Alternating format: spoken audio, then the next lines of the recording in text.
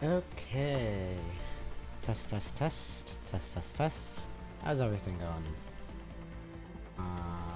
We are going to 顔を合わせるこの日常をずっと続けていきたいです。ハッピーエンドを迎えるまで私たちは諦めません。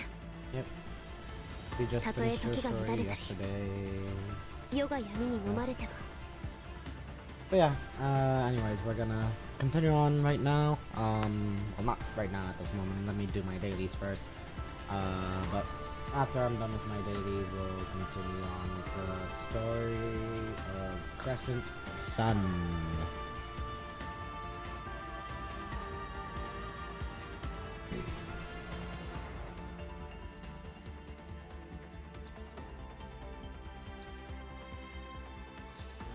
We also gotta check out what time is maintenance gonna start locally for me.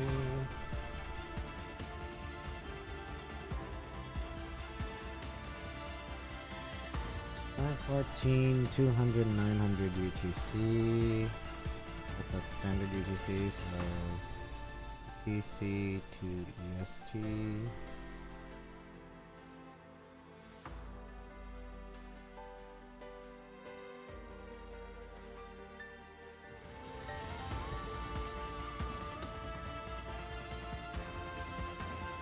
Seven-hour maintenance, so we have until 10 p.m. That's less than 12 hours. Fun.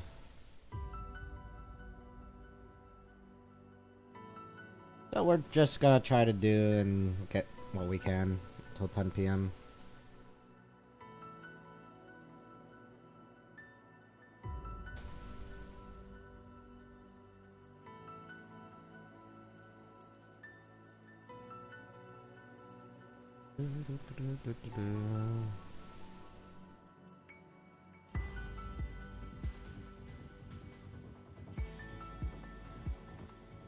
Okay, let's continue then.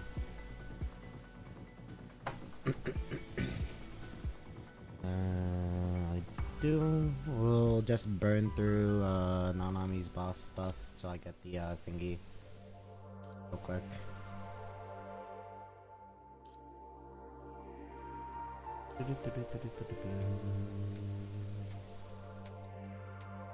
私の動きをしっかり見て。 Just quickly go through and feed him. Burn through. 落ち着いて。スメ。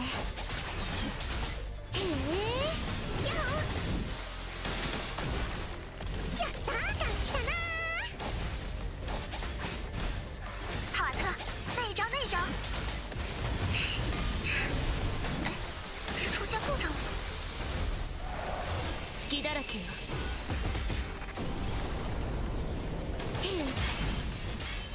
この戦いは全力風より解かれし力。我が刃と化せ。手を分けるのは一瞬よ。次に向かうわよ。この勝利が終幕ではないわ。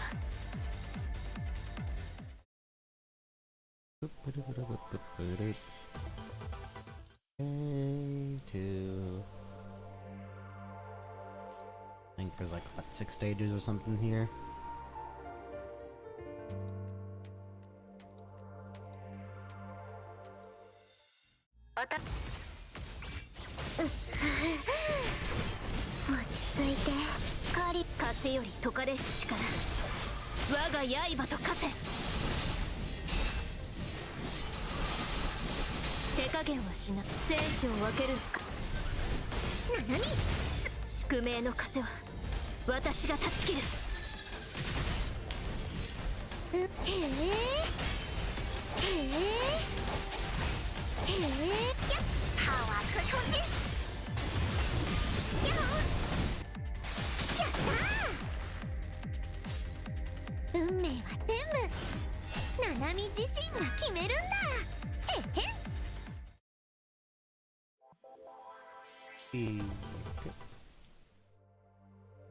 Get 3 more after this.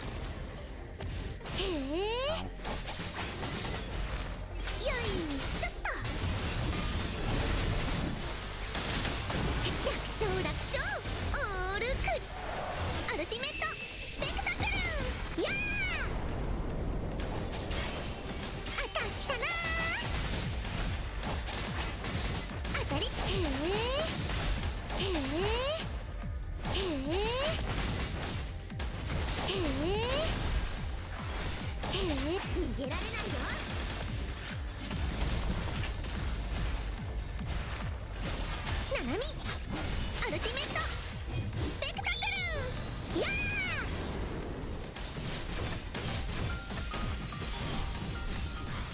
ハワー特衝击手加減はしない狩りが始まった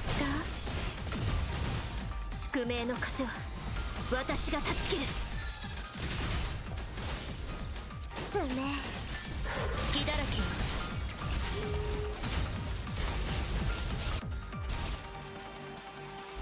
たったったこうかわかった生きたままにする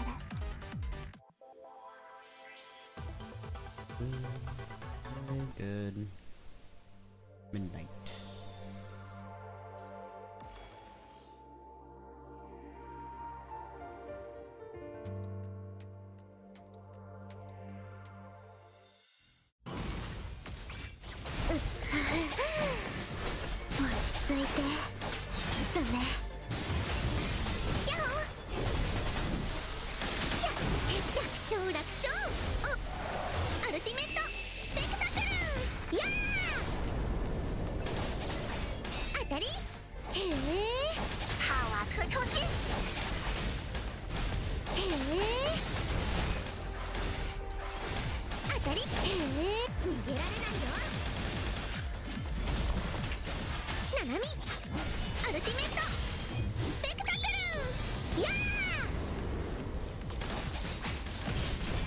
全力でかかってきなさい風より解かれし力我が要小心凶暴吐息哦帕瓦特很凶的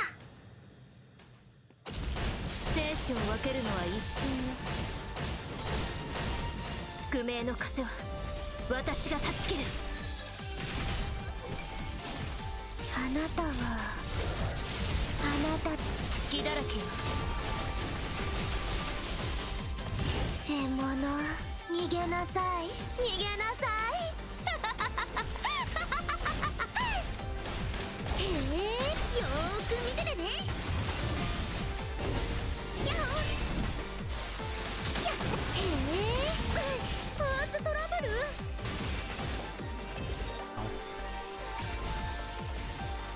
でしたへえやっ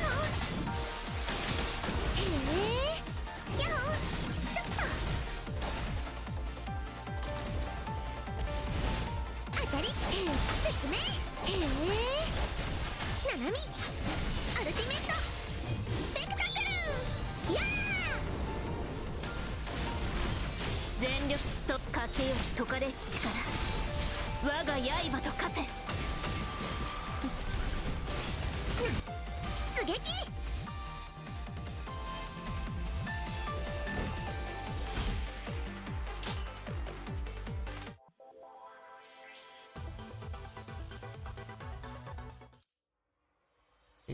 two more.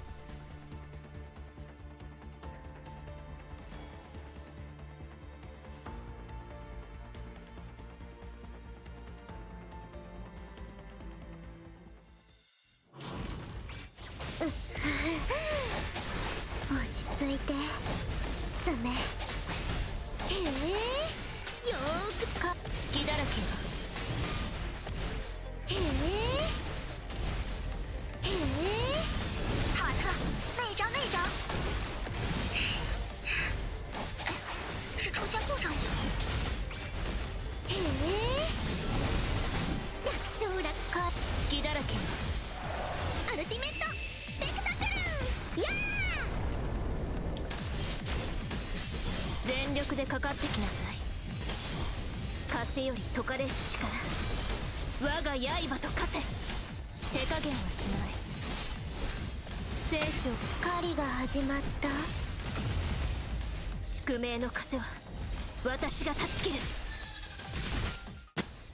要小心凶暴吐息哦帕瓦特很凶的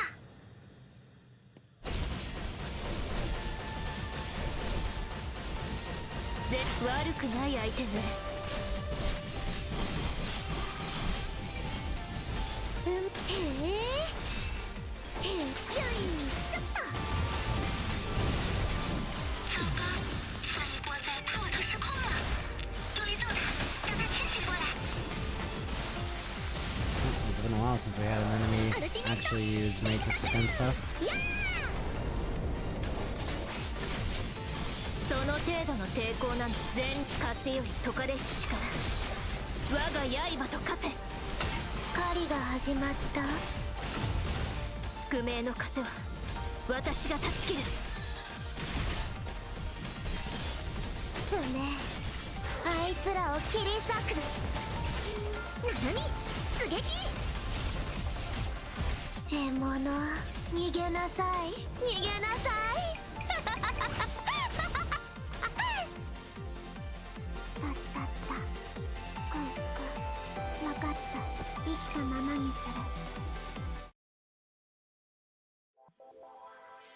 And last one.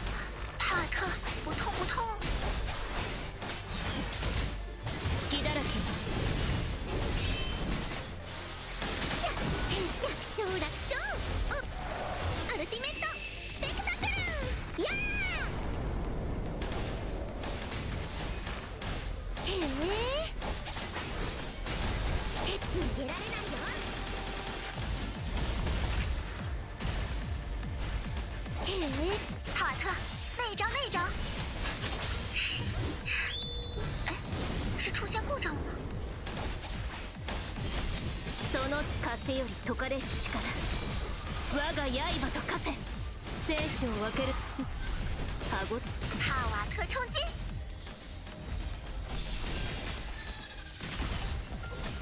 全力帕瓦特可不会在同样的地方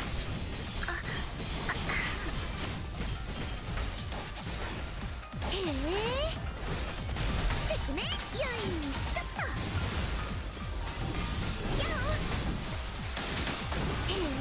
楽勝楽勝オールアルティメットスペクタクルやーよいしょ逃げられないよやったー隙だらけ要小心哦帕瓦特还没有用尽全力呢要小心凶暴吐息哦帕瓦特很凶的生死を分けるのは一瞬歯ごたえ狩りが始まったよいしょっとよーく見ててね楽勝楽勝オールクリアアルティメットスペクタクルやー全力でかかって風より解かれし力我が刃と化せ生死を狩りが始まった宿命の風は私が断ち切るそうねあいつら隙だらけよ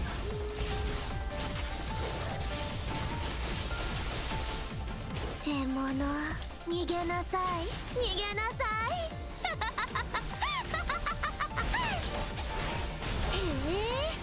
よっか隙だらけ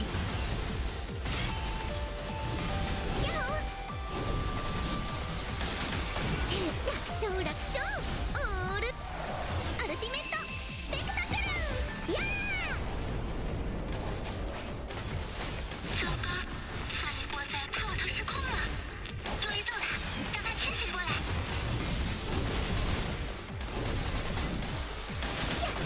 楽勝楽勝オールクリア帕瓦特激光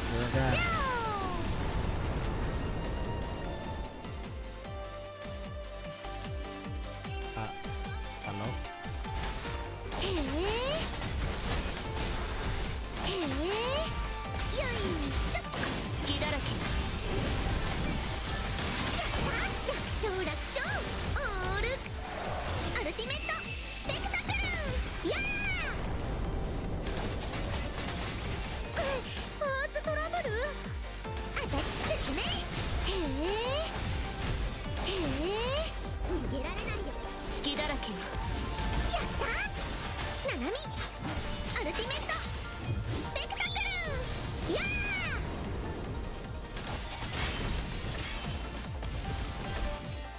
その程度の全力でかかってきなさい。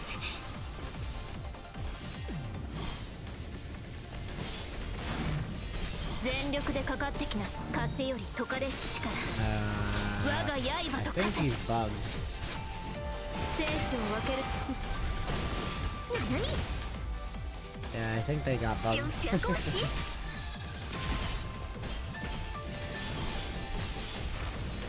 その程度の抵抗なの Let's try this again.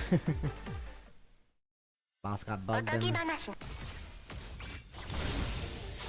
got stuck in his own zone. へえ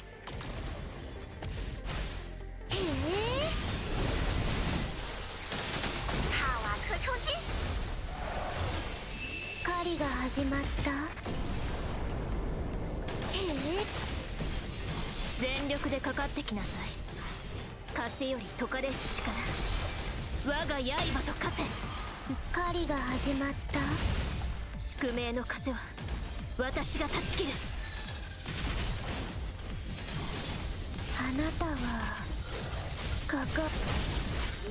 隙だらけよ。獲物逃げなさい逃げなさいよいしょっと他瓦特可不会在同样的地方楽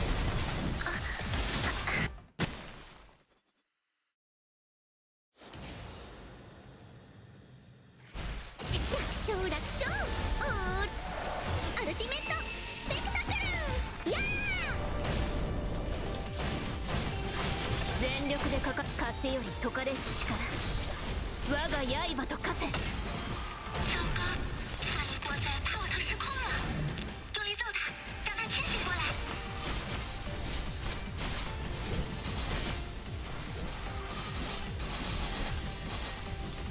生死を分ける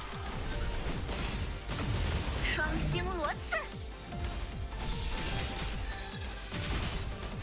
運命を変えるためよいしょっとやお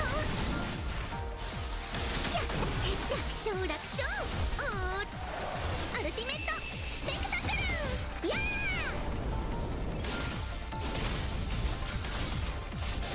何出撃獲物逃げなさい逃げなさい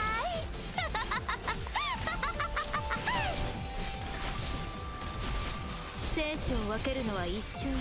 全力でかかってき風より解かれし力我が刃と風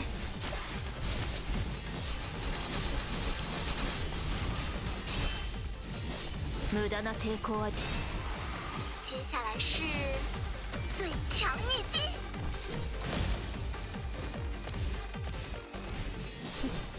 歯応えないわ。Hold on. 運命を変えて好きだ精选攻击や楽勝楽勝アルティメットスペクタクルやー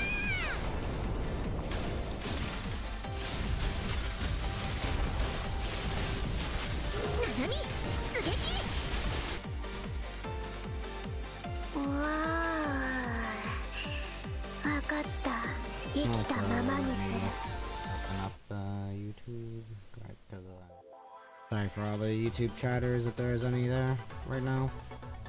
I forgot to pull up my little backup thingy to keep track of chat. Anyways, done. Okay, that's done. So I got that now.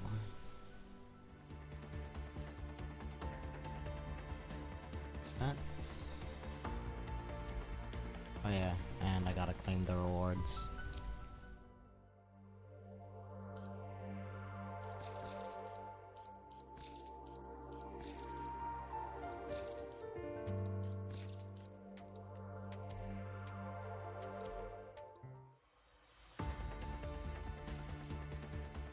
Go to the dorm, first login. I don't think I.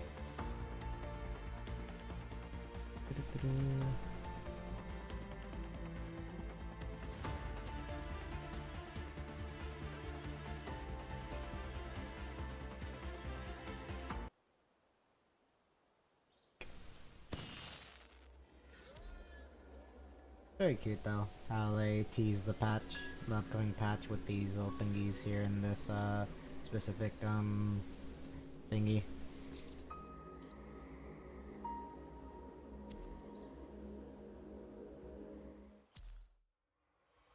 Doo-doo-doo-doo-doo.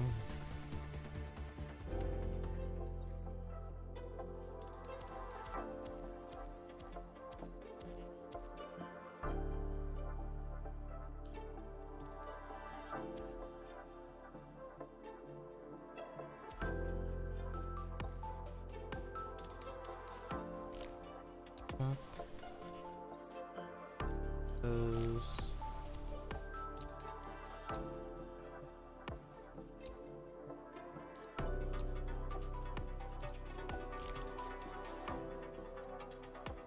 No bueno.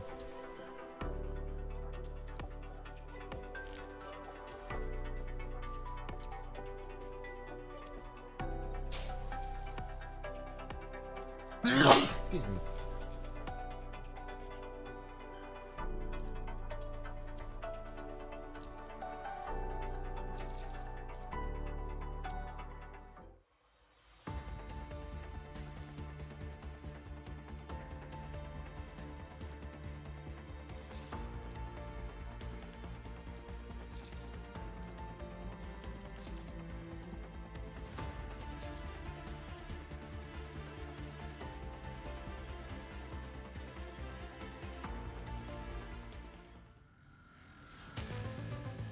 Already did my supply grades, the warehouse, battle missions.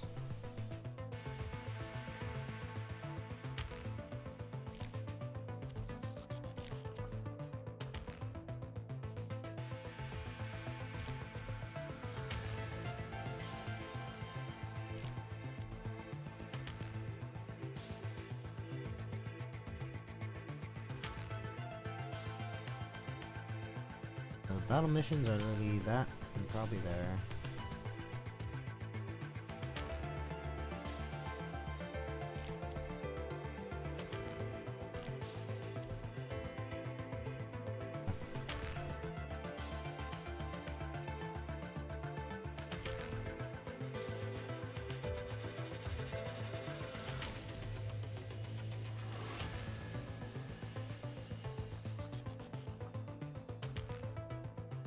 Six.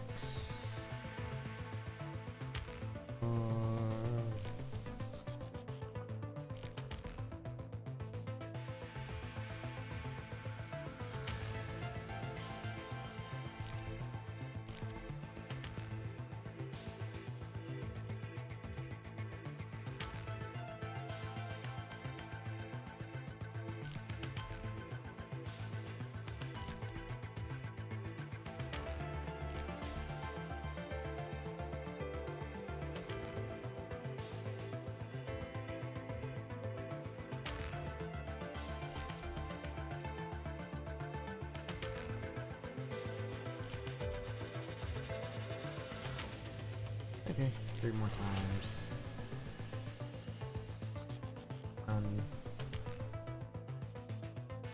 Like that.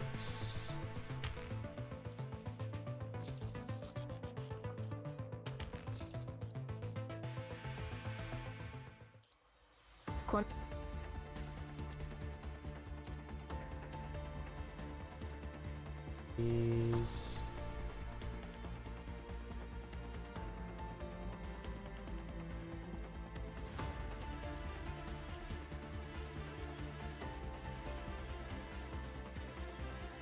Horses. Battlefield.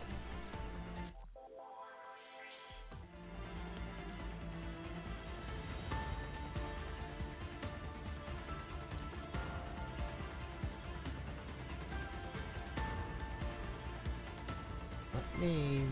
That's Vera and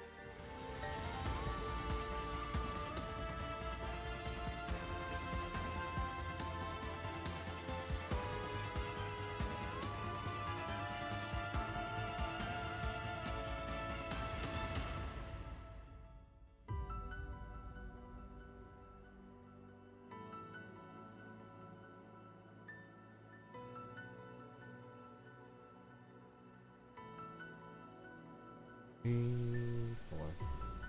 Okay. Looks like that's good there.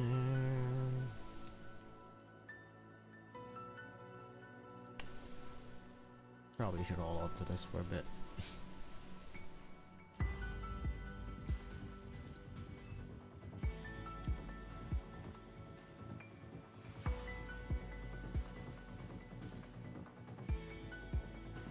Why did I keep a 5-star bow? I don't know.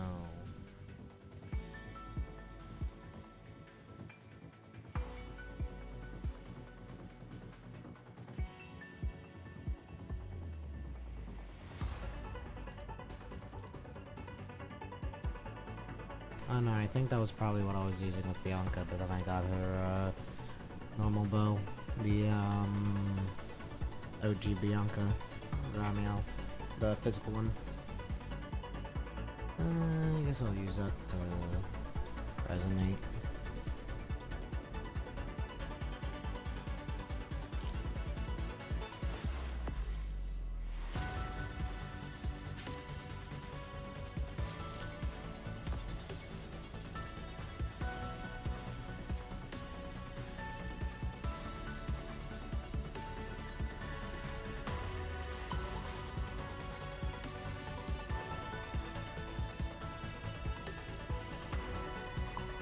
So that one for now. あなたも私と同じ考えのようですね、指揮官。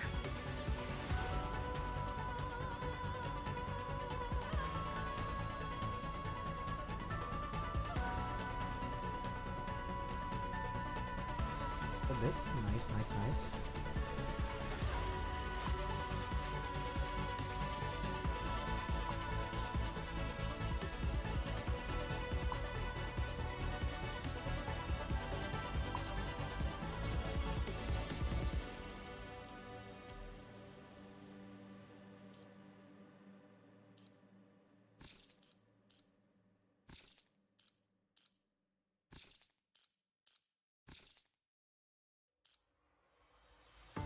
$300, $360. One set of resonance, it looks like, and then a decent amount of overclock materials, but I already have a pretty good amount right now.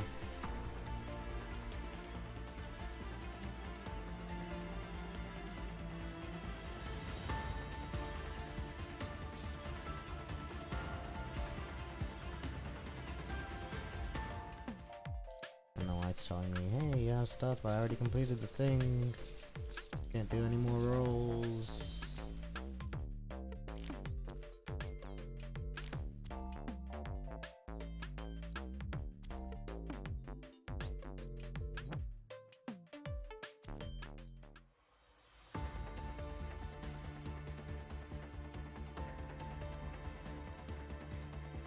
Rolls. Falling star.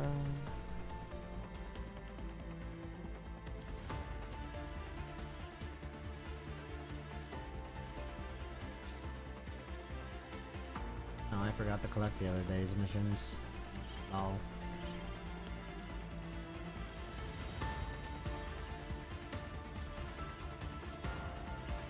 Okay, well, let's get started and continue then, shall we? Let me go into it.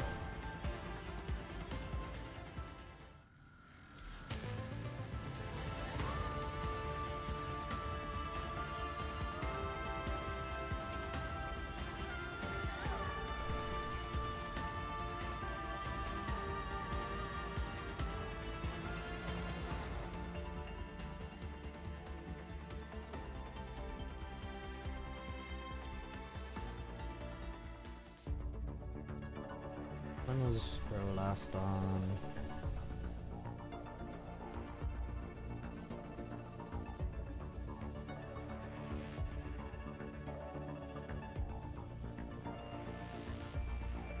"25 days? Damn.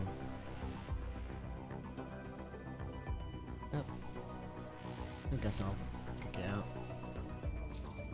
Same for you, when you last logged in. Well, yesterday. Surprised you didn't do anything.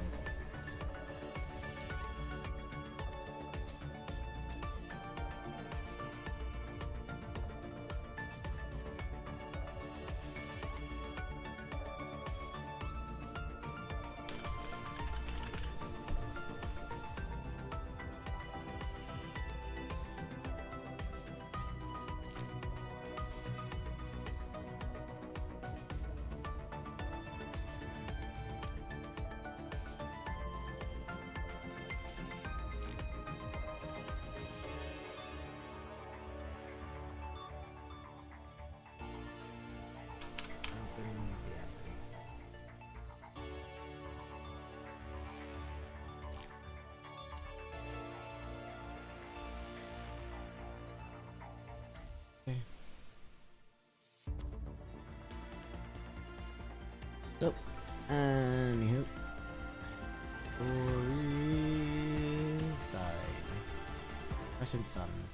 So, as we were going by before, pretty much just a quick rundown of the first two nodes. Now we went back, well, we didn't go back in time, but rather the story is taking place a little bit back in time just before we left to the Hedor Tower, where Scarab got sent on a squad. So Scarab, as if you may not remember, is Short Halt Squad, which was Valeria's commandant, with Yatta, Discord, Shiva, and of course Short Halt, which Short Halt is goodbye now. But now they tried to go to the island where Yatta grew up to investigate a certain Eureka Saotome. And that's pretty much where we left off for the most part. So, 9-3, the absent one. First, also, let me pull up Reddit. Look at my save. Saved, I guess.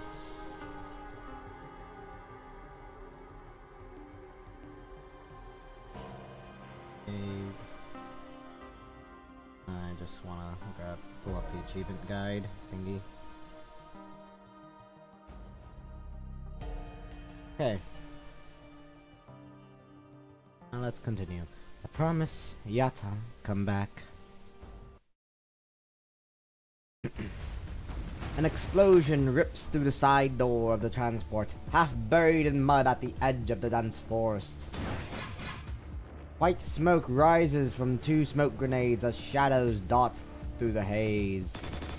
Without warning, the belly-mounted turrets open fire, spraying bullets into the surrounding trees. The large caliber rounds tear through the two corrupted hiding behind the trees, sending them crashing to the ground. Port targets eliminated by turret fire. Yatta, take point. Shiva, maintain electronic warfare and environmental scanning. Stay beside me, or take position behind.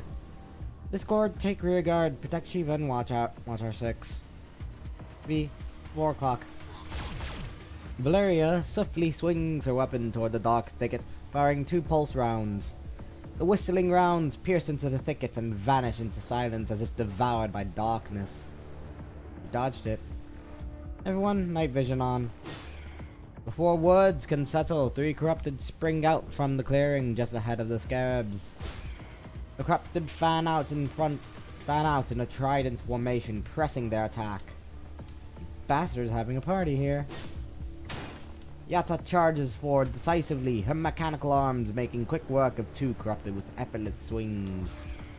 The remaining corrupted hesitates for a moment, then bypasses Yatta to charge straight at Valeria. Heads up, Valeria, they're coming for you. Valeria fires twice, but the corrupted sprint straight through the gunfire. As everyone moves to defend Valeria, a towering figure suddenly materializes behind Shiva. Before that moment arrives, a nimble figure dashes past both Valeria and Shiva in a blur.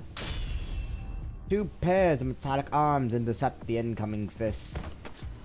The towering mechanoid staggers back 2 steps as its attack is interrupted by the counterforce.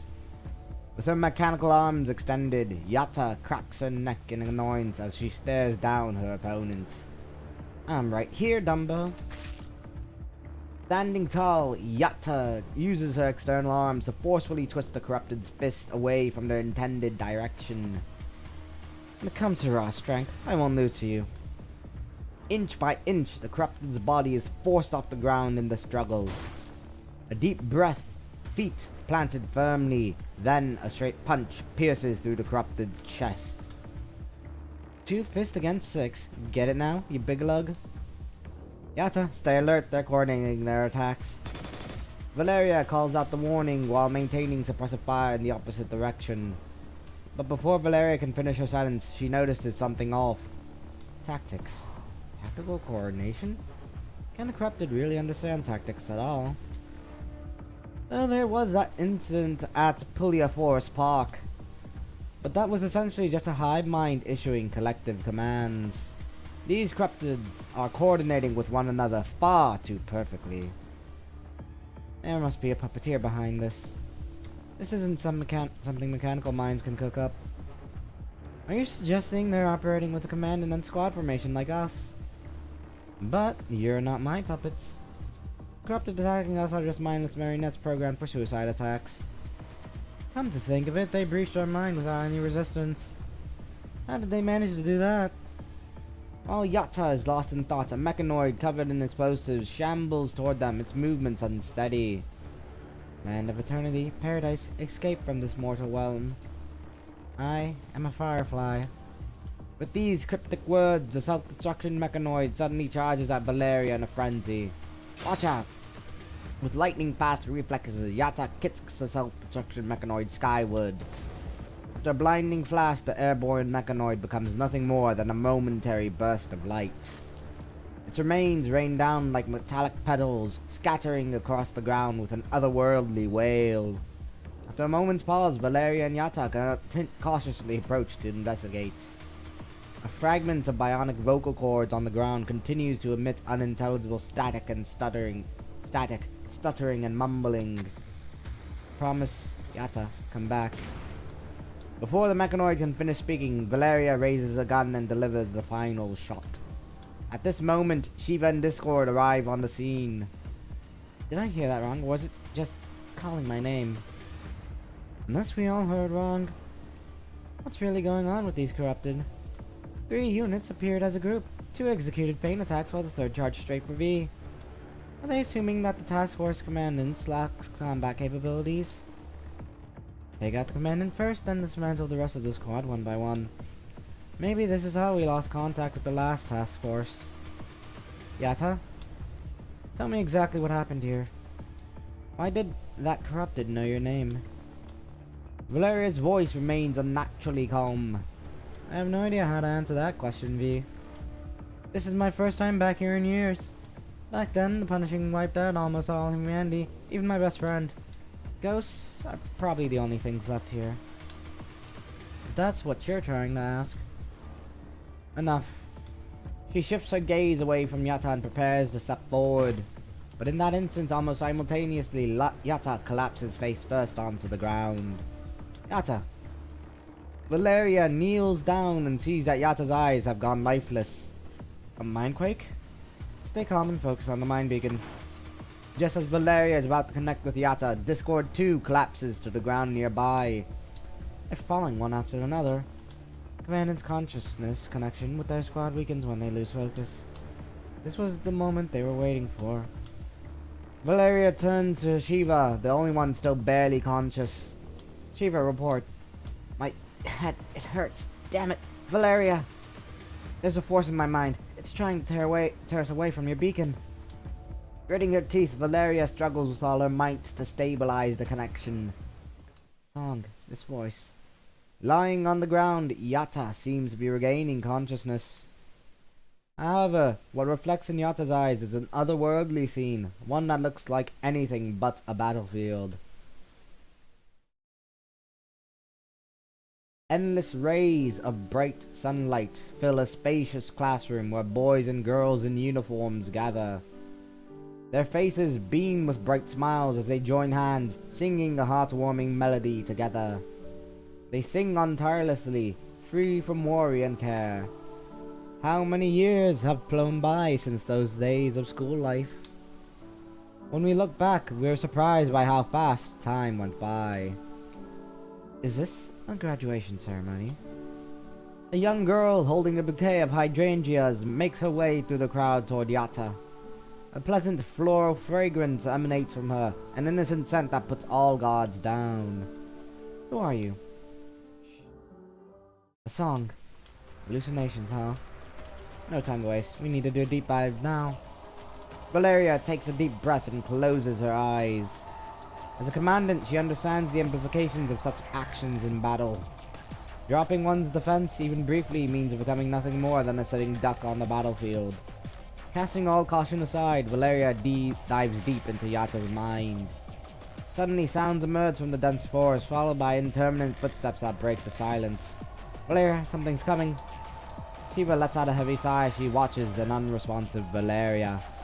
As the footsteps draw closer, she staggers forward to grab Valeria's sidearm. Join us. Join the spiritual Eden. Become a citizen of the eternal realm. Whatever your faith may be, this is the ultimate paradise. Cannon, the pure land. Controlled construct soldier mutters incomprehensible words as it slowly raises its weapons at Shiva. Stay away from us. A pulse bursts from the muzzle, knocking down the already unstable construct. Why did you betray Babylonia? We did not have a choice. She's invading our minds. Her dream of Eden is corrupting everyone's will. The fallen construct continues to mutter bewildering phrases while Shiva, beyond exhausted, collapses to her knees. So this is what it's like getting controlled. Ugh, not again. Shiva struggles to pull the trigger but cannot stop the massive corrupted from drawing near. Valeria, are we not done yet? I have a bad feeling about. An elongated shadow blocks out the light from Shiva's view as something hoists her onto its shoulder and frantically runs away. She desperately tries to scream but no sound comes out. Thud. Stop right there. Bolts of electricity pierces through the corrupted's body, but another construct quickly snatches Shiva away. I was too late. Despite launching an attack the moment her consciousness returned, Yatta, due to insufficient charge, fails to stop the construct that took Shiva. We could be working together with construct soldiers. What interesting times we live in. What kind of brainwashing did they go through to become one big family? I'm more curious about who it is that's working the strings here. Having just stabilized Discord, Valeria forces herself to stand up. We don't have time for that now. Isn't Shiva's tracking device connected to our terminals? We can still track her now that since the connection's still active, but I can't guarantee it'll work if they get too far. Someone needs to stay close to her attack as a relay point for the connection to stay alive because of the signal interference. If we align the direction in which the interference is the most powerful, why the corrupted mind's infiltration is intensifying. Bearing 451 is where the two overlap, initiating image analysis. Enhancing night vision mode. Looks like a stone monument among some abandoned buildings. There's a line of text embedded in the stone monument. It's hard to make it out, but it looks like something about a school. Isono Academy High School. That's not a monument. It's a high school gate. Let me handle this. I know the school's layout well. Try to brute force your way through them while I draw their fire. Valeria briefly closes her eyes. We can't wait any longer. Scarab can't afford to lose another member. I'll be back in one piece, and I'll bring Shiva back with me. Don't force your way through. Fall back if things ever go south. Keep your terminal on and check in every 10 minutes. Valeria is unusually fussy with her instructions. Also, short-range comms on the ground are working just fine, but we aren't getting any response to any messages sent to Babylonia. Take the comms relay with you. Valeria hands a black device to Yatta.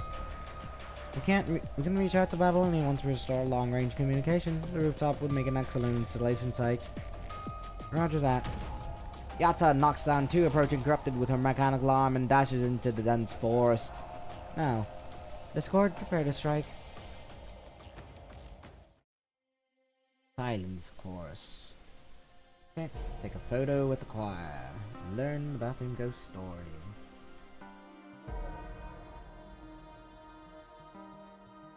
Interact with the player.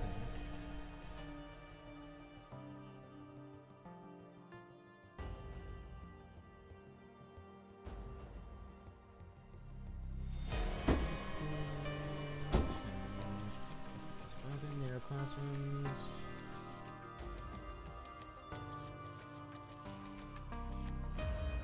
Music. Girls' bathroom near the classroom.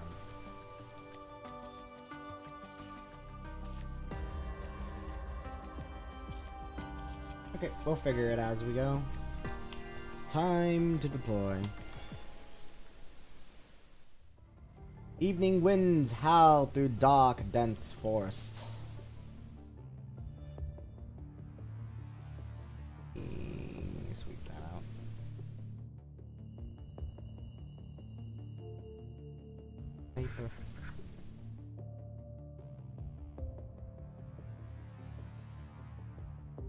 Yata pursues the construct that took Shiva, occasionally glancing back to check her surroundings. Finally lost him. I wonder how V and Discord are doing.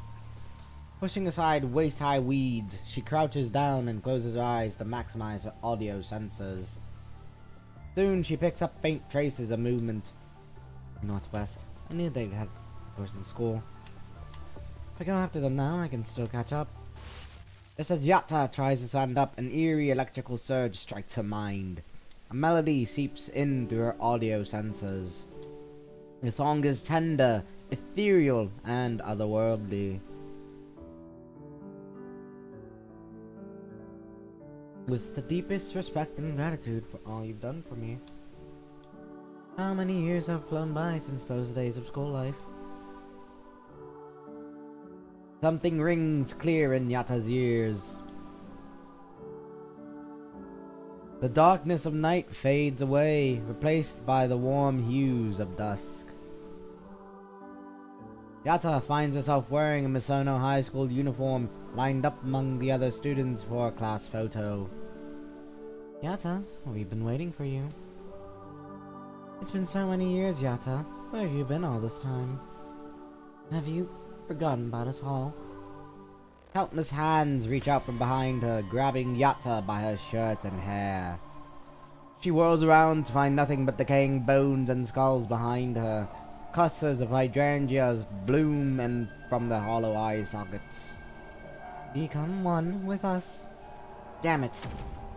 Yata slams her fist into the ground, forcing the suffocating emotions out of her mind. When she opens her eyes again, she finds herself back in reality. Oh, there goes gravity. Just kidding. She finds herself still surrounded by the endless night and eerily quiet forest. A hallucination? When did it get to me? But you would be dead wrong if you think you got anything on me. My mind is not as weak as you think. I'm gonna find you.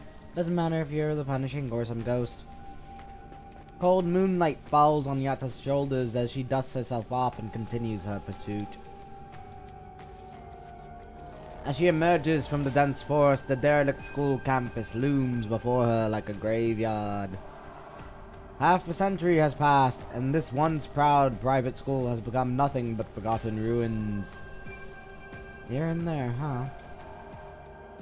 Yata's gaze fixes on an open side door of the school building. Trying to lure me in? A pathetic attempt. The further I am from the commandant, the stronger these hallucinations become. To find myself back here again half a century later. What are the odds? She strides through the school gate across the courtyard and opens up to the side door. You better not die before I find you, Shiva. You better stay alive. At last, Yata steps into the school building, a place that has haunted her nightmares countless times. The echoes of an old melody linger endlessly, tucked away in hidden corners. The melodies chorus together in the shadows beyond Yata's perception. Spanning more than half a century. Tender, ethereal, and otherworldly.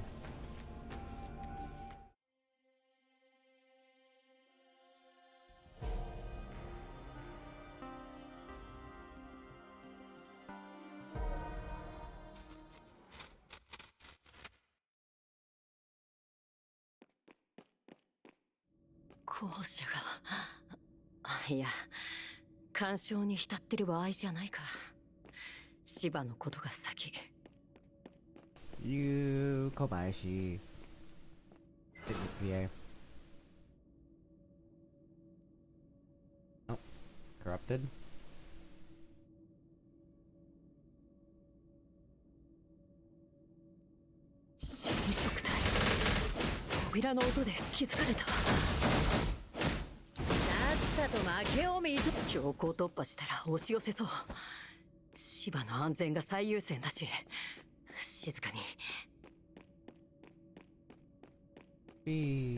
Nope.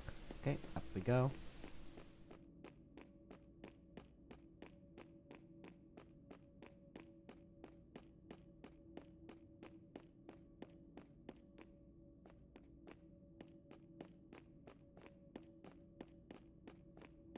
Room. Nope. Another corrupted constructs. Beat one behind us. さっさとここからはガッあんまり調子こくなよ。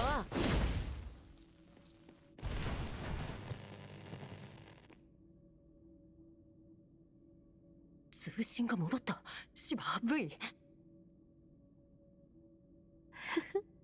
Nope. 誰笑ってないでなんか言いなよ。くそ。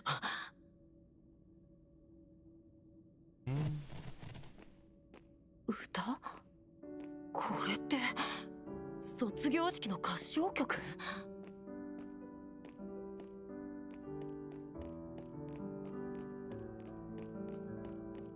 スピーカーだる。放送室から脅かすって？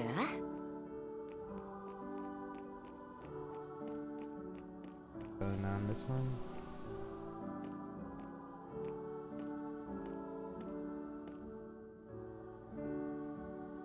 Huh, a note? 破れた写 Nope, 真。 the picture. 合唱団の集合写真？わざと置いてたっぽい。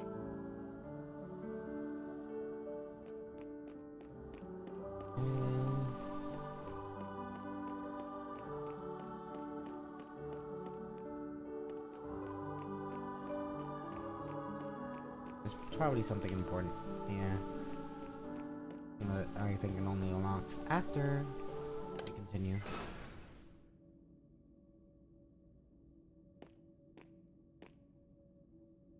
いない。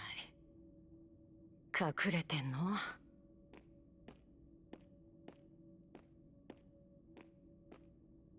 Okay, let's see this. 写真のもう Yep, 半分。 photo again. Photo made of 2 photo segments. It's almost completed, but there's still a part missing.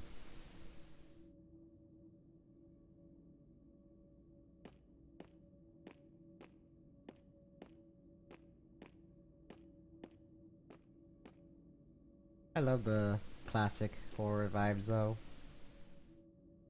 Whenever we get chapters like this. Oh, 昔の校舎に戻った。V はいないし、自分でやるしかないか。let's see. First, interact with the shadows closest to the music stands in the classroom. Then the girls' bathroom. Classroom you find.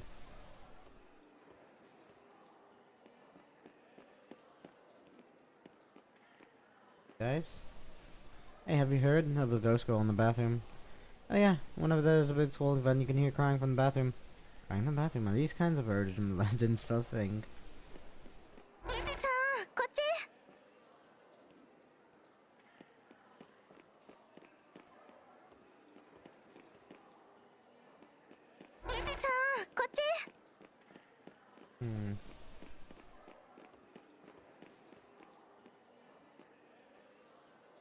Music classroom?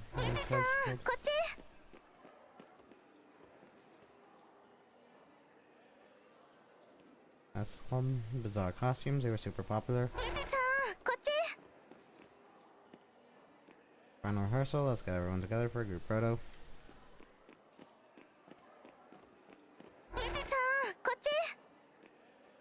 Weird, why am I here? I remember I was moving stuff and passed by the 11 Club yesterday. Why can I remember?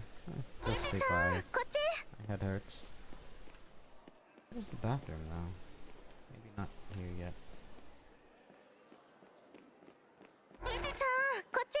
Ah, here. What do I do? I can't finish again. Son? Huh? Who's out there? Go away! Can't finish? What exactly can't they finish? Eh.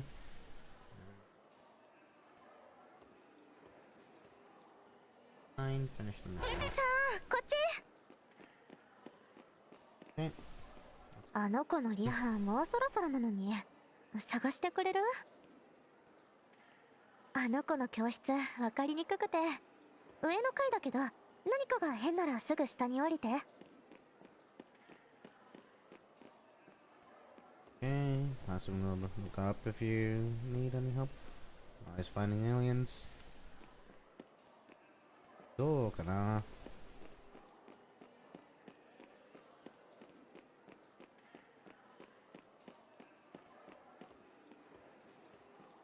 Some good weird people watching terrible. Me and seniors always going on about finding aliens. Aliens, if you know the meme. Ancient aliens.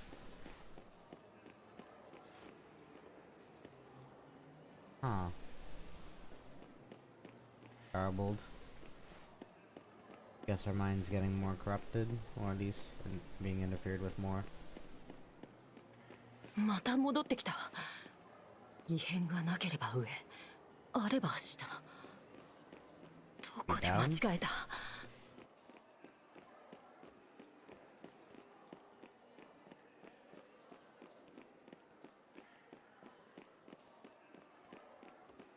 また戻ってきた。異変がなければ上、あれば下。どこで間違えた。Oh.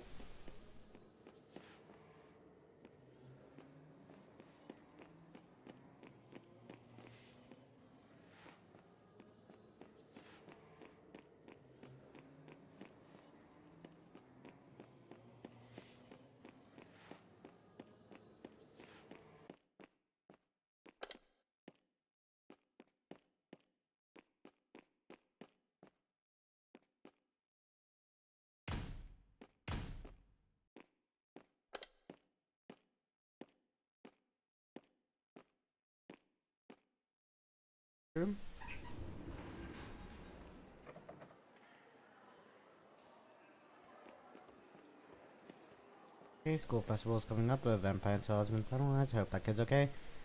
So she's the type of troubles herself. So it's just because the plan isn't finished. Yep. Myrtle's weeping. Ah, that's a good one. HP joke. I see, I see. What's this? この席だ。3列目の前から3番目。私の席？欠席は私。みんな揃ったね。リハ始めよっか。やだ、早く早く。はい、チーズ。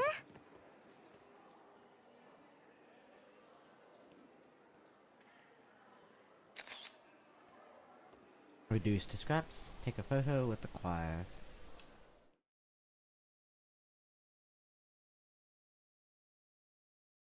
Hello there. Are you waiting for someone? Yes. Can I help you? Oh, I'm Yata, a first-year student too. Yata? May I know your name? Nice to meet you. I'm Yuka Satome. You're a Satome? Could you be the daughter of the renowned Dr. Satome? What are you talking about, Dad? I believe I know who you're referring to. I'm not her daughter, though. I'm just a student boarding at Dr. Satome's. Ah, I see. I knew I was sure you're her daughter. Well, Dr. Satome is a brilliant scientist, and anyone bearing that name tends to be exceptional as well. You're too kind. Dad, why don't you step aside? You and I can look around on our own. Haha, I'll leave the two of you to yourselves then. Hey Yata, be nice to Yuka, yeah? Yeah, whatever.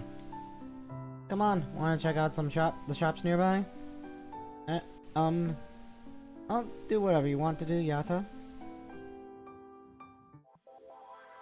Okay.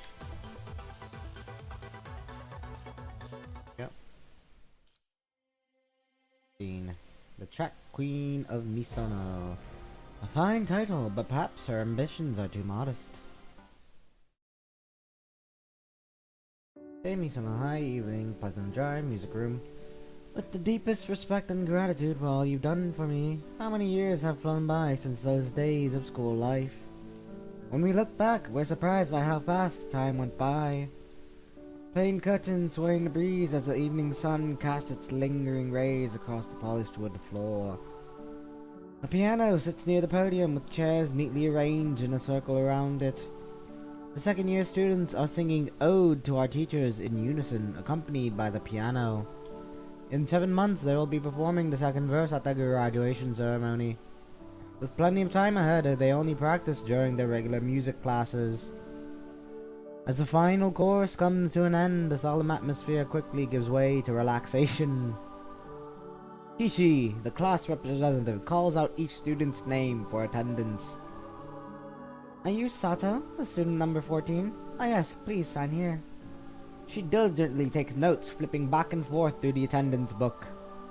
Hold on, Emmy. You can't head to the volleyball practice until you've signed it. Couldn't you just sign for me, Kishi? Gee, you guys can't be bothered, huh? The classroom at dusk resonates with the laughter of students. After bidding farewell to the students on day duty, Kishi notices a girl packing her bag around the corner. Yuka, welcome back. It's been a while. Oh, yes. I'm sorry for any inconvenience I caused, Kishi. No, not at all. Everyone in the class has really missed you. How have you been lately? Are you feeling any better? Well, I wouldn't say I'm better, but at least I can attend classes now. I've kept your test papers for you. Come see me during class tomorrow to pick them up. Thank you, Kishi. By the way, have you seen Yata around? I know you two are close friends, so I thought I'd ask. Yata? She's at track team training. She probably forgot to ask for leave. I see. I'll make a note of that. Any new competitions coming up? Well, I'm sure the track queen of Minnesota will breeze through them anyway.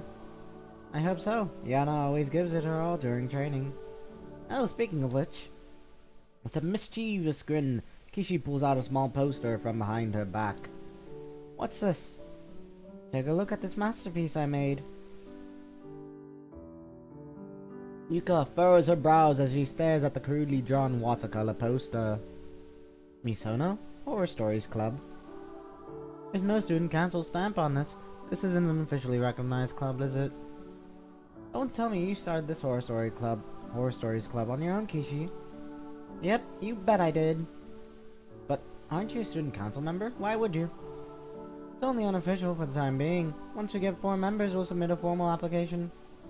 We're still in the preparation phase, but we've already started doing some night explorations. Night explorations? Yuka, have you heard of the 7 mysteries of Misono? No, not at all. I've never even heard of any of them.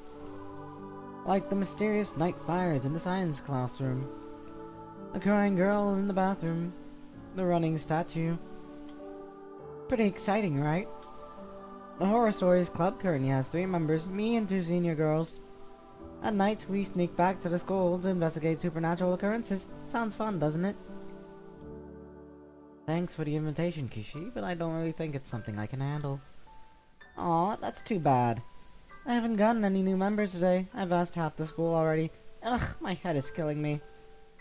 Kishi slumps over the desk across from Yuka, occasionally casting pleading answers her way. You can look at me all you want, but there's nothing I can do about that. Well, I should be on my way now. Thanks again for your help, and sorry I can't help. Yuka quickly picks up her school bag and walks straight toward the back door of the classroom. Oh, wait, Yuka, you don't have to go exploring with us, but please join our club. By the time Kishi rushes out of the classroom, Yuka is already long gone. This really isn't my day. Meanwhile, on the running track at the other end of Misono High, the track and field club is training. The boys swing their arms with all their might, pushing forward on sheer willpower despite their exhaustion. Behind them, a nimble figure slowly closes the gap. You useless bunch, getting outrun by a girl. You're a disgrace to the school. While the coach continues his tirade, that figure has already sprinted to the front of the pack, leaving everyone watching in awe. And you, Yata, don't let a few compliments go to your head. Yeah, keep nagging, old man. Stop talking and focus on your breathing. Having finished his rant, the coach grumbles as he checks the stopwatch, and his eyes go wide. You've gotta be kidding me. The coach, who had assumed the boys were just being lazy, is shocked to discover that every single one of them has run faster than they did yesterday based on their pace today in the second to last lap. The reason becomes clear. Yatta's sudden burst of speed has thrown off everyone else's rhythm. What a monster, and she doesn't feel tired at all. She's actually running faster now in the boys group. It's only a matter of time before she becomes a world-class athlete.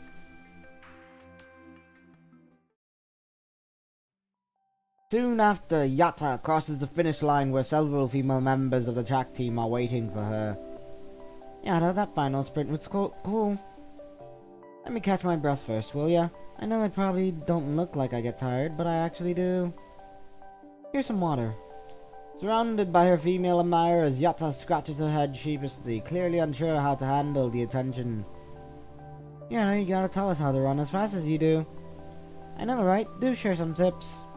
Well, I don't really have any special technique. There are 2 main points I follow. I knew you had some tricks. Come on, don't hold out on us. First, you absolutely need to warm up properly before a race. Everyone knows that already, Yatta. Tell us something we don't know. Also, make sure you eat before exercising. Running on an empty stomach is a big no-no. I'm a big offender of that myself, by the way. Just don't do that, yeah? Well, you can't eat too much, though, because then if you eat too much and run on a overfull stomach, then you'll puke. Anyways, come on, Yatta. You're just telling us the basic stuff. Right, come on, what's your secret? Hey, cut me some slack, will ya? Seriously though, these are the only 2 things I do. Besides that, it's just training, but then again, everyone here trains. If you really want a tip from me... Oh, are we finally getting to the good part? Your mentality is crucial when you're running. Huh? Mentality? What's that supposed to mean? Once I get in the zone, I gradually tune out everyone around me and focus only on my own pace. Truth is, I've always run to surpass myself, not to defeat others. When I think this way, my mind becomes as calm as still water. As they say, the secret lies in training the mind.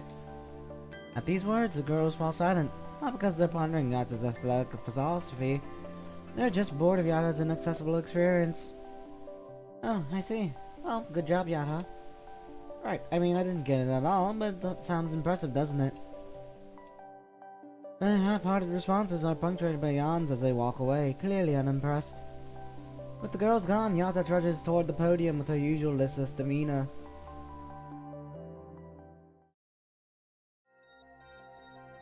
Little does Yatta know that the girls aren't the only ones watching her. Under the shade of an awning, 2 pairs of eyes closely track Yatta's every movement.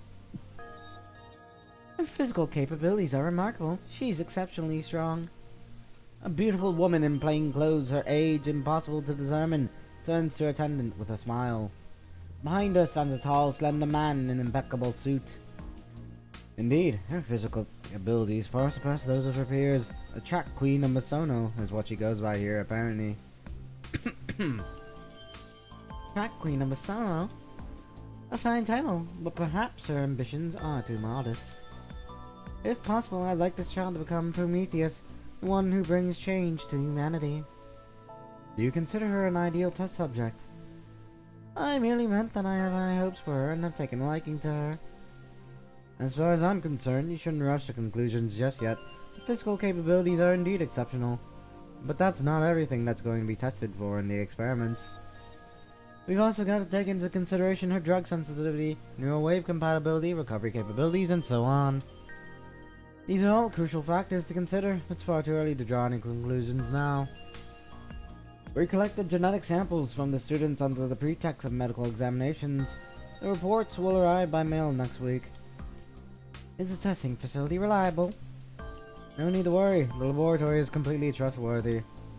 They've conducted numerous genetic tests and screenings for Corona before.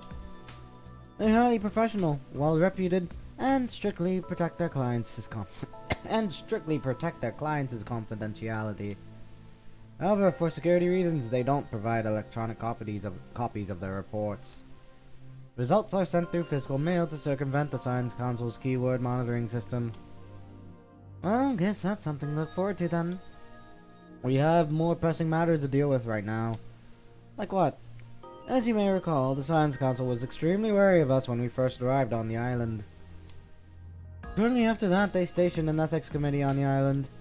We have to submit regular reports about our research, especially anything involving human subjects. I'm afraid our application for human trials and consciousness projection experiment won't be approved so easily. There's no need to worry, Kohei. As far as I know, this committee chairperson is an old classmate of mine. Let's pay them a visit in a bit. I'm sure we can work something out.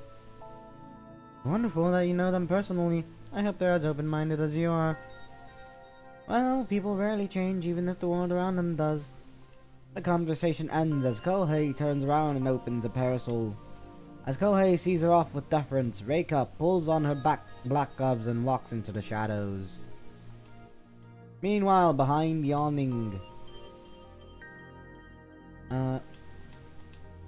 hidden and eavesdropping, Yuka furrows her brows while nervously fidgeting with the bow on her chest. She came to look for Yata, only to accidentally overhear the conversation between the two.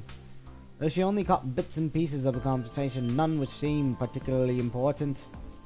What were they talking about, and why did they mention Yata? Well, of course, they'd be talking about Yata. It's not like they have any business talking about me, anyway. Just as she bites her lip, a clear, familiar voice rings out from nearby. Yuka, is that you over there?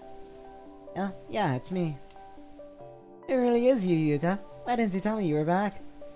Yata rushes over excitedly, but Yuka's eyes dart away, avoiding direct contact. I heard you were at the field, so I took it upon myself to come find you. I didn't really think you'd actually be here. I'm really sorry for not letting you know beforehand. I was worried the whole way here that I might interrupt your training. Forget about training. I'm just so glad to see you here, healthy and well. How are you feeling? Are you doing better now? Yeah, I'm doing alright. The doctor says I'm better than before. Would you mind coming with me to the locker room? We could head home together afterward. Sure, whatever you say. As the two of them are about to leave, a student council officer stops them. Congratulations, Yuka. Congratulations? What? Congratulations on becoming this semester's Miss Misono. Miss Misono? Yes, it means you're the most popular female student at Misono. This was decided by a school-wide student vote. I never entered this contest. Pretty sure there's some misunderstanding. That's because a lot of students wrote your name in the other box. So the organizing committee especially added you to the list of contestants. And you got the highest number of votes. Pretty impressive, right? But I'm not even popular. You're being too modest, Yuka. You got the highest number of votes. Please give the award to whoever came in second place. Huh? But...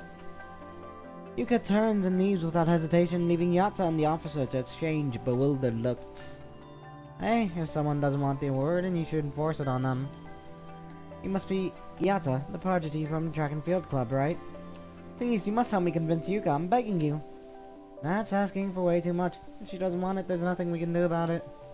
How about giving it to me instead? I don't mind. Well, I'm afraid that's gonna be a little difficult. Before the student council officer can finish speaking, Yata turns and hurries after Yuka. When she catches up to Yuka, she finds her with furrowed brows and dejected look on her face. Yuka, wait up. Why did you leave without saying anything? You could have just said no if it really isn't your cup of tea. There's no need to get upset about it. No, that's not it. I just don't understand why everyone likes me. I'm supposed to be a good student and study hard here at Misono. And I'm sure I'd disappoint the doctor if I get distracted and do things that aren't academic. By doctor, I'm guessing you mean Dr. Saotome? Yes, my guardian. Why are you still calling her your guardian, though? I just don't think I'm good enough to be her daughter yet. I don't think I'm ready. As her adopted child, I feel guilty for not becoming the person she hoped I would be. Dr. Saotome spent so much money trying to get me treated, but here I am, still as useless as ever. If her rivals ever find out she's caring for a burden like me, I'm sure people would make a laughingstock out of her, and I'd hate to see that. That's ridiculous. Don't you think you'd worry a little too much when she's just your guardian? Just be yourself. That's all that matters. What's wrong? Is she strict with you? No, she isn't. Dr. Saotome was clumsy, but very gentle when we first met. Then, she started working on some challenging research, and she barely came home anymore. She's busy with her work, but I guess that's not something she can do anything about. Doesn't this kind of relationship make you sad? No, not at all. I don't think there's anything wrong with it. I guess I'm sticking my nose where it doesn't belong. The conversation trails off into silence as they walk quietly into the school building. As Yata removes her sneakers, Yuka opens her shoe locker, untouched for the past month and a half. A cloud of dust rises as a cascade of white envelopes tumble out of her locker. Love letters rain down one after another, pattering against Yuka's face. As Yuka crouches down to gather the letters, Yata watches with flushed cheeks. What are those? Love letters? I'm so jealous, I've never got a single one before. Guys are such idiots. Honestly, if I was around, I would definitely give that to Yata. Very cute. Why would they stuff them in a place like this? Yuka mutters under her breath so Yata can't hear what she says. By the way, we should start getting gifts for the graduates soon. Are we supposed to give them the gifts in person at the graduation ceremony? Yes, and it's a Masono tradition that the gifts are handmade. You're the star of the handicrafts club, right? Yuka, let's do this together. Sure, let's do it. What should we make though? Good question. Oh, what about a music box? Music box? Sounds like a plan. Is it complicated though? Mechanically speaking. It shouldn't be too difficult, as long as we have all the materials ready. Alright, a music box it is then. Okay. 9-6. Utopia. By connecting the consciousnesses of all humanity, we can build a new homeland in the realm of the mind. Okay, Hydrogen J Island, reception room. A modern reception room that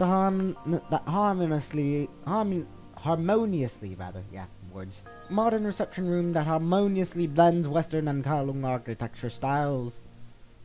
Outside the window, cherry blossom trees stand in the courtyard, their pink and white petals dancing in the breeze. A bouquet of hydrangeas sits in the shallow vessel within the wall alcove.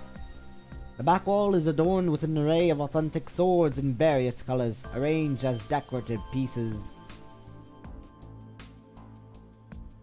Moment.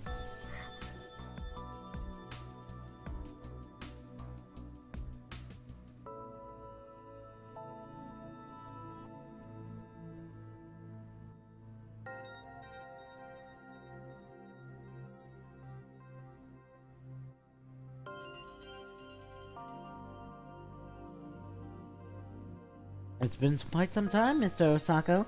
We haven't been in touch for several years. It's an honor to have you visit our humble home, Dr. Satome. I came right over as soon as I heard you were living here, though it did take me some time on my way. It warms my heart that you still remember the name of your old classmate. You're too modest, Doctor. Your reputation precedes you throughout the scientific community.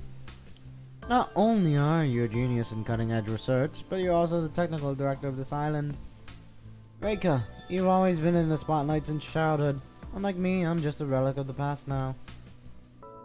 You haven't aged one bit, Yoshihiro. You're even more charming now than you were when you were young. You must be quite popular with the ladies, I presume. Please, you shouldn't tease an old fellow like me. By the way, I don't think I've got the name of this gentleman with you. This is my assistant, Kohei. I hope you don't mind his presence. Sitting with perfect posture, Kohei nods respectfully to Yoshihiro before introducing himself. Of course. Now then, what brings you both here today? Have you been keeping up with the latest technological developments? I do know a thing or two about it. I've been following the developments of the Zero Point Energy Project and the Eden Project for quite some time now. A few years ago, I inspected the Zero Point Energy Reactor in person. It was truly a magnificent behemoth. Given the reactor's progress, humanity will be able to venture into the galaxy in the near future. Yoshihiro can barely contain his excitement, his eyes gleaming with anticipation. Reika cups the teacup with both hands, gently blows on the surface and takes delicate sips. Indeed, it's remarkable progress. However, something has been on my mind. Why would humanity want to venture into the galaxy? Naturally, to establish new homes across the vast cosmic expanse on various planets. And then what? Terraforming the atmosphere, cultivating land, building metropolises, raising future generations, spreading knowledge.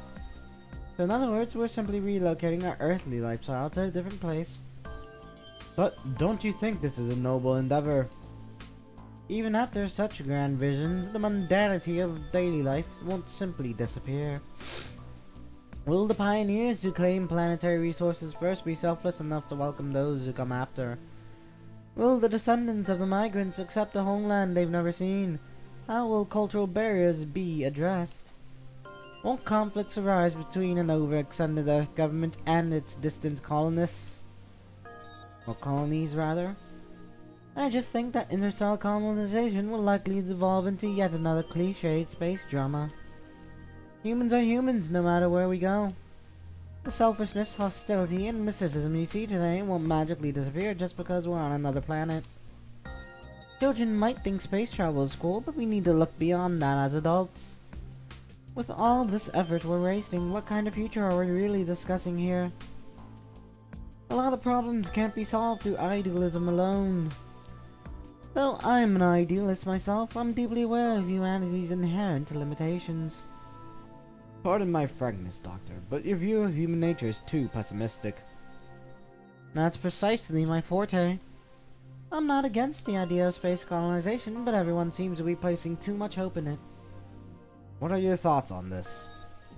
Yoshihiro senses there's more to Reika's words than meets the eye. With a smile, Reika slowly raises her index finger to her temple. The mind. The mind? I believe this is where our revolution should begin.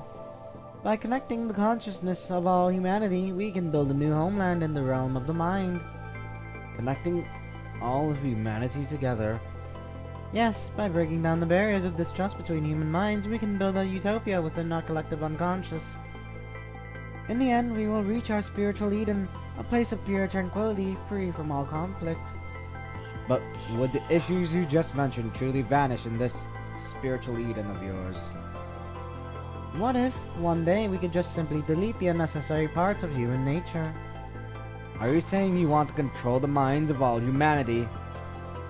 For humanity's future, we must evolve into a superior species, wouldn't you agree? Let us unify all human will and usher in a new age of enlightenment. This is an unprecedented and deeply disturbing proposition. It wouldn't be an exaggeration to call this absurd. Before Yoshihiro can finish speaking, Kohei furrows his brow and steps forward with a bow, seemingly eager to explain. Reika gently sets down her teacup, and Kohei, reading the room, promptly steps back. The atmosphere grows tense as both sides fall silent, while Yoshihiro calmly continues preparing tea. Reika raises her head to survey the surroundings, her gaze falling on an array of ornate knives displayed on the wall. "My, how beautiful. Are these swords all part of your collection?" "Indeed. My ancestors were renowned swordsmiths, and I practice bladesmithing in my spare time." Excuse me. "These pieces on display are my recent works, though I must apologize for their humble quality." "Magnificent. Even sheathed, their deadly nature shines through their elegant forms. Such beautiful blades. I envy your skilled hands. I notice there's an even monomolecular vibration blade among them. Do you craft these scientific weapons as well?" "I do. I studied under weapon designers specifically for this. I deeply admire the concept of infusing traditional blades with modern technology."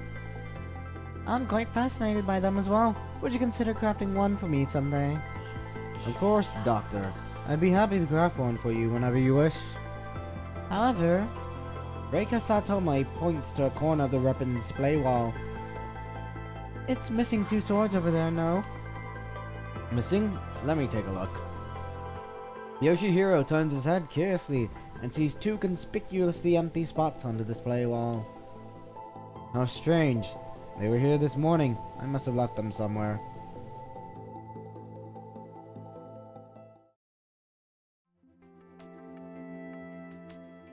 Ahoy, evening April 2nd, pleasant and dry, showers, girls' room. girls' locker room, I don't know. Oh no, yeah, shower. The shower head streams water over Yata's hair, washing away the soap suds. Having worked up a sweat, she's savoring this rare moment of relaxation. She gently turns the mixer tap to raise the water temperature, and soon her body's enveloped in steam and bubbles. Ah, this feels nice. Sometime later, Yata turns off the faucet. Voices of two girls chattering drift over the adjacent shower stall. Hey, did you know that creepy girl from second year won this year's Miss Misono?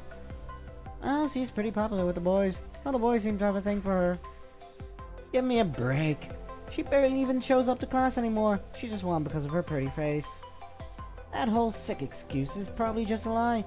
Her eyes are terrifying, like something you'd see on a murderer. Yeah, who knows? Maybe she really did kill someone at the hospital, don't you think? That's exactly what I'm talking about. You got such a wicked tongue, Kanako. Hey, you jerks! Stop talking trash about people behind their backs. Yata slams her fist against the door panel, deliberately raising her voice to make herself heard. The two girls who were just cheerfully chatting away fall into an immediate silence after about 30 seconds. Sorry, we're leaving. Sorry. The rushed footsteps fade away, leaving only the sound of dripping water in the bathroom. When Yata emerges after changing clothes, she finds Yuka standing in the sunset, staring ahead with an expressionless face. You were in there for quite some time, for quite a while. Yata, did something happen? The water heater's broken. The water was going back between hot and cold every 5 seconds. Wasn't the most pleasant experience if you ask me. Guess the stars aren't aligned for you today. No hot showers in your fortune. Yuka turns her face away, covering her mouth with her left hand as she speaks softly. You just laughed, didn't you, Yuka? Trying to sneak a giggle behind my back, huh? No, of course not. I would never. Let's go. Yata pounces on Yuka and tickles her. As they walk together, they fall into casual conversation. You know how I went to check out the school band? Well, turns out everyone's playing percussion instruments. They said playing recorders was too boring, so one by one they started picking up these big instruments instead. Say, Yuka, have you ever played the recorder?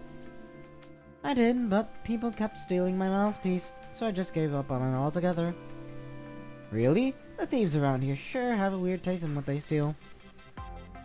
While you were away from school, the band practically turned into a percussion club. Huh? Why?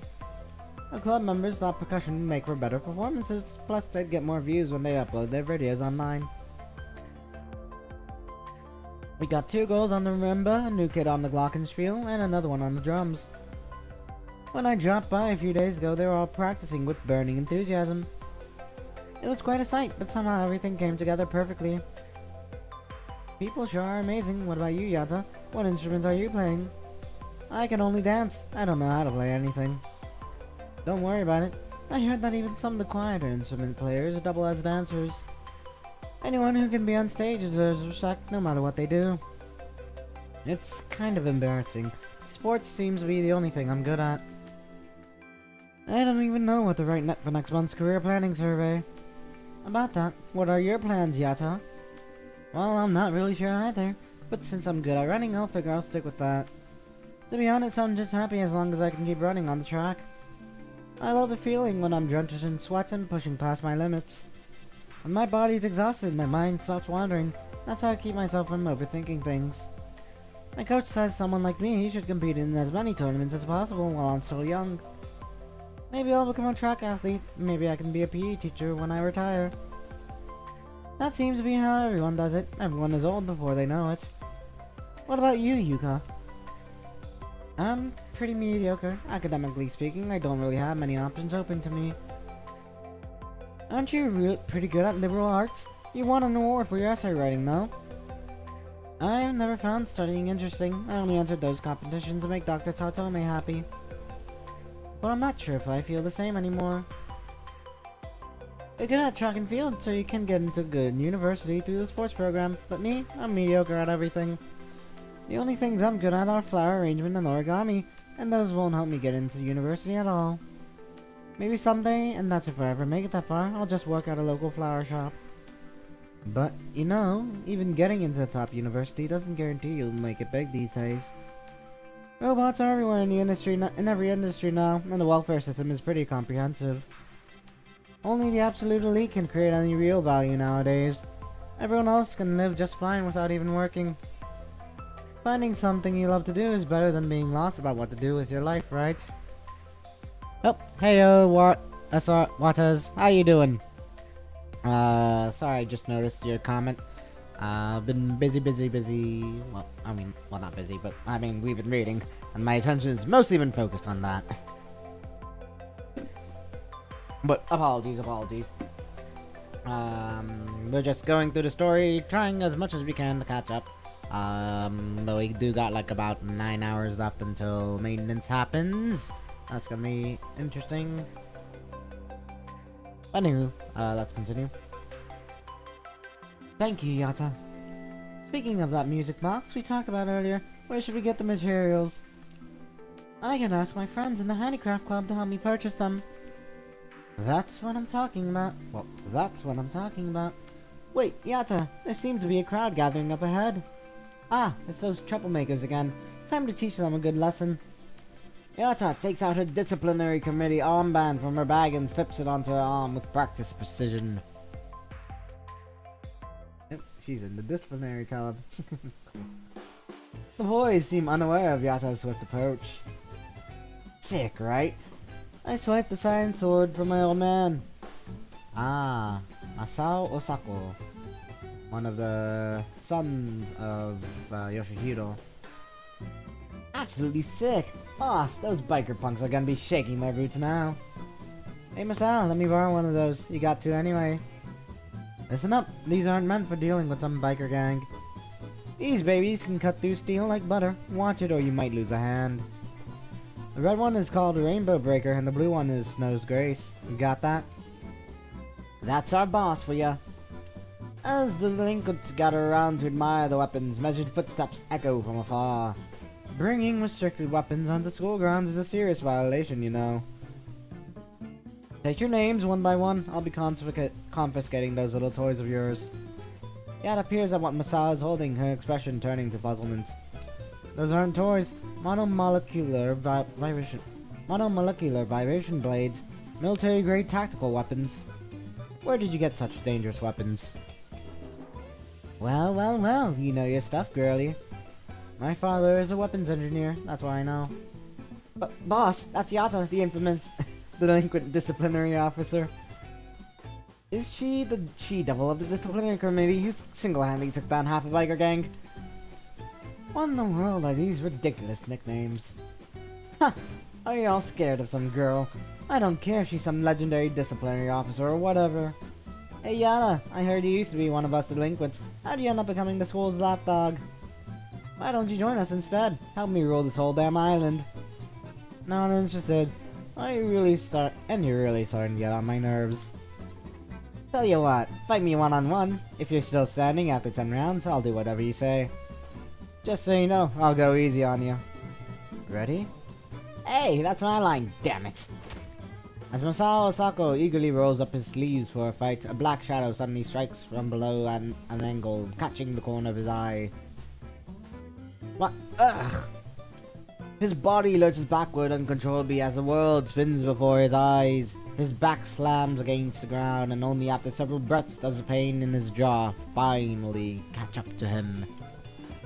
He struggles to sit up and shake his head vigorously a few times before his vision finally comes back into focus. We're still continuing like this? What? Continue? What just happened? Don't tell me some chick knocked me flat with one punch. That's impossible. No, something's not right. Boss, you okay? That dirty witch pulled a sneak attack. What are you standing around for? Help him up, quick! The lackeys finally realize they should help Masao up, but his legs are still too weak to support him. Back off! I don't need no help. I don't need your support. You want everyone to laugh at me or what? Yata, don't get cocky. I'll be back for revenge. Mark my words.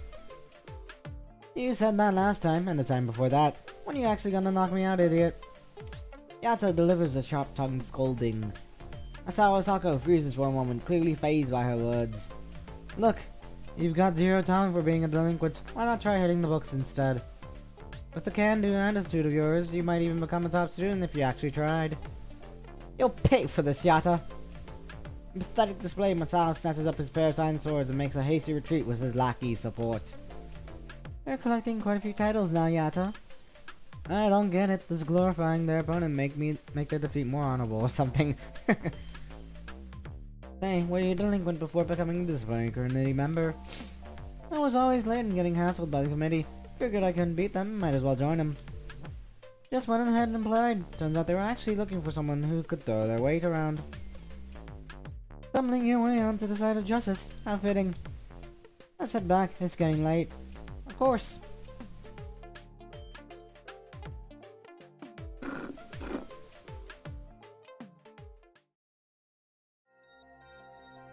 Meanwhile, dejected Masao Sako trudges back to his family mansion.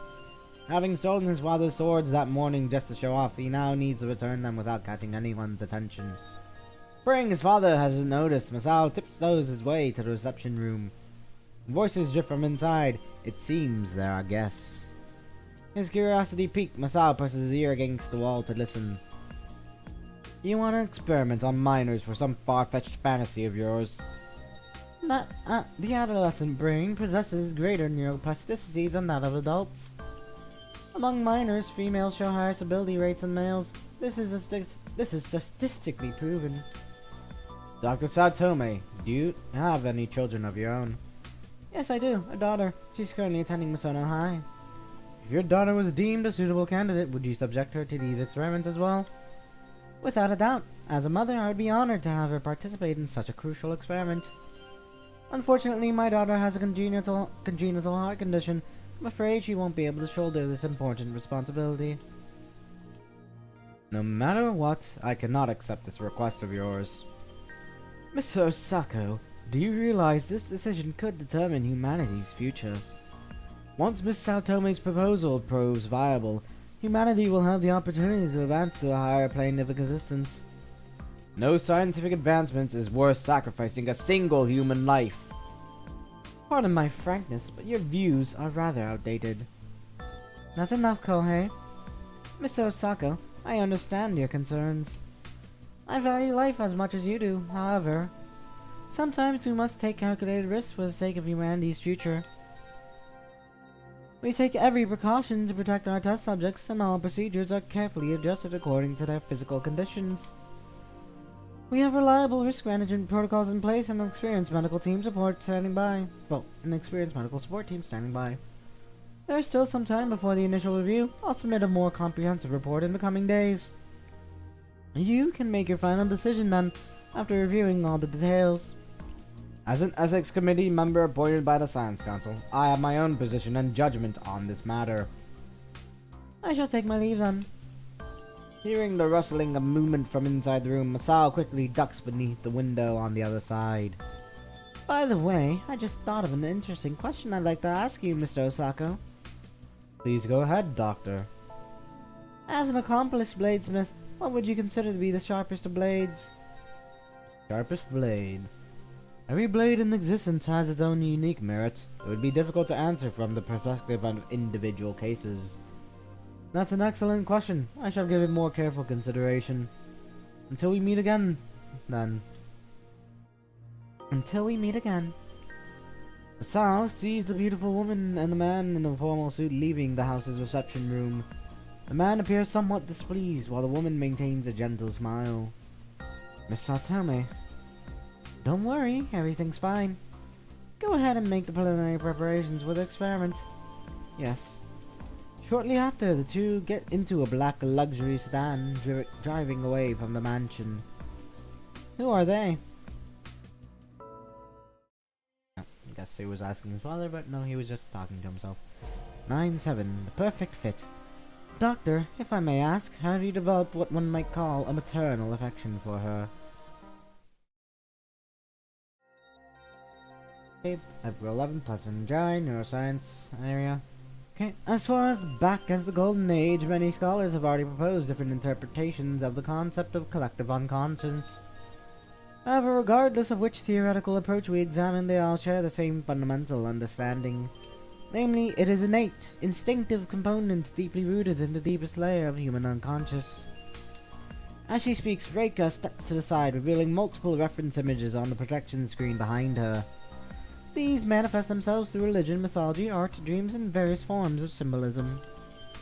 To use an imperfect analogy, they are like collective experiences passed down from our ancestors, accumulated in our minds through generations. But is that really all there is to it? Reika shifts her tone as she changes the slides, displaying a series of unique social phenomena case studies organized by geographical regions. You may recall an unusual phenomenon from a few years ago. There was a sharp increase in university dropout rates worldwide, accompanied by a surge of academic aversion among young people. The medical community even coined the new term, academic dysphoria. Similar cases have shown here in these figures. At the time, most experts define these as symptoms of desire regression, a societal illness born from material excess in our era. Does this explanation really make sense, though? The screen changes again, breaking down detailed statistics from various regions. Across the globe, regions with different social developments and cultural ideologies experience this brief synchronous phenomenon in remarkable uniformity. Can we really dismiss this as merely a societal illness? Before she even finishes talking, a wave of whispers and rustlings spreads through the conference hall. The scattered sounds of turning pages mingle with hushed conversations. Nonsense, just another attention seeker, desperate for fame. What a waste of time. Utterly absurd. Reika continues her presentation as if she hasn't heard any of the whispers. For this purpose, I specifically sought out multiple subjects worldwide and conducted several group studies based on different criteria, including case studies and geographical locations. When we focused on brainwave signals, we discovered an interesting phenomenon. In identical cases, test subjects of different ages and ethnicities consistently produce inaudible low-frequency brain signals when focusing on the same cognitive target. These noise segments exhibit both correlation and regularity between them. It appears to be a form of communication, or at least a possibility we cannot rule out.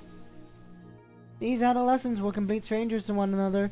If human consciousness is truly closed off and private, what caused their brains to produce these identical anomalous signals? What follows is my hypothesis. The human brain is constantly receiving consciousness signals from other individuals, and simultaneously unconsciously radiating their own consciousness signals outward.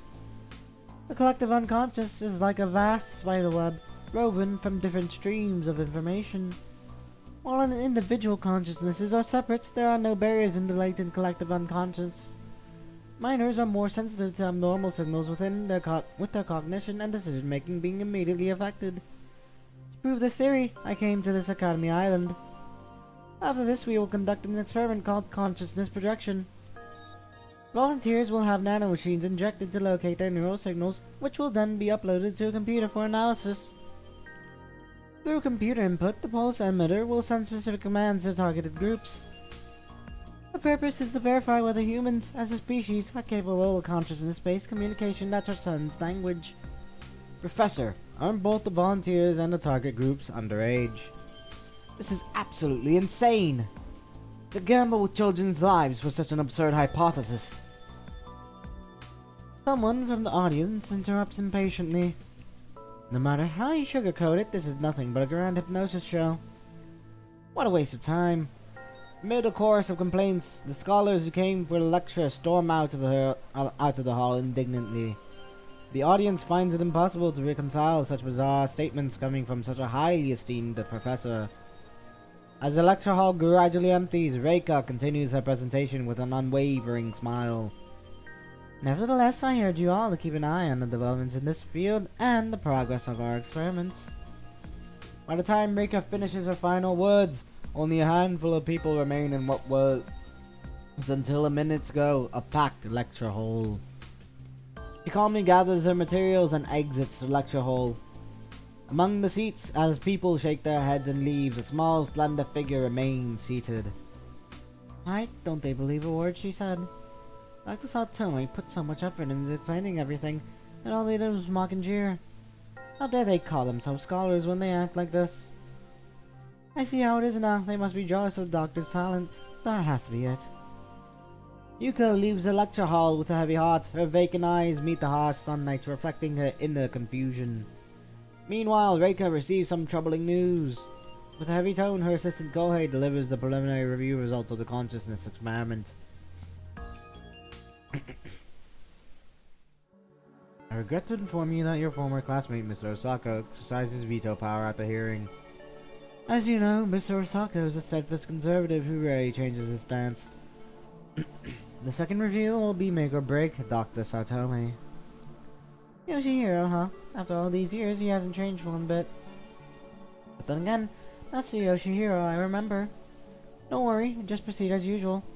I'm feeling a bit tired today, let's leave it at that for now. By the way, I've sent the inspection reports we discussed last week to your residence. Please make sure to review it. I'll get back to you before midnight tonight. Please take good care of yourself.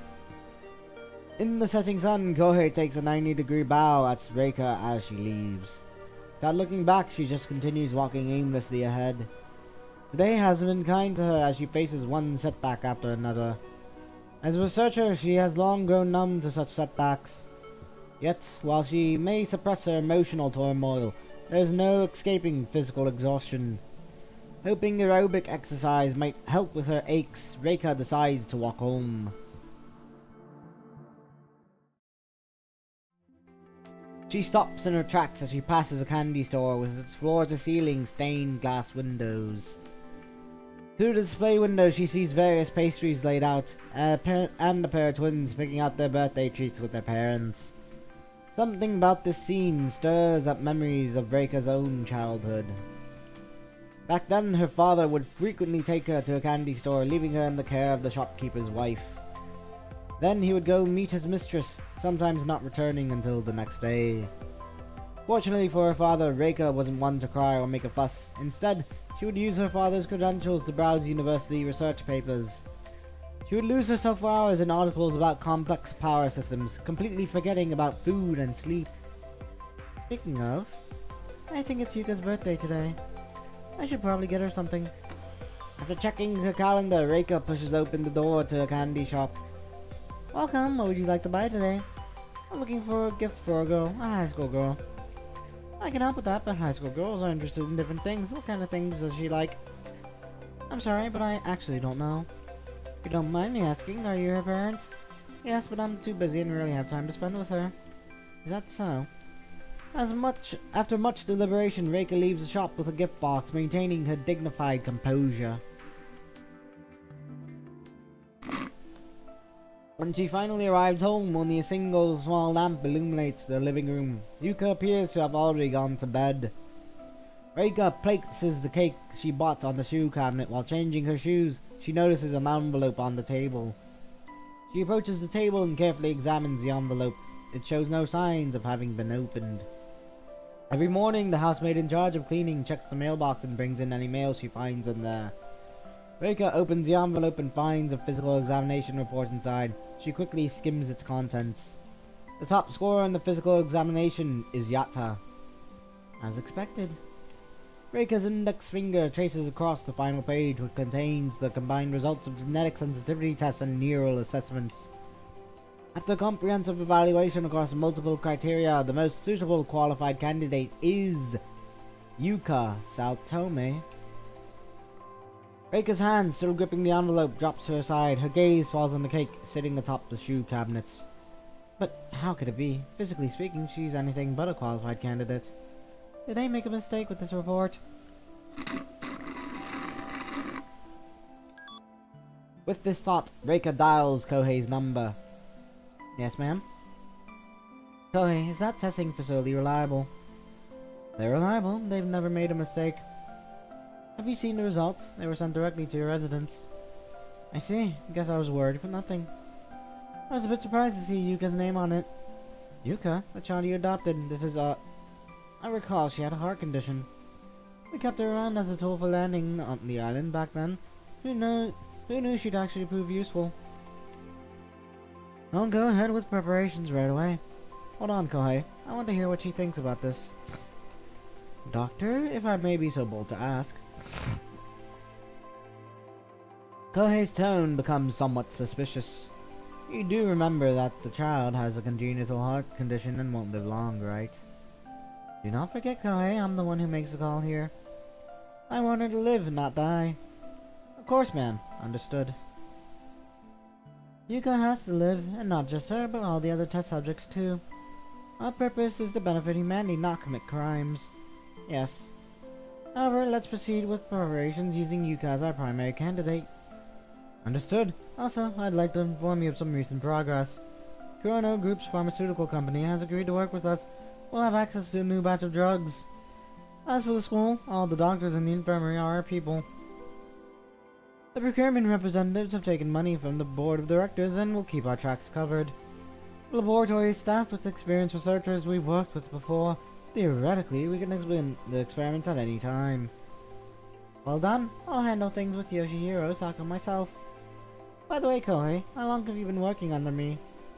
It's been over 6 years. Is something the matter? Do you ever regret it? Not at all. It's been my honor to work under you. And you can always count on me to be at your disposal. Thank you. It's getting late. You should get some rest. After hanging up the phone, Reika sits on the sofa, lost in thought for a full 15 minutes. Then she turns off the living room lights and retires for the night. On the other side of the wall, a frail silhouette takes a step back and puts on the wooden clogs. Yuka crouches down along the wall, hugging her knees. Her face glows with unsettling blush of joy. She finally noticed me. Do allow me to become Prometheus, Doctor. I'll definitely make myself useful, so you'll pay attention like you used to back in the days. 3 hours ago. Mansion of the Saltomes. Doctor, I'm back.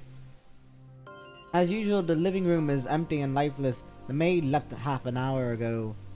Guess Dr. Saltome isn't home yet. Yuka places her leather shoes in the shoe cabinet while taking off her socks. She notices an envelope on the table. Yuka is drawn to the letter, her curiosity getting the better of her. After glancing around, she hobbles over with one slipper on. The envelope bears no signature, seemingly an intentional attempt to remain discreet. But this only makes Yuka's curiosity grow more uncontrollable by the second. I wonder what's in it. After a moment's hesitation, Yuka opens the envelope and pulls out an examination report. Compatibility test report. The comprehensive evaluation across multiple criteria, the most suitable candidate is Yata? As Yuka reads these words, her brows furrow deeply while her trembling lips remain tightly pressed together. Ah, so she changed it. Qualified test subject. Could this experiment be the experiment Dr. Satomi mentioned before? Ah, so this is why she's interested in Yata. It has to be because of this report. That has to be it. But Yata, why does it have to be you? Yuka continues flipping through the report until her eyes catches several lines marked in red. Notes this experiment will place extreme physical strain on a participant's body and cause severe exhaustion. Participants may experience severe side effects, including permanent complications and possible brain death. That's the kind of experiment, is it? That's the kind of experiment it is. No, I won't let my best friend take part in an experiment like this. Never. Besides, why did they pick Yana instead of me? I'm clearly more qualified here. Yana is perfectly healthy. She could even get a sports scholarship to university with her athletic abilities. Unlike her, I have nothing to lose. I'm the one who should become this Prometheus Dr. Saotome talked about. I'm sure I'll catch Dr. Saotome's attention again if I take part in the experiment. And then I'll be her favorite again. Yuka glances furtively around the living room, making sure she is alone. She picks up the envelope and squints at its seal. The adhesive. It's envelope glue number 6014. Thermal printer font, so the letter can be destroyed at any time, huh? Then heat is all it takes for the text to vanish without a trace. All I need to do is change Yata's name to mine. Yes, that would work perfectly. I'm sure no one is going to notice the difference. With her nimble fingers and creative mind, Yuka is a star member of Misono's High's Handicrafts Club. Unlike the athletically gifted Yata, the meticulous Yuka excels at delicate work. With the right tools, she can make open letters look pristine and untouched. In no time, she produces a flawless forgery that appears entirely untouched. Forgive me, Dr. Satome. I only did this so you'll pay attention to me again. Even if I'm to die a miserable death, I won't regret it one bit. Besides, I don't think I'm gonna last much longer with this heart of mine anyway.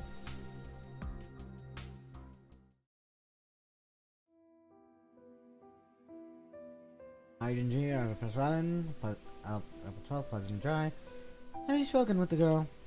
She agreed without a moment's hesitation. Isn't that a good thing? I mean, if she's happy with it. I told her she might die, but she didn't care at all. I'm just worried. I'm afraid she's just looking for a way to die. Does she truly understand what we're asking of her? I believe Yuka is prepared to repay your kindness for raising her. That is, by sacrificing herself to an experiment that could change humanity's fate, letting her life bloom like fireworks. Is that really what she thinks? I urge you to make your resolution. What if this is Yuka's wish? Her wish? If it truly is her wish, then Dr. Saotome, I'm afraid you're the one who's being hesitant here. I believe this is a crucial opportunity for your research career. Should any issues arise, I'll take full responsibility. Okay. Steady speed ahead. 9-8. Collect all Occult Club diaries. One is...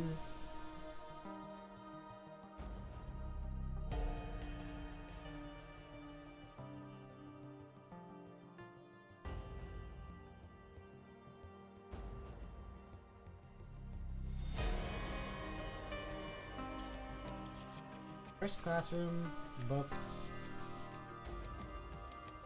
mask, statue,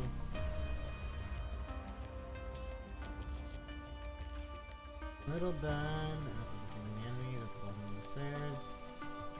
Probably hop back and forth. I'll keep that up to keep an eye on it though. After escaping from behind mask, find the fox mask. Collect all Occult Club diaries. With that, we conclude the opening ceremony of the second Hydrangea High School Track and Field Championship. We thank all of you for your participation and, of course, we extend our gratitude to our hosts, Misono High, for their generous support in these excellent facilities. Up next is the women's 800-meter race. All participants, please proceed to the check-in area. Hey look, it's Yara, our school's ace. She's starting her warm-up. The track queen of Misono. She seems super chill. Must be pretty confident in herself, I bet. Student council members clear the crowd from the track, making way for the athletes. Among the 8 colored lanes, Yata stands on lane 4, her brows furrowed. Wait, didn't she just run here? Isn't that gonna affect her performance? She's playing mind games. She's putting pressure on the other athletes here. You go, Yata! Yata stretches her shoulders on the distant track, her brows furrowed in concentration. Ah, just my luck. Haven't even had breakfast. Whatever, I should warm up first. She does a quick stretch, confirming her body is still in good form. 50-50. 2 short whistles from the referee signal the athletes to return. Well, 2 short whistles from the referee signal the athletes to return to their starting positions. Their warm-up complete. Star athletes from different schools take the position at the starting line, with Yata standing out among them. The side of the track is lined with Misono High cheerleaders and supporters, most of whom are junior track and field club members. Yata lifts her head and scans the crowd of supporters, searching for a certain someone among them. Yuka's not here, but she promised the other day she'd come to cheer me on. She doesn't seem like someone who just stands people up though. Oh well. Just as Yata's mind begins to wander away from the race, a sharp whistle snaps her back to reality. On your marks. The crack of the starting pistol follows, and the runners burst into motion. Yata leans forward, lowering her center of gravity to secure an advantageous position. The crowd comes alive with excitement as the commentator seated under the shelter begins their race coverage. And they're off, taking the lead is Yata, the track queen of Misono High. What blazing speed! Is Yata planning to sprint right from the first lap? Looks like she's built up quite a stamina reserve. Misono's field erupts with cheers and encouragement as sweat glistens under the sun. With the powerful arm swings, Yatta blazes through the curve and past the timing sensors. At the 400-meter mark, Misono's Yatta is way ahead of the pack. Hold on, what kind of pace is this? Yatta's first 400 meters has already shattered the high school girls' league record. How is this possible? This is an 800-meter race. Hey, is the timer broken or something? While the announcer scrambles to verify the results with the staff, the other runners are just finishing their first 400 meters. Yatta continues forward with powerful strides, maintaining her steady rhythm and breathing. She's grown accustomed to this solitary scene, no companions by her side, just herself. She races toward the distant finish line, chasing both the sunlight and the shadow of herself from yesterday. Her mind finds peace as she runs, physical discomfort and emotional burden melting away in pure concentration. This is Yatta's most cherished and enchanting moment. Only now can she truly feel the essence of youth. There's barely any slowdown in Yatta's second lap. What kind of monster is she? Here comes the final stretch, although there's no doubt who's going to win at this rate. The winner is Yatta from Misono High. Arms spread wide, Yatta crosses the finish line, becoming the first champion of this athletic meet. The junior members of the track team swarm around Yatta with water bottles in hand, their words of praise filling her ears. Amidst the celebration, she casts a lonely glance toward the starting line. Must have been something urgent. Maybe she's sick. And now we get to play.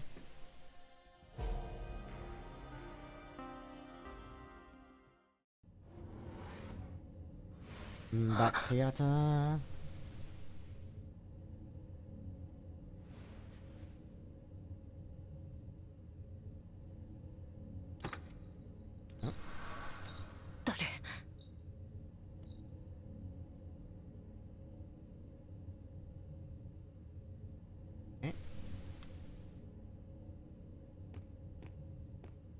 Go down the other way, so in the first classroom. こっちにいるのは They interact with the books. また通信だ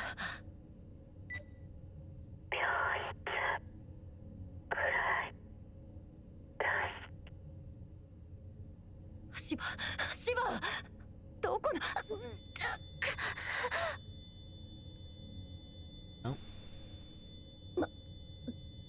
Hello there.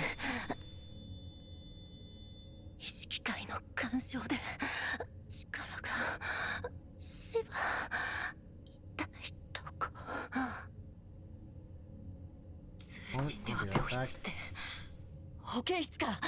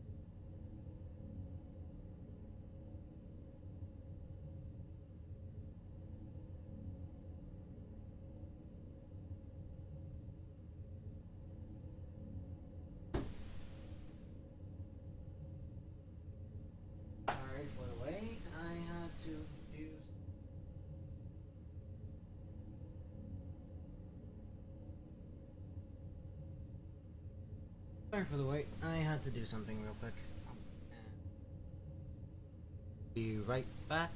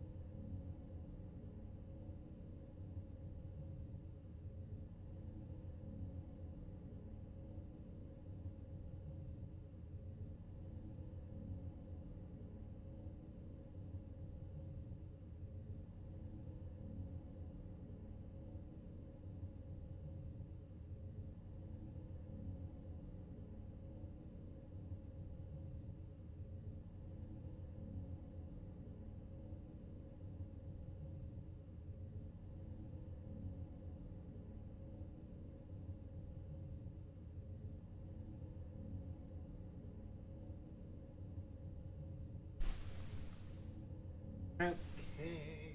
Hey. Spooky, scary, not skeletons.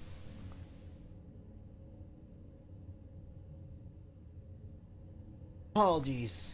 Apologies. I just got caught up with something. Had to help some family with a couple things. Anywho, let's continue. First, grab the books.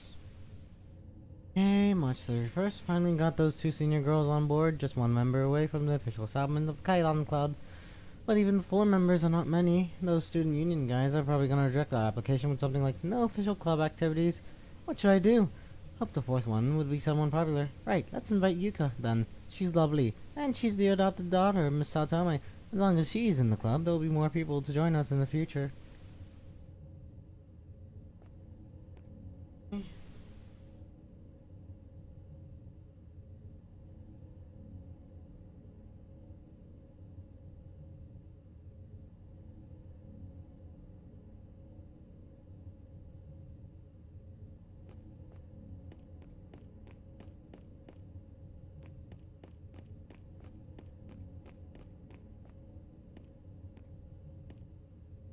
That's not mass, though. Okay, a weird statue in the classroom. The color of the surface has weathered and faded, but it still seems as vivid as if the figure would come to life the next second.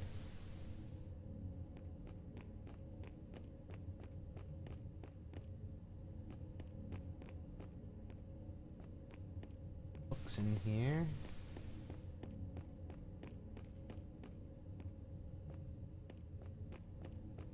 There. どうなってんの？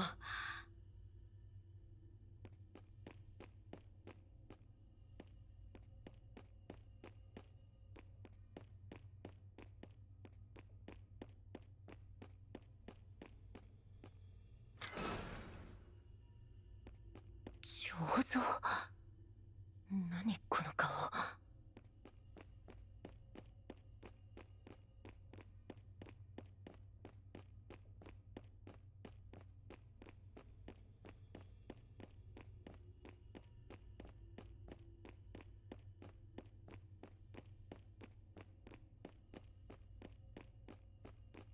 Okay, let's go ahead.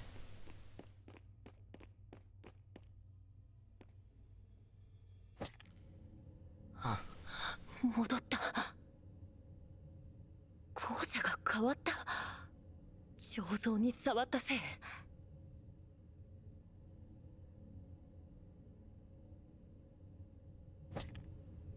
Oh, weird no mask.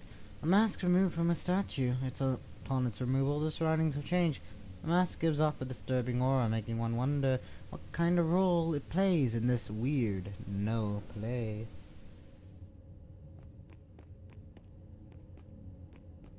And go back.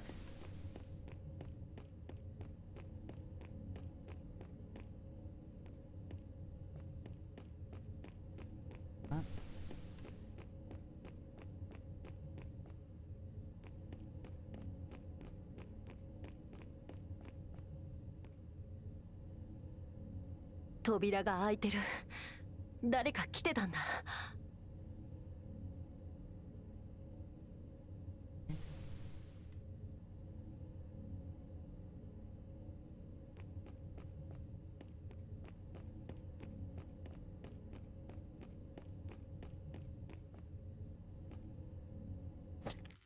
やっぱり。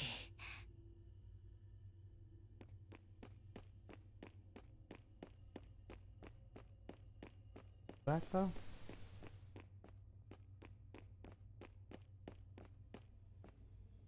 Gimme.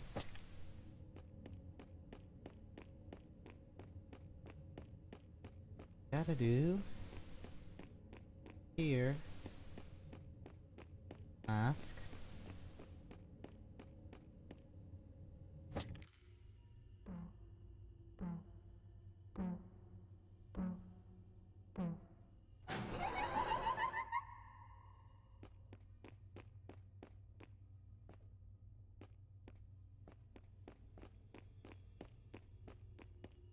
There. Okay, no, I got refused. I got refused by Yuka. Wait a minute. Why do I sound like someone who got refused by their crush? To make it clearer for the future me, Yuka turned down my invitation to the Kaitan Club, not me. She's perfect for the Kaitan Club, even if she's not popular, I have to say. Two senior girls and I don't get scared easily. But at least someone on the team should be normally. This is not because Yuka is lovely or something. Anyway, I won't give up.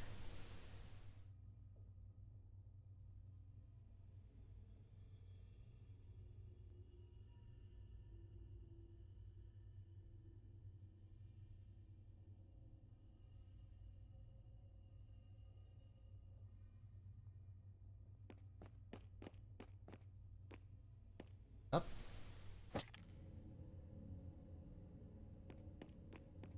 Go.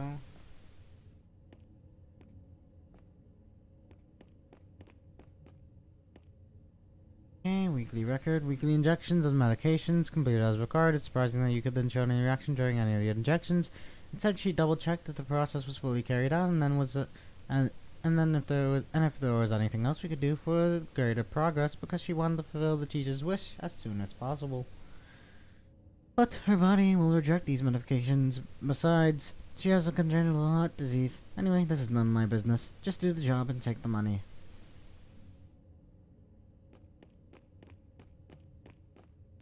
The book? 全部備忘録だ。忘れん坊の先生だね。I remember the day of physical exam for students and teachers. Don't forget to send the results to the lab tomorrow. April 6th, I organize the reports. Although I'm not a doctor, Yata is undoubtedly the most suitable candidate in terms of physical conditions. 8th, Yuka's health is still not good. The key for her is ready. Remember to give it to her. April 10th, it's the day to reset the password again. This time I'll reset it to 410.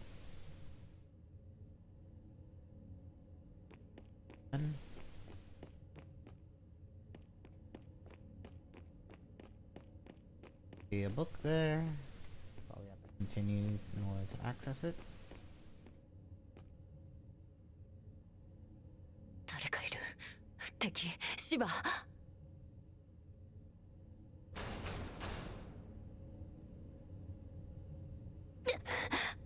入れない。こいつら、さっきの音に。ここからはガチで行くよ。あんまり調子こくなよ。さっさと負けを認めなって。先 Okay.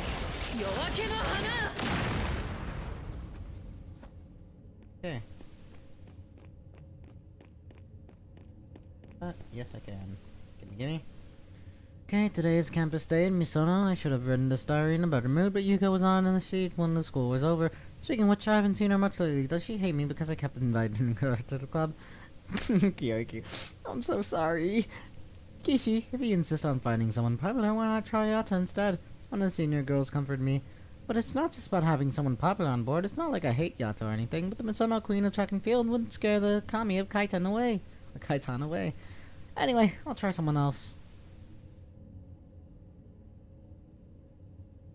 Okay, so next one is...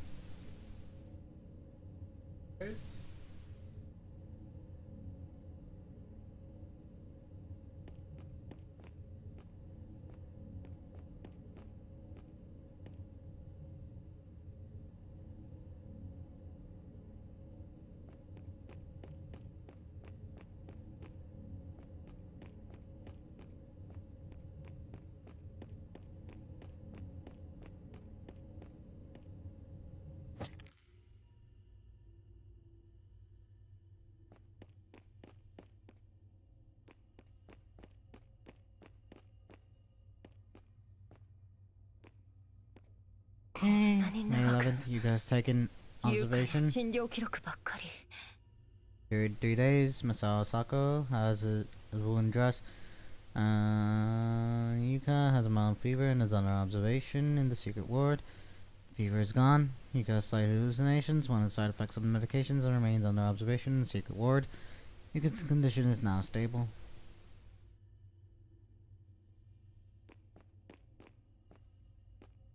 Okay, can't believe I saw Yuka Sotome. I thought she was here for a treatment nuts but patient. Turns out she's qualified. I watered the flower today, 3 days later than last time. It withered a bit. Can't forget it next time.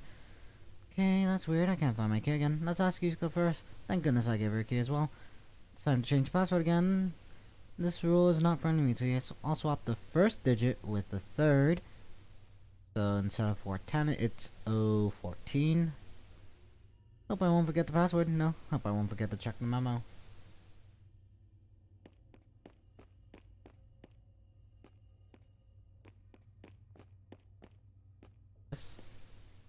April 1st, Yuka Satome, class, grade, AM, Yuka Satome, and Satome.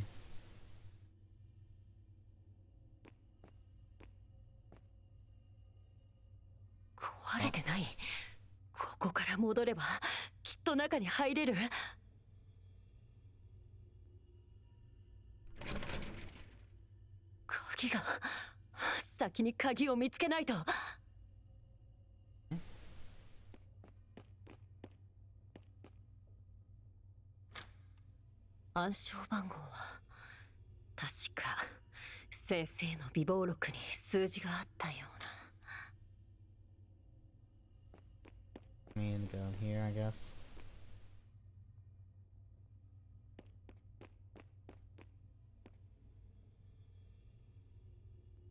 Oh.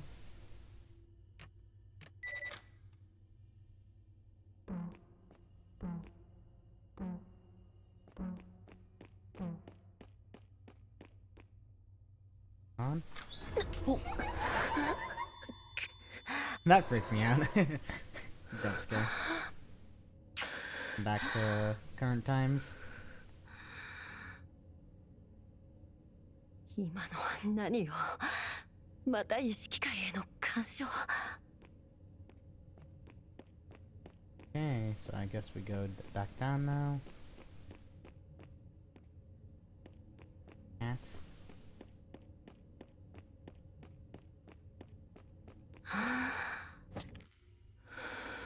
Oh, let's see, that's open now. さっきのやつは。いないな。今のうちに下の階に行こ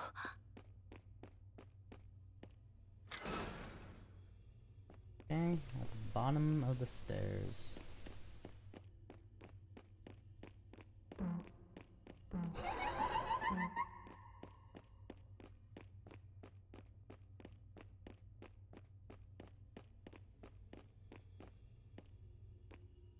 Okay. Recently, a man has been asking people around about something at the crossroads, so I ran around him today. He asked me how my Satome has been doing lately and if she had shown any weird behaviors at school. How would I know that? It's not like I can read her mind. I'm more concerned about her daughter, to be honest. If she was a rare fairy before, then she has become a super rare fairy these days. After discussion with the senior girls, we agreed that's fine to only have 3 members as long as we can observe some supernatural phenomenon. Therefore, we decided to pay a night visit to campus on June 20th. I look forward to it. I'm too excited to sleep just thinking about it.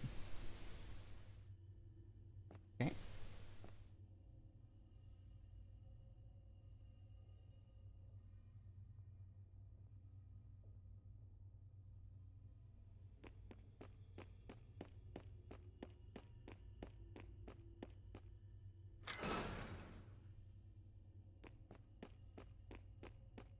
That.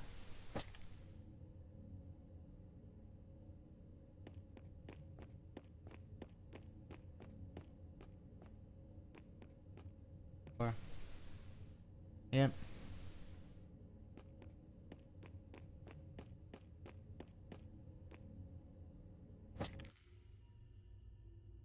優香の席はあそこだ。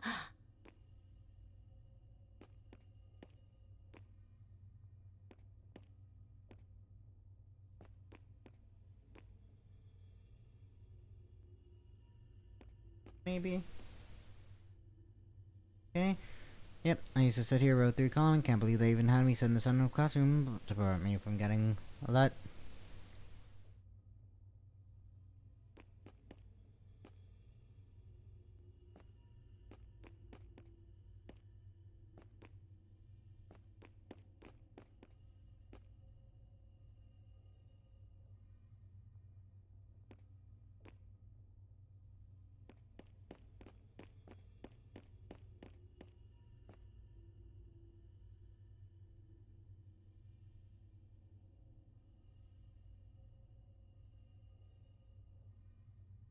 Real quick.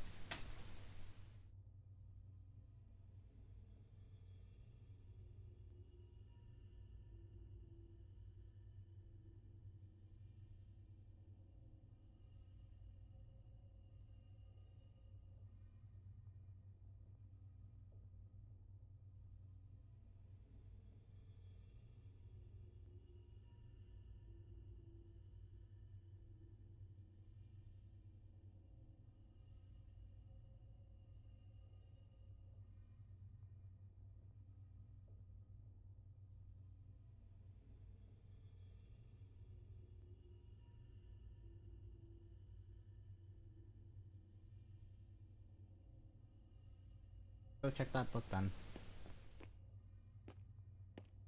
Okay, I just woke up on bed in the health room this morning. Somehow I collapsed last night when I was on campus, and so did the senior girls. Did we run into Kaitan?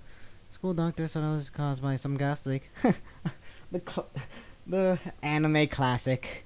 Ah, yes, gas leaks.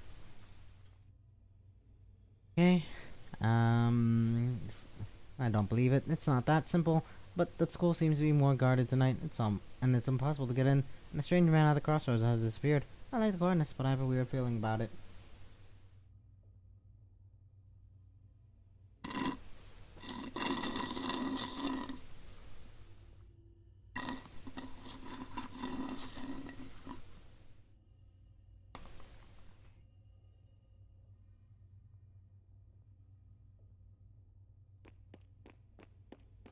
Okay, so now Yuka's seat here at the top.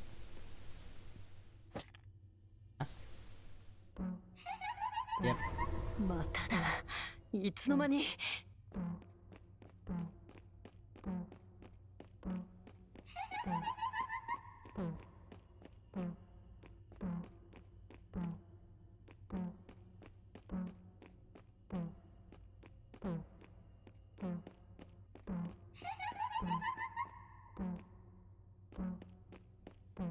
I guess.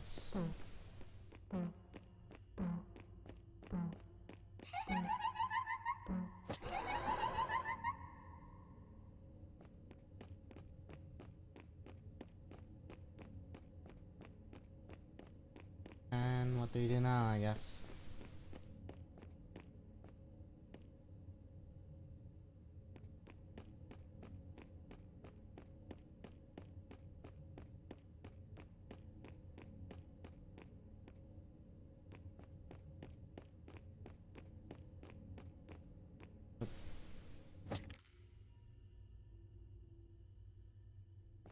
Okay.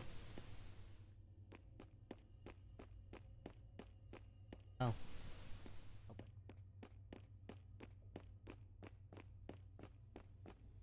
Came from.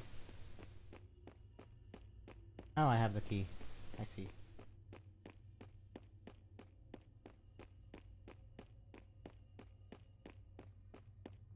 またこいつか。どうなってんの。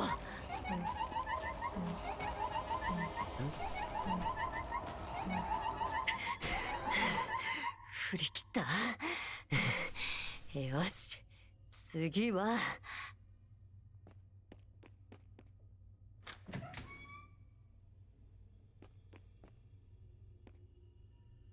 That. See what we got here. これは。Mask. Specifically, Yuka's mask. Okay, phase filled with wild fantasies. Collect all the occult club diaries and find the after escaping from behind the mask, find the fox mask.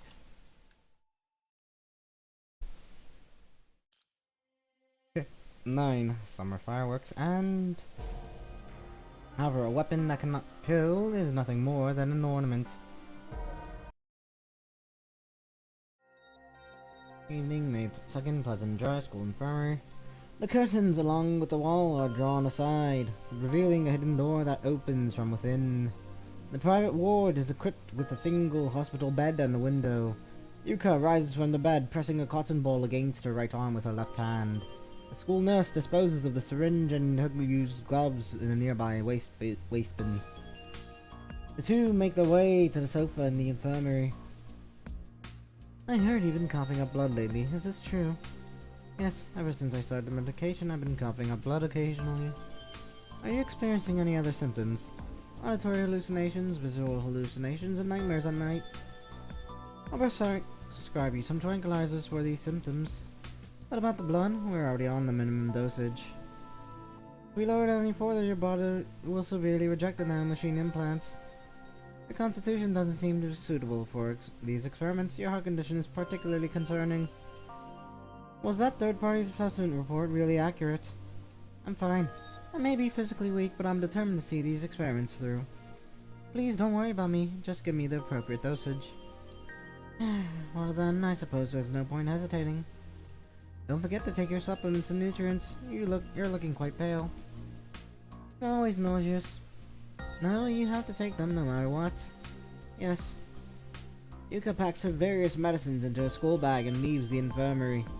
Watching Yuka leave, the school nurse slumped in her chair like a deflated balloon. With trembling hands, she takes out a pack of cigarettes from a drawer, pulls one out, then throws it in the trash. This is ridiculous. As she turns back, the school nurse catches the sight of the brown envelope in her drawer and freezes for a moment. Earlier that day, the person in black delivered it to her as arranged. Inside the brown envelope are non-sequential bills wrapped in newspaper. Also enclosed is a visiting lecturer and invitation from the Hydrangea Island Medical Center. The school nurse quietly closes the drawer, walks to the window and pulls out another cigarette. This time she lights it. At home, she has 2 daughters and a sick mother to care for, and they desperately need the money. The infirmary window overlooks the athletic field where the girls' volleyball team practices in the setting sun. The school gates stand wide open in the distance. Today is both the open day and school festival of Misono High. Near the school building, Yata leans lazily against the wall, waiting for Yuka to finish changing her shoes. Class is running late today. Sorry I ditched after lunch. Sorry for the wait. I went to the infirmary because I sneezed last night. Hey Yuka, there's a school festival on the island's fireworks show tonight. Let's go together. Oh, I remember there's a shop last year that specialized in making no masks. No masks? what are those? Are you interested in them, Yuka? Yes, I'm really fond of the white fox mask. Would you mind coming with me to take a look later? Of course. Well, you'll have to come with me to get some food first. Sure, let's do that. Shops line the street from the school grounds outward, their colorful lanterns and storefront signs intertwining. Students in their uniforms weave through the streets in small groups, creating a scene of unprecedented liveliness. The aroma of cumin mingles with a sweet scent of flowers as couples lay out picnic blankets beneath the cherry blossom trees for flower viewing. Amidst the bustling crowd, the night sky glows with a fierce crimson, illuminated by the festivities below. I'm gonna try every single fried and grilled snack on the street. Haha! Never thought we'd run into people from outside Misona here. The school clubs are all hoping to make a killing today. I mean, they're all hoping to show off their talents. I just saw the percussion club setting up their drums. Looks like even those guys want a piece of the action. Hey Yata, please wait. No mask limited. Is this the mask shop you were talking about? Oh my, what a pleasant surprise. It's just you ladies and... I like a fox deity mask. Could you help me pick out a nice design? With your beauty, miss, any of them would suit you perfectly. Would you like to give our latest design a try? The shop owner hands the fox mask to Yuka, who immediately puts it on. It's actually quite breathable. What do you think, Yata? Well, that's definitely a work of art. You feel completely different now with the mask on.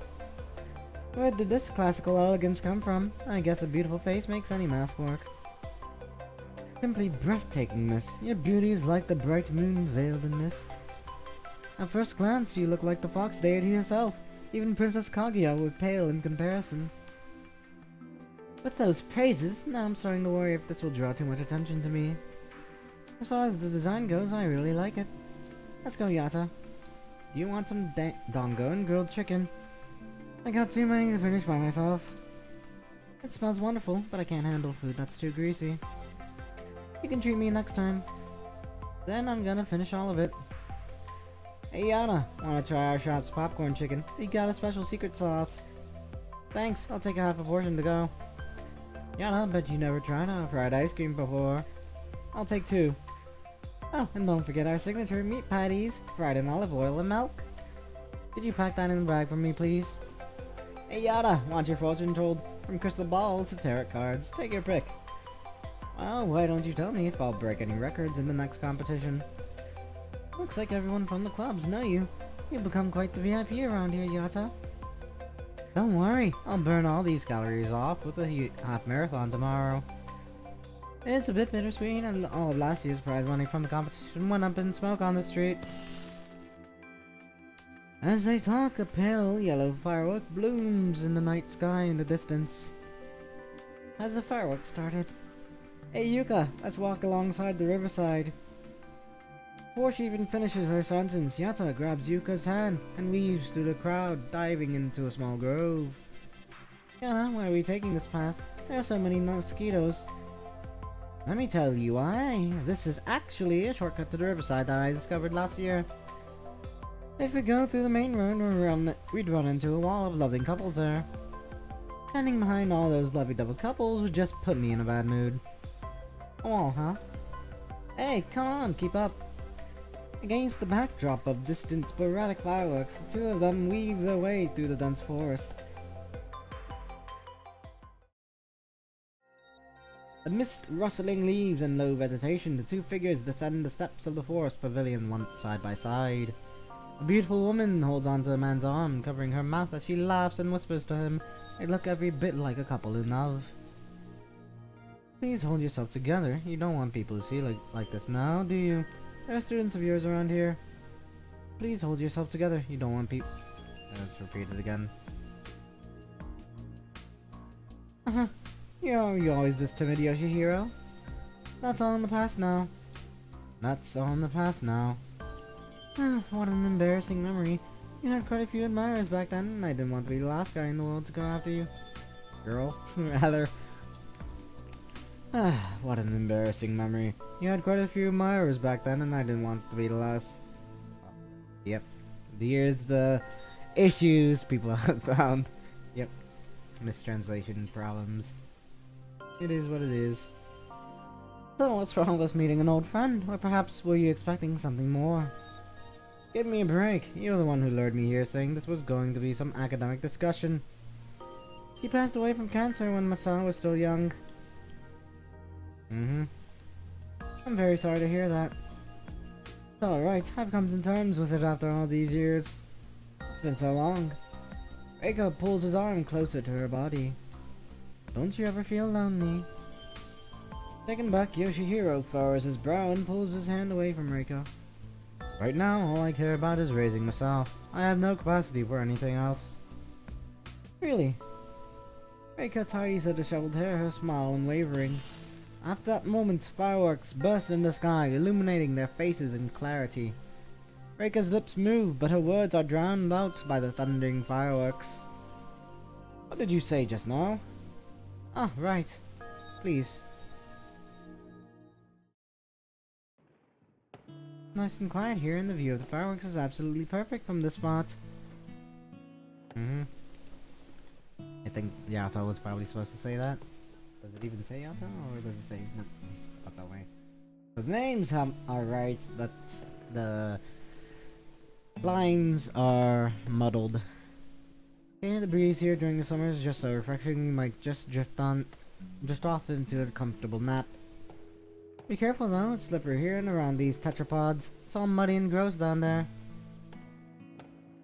Never mind that, look, isn't it beautiful? The fireworks are getting closer to us. Brilliant bursts of color bloom one after another across the night sky. Yuka narrows her eyes, the various patterns of light dancing in her pupils. Round and flat, fireworks of every shape burst into brilliance before dissolving into wisps of white smoke that hover above the water. Fireworks are beautiful, fleeting yet enchanting. Hey Yuka, wanna take a picture together? Sec.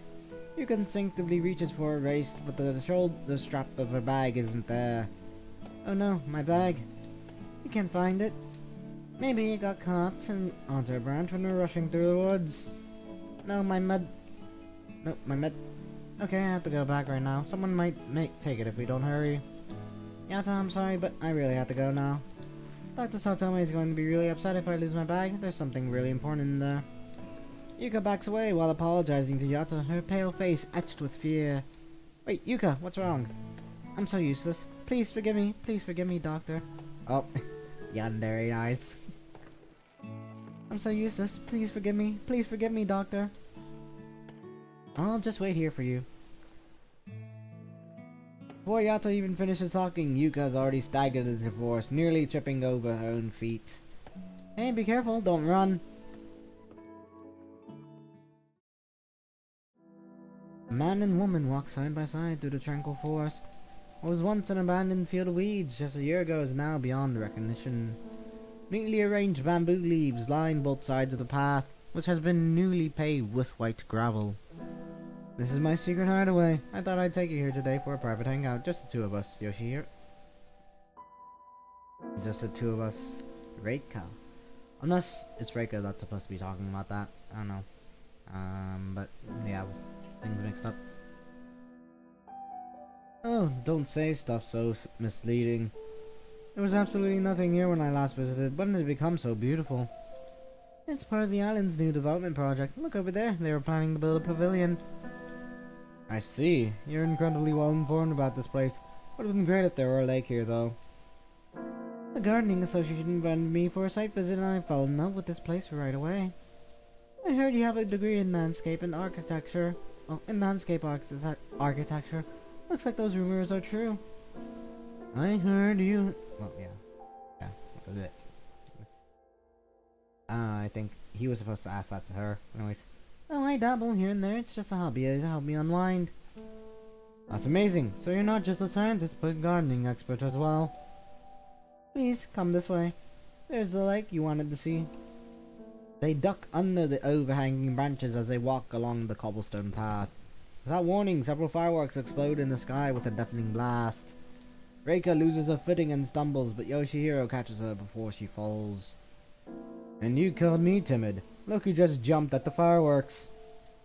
Well, they kept getting closer. I might seem tough and all, but I'm still a woman at the end of the day. They seem to launch a set every few minutes. Must be computer-controlled timing. Yes, exactly 5 minutes and 23 seconds between each launch. My memory has been photographic since I was a child. I memorized the timing on our way here. Yeah, She was supposed to say that. prodigy from the start. No wonder you're so successful. Two of them exchange casual words as they stroll along the quiet path. Time slips by unnoticed until Yoshihiro's legs start to ache. He looks around for a place to rest. Reika, are there any pavilions around here where we could take a break? Reika? Yoshihiro looks around only to see that Reika isn't following him anymore. Several ribbon-like trails of fireworks ascend to the highest points in the sky. Half a second later, a deafening boom fills the air. Yoshihiro turns to look at Reika and finds her gazing back at him with a gentle smile. Yoshihiro turns... well, yeah. But this time, her smile carries a trace of melancholy and sorrow, unlike anything before. Gone is her usual pretentious flattery, replaced by the innocent smile of a young girl. Even in the darkest night, he knows it's blood seeping from his chest. I see. Reika lowers a gun and slowly walks to Yoshihiro's side. I have to proceed with the consciousness projection experiment, and I'm sorry I had to break it to you like this. What gun did you use, Reika? A Glock 43. Reika embraces Yoshihiro, pressing the gun against his abdomen, and 2 more shots. And fires 2 more shots. Do you remember the question I asked you earlier? What is the sharpest of blades? Indeed, there are many remarkable blades in this world, each type with its own distinctive strength. Yoshihiro, those blades of yours that adorn the entire wall are magnificent. As a decorative pieces, they're quite splendid. Reika wipes down the pistol with a cloth, then she places it between Yoshihiro's thumb and index finger. Yoshihiro collapses to the ground motionless as blood pools around him. Yukihiro.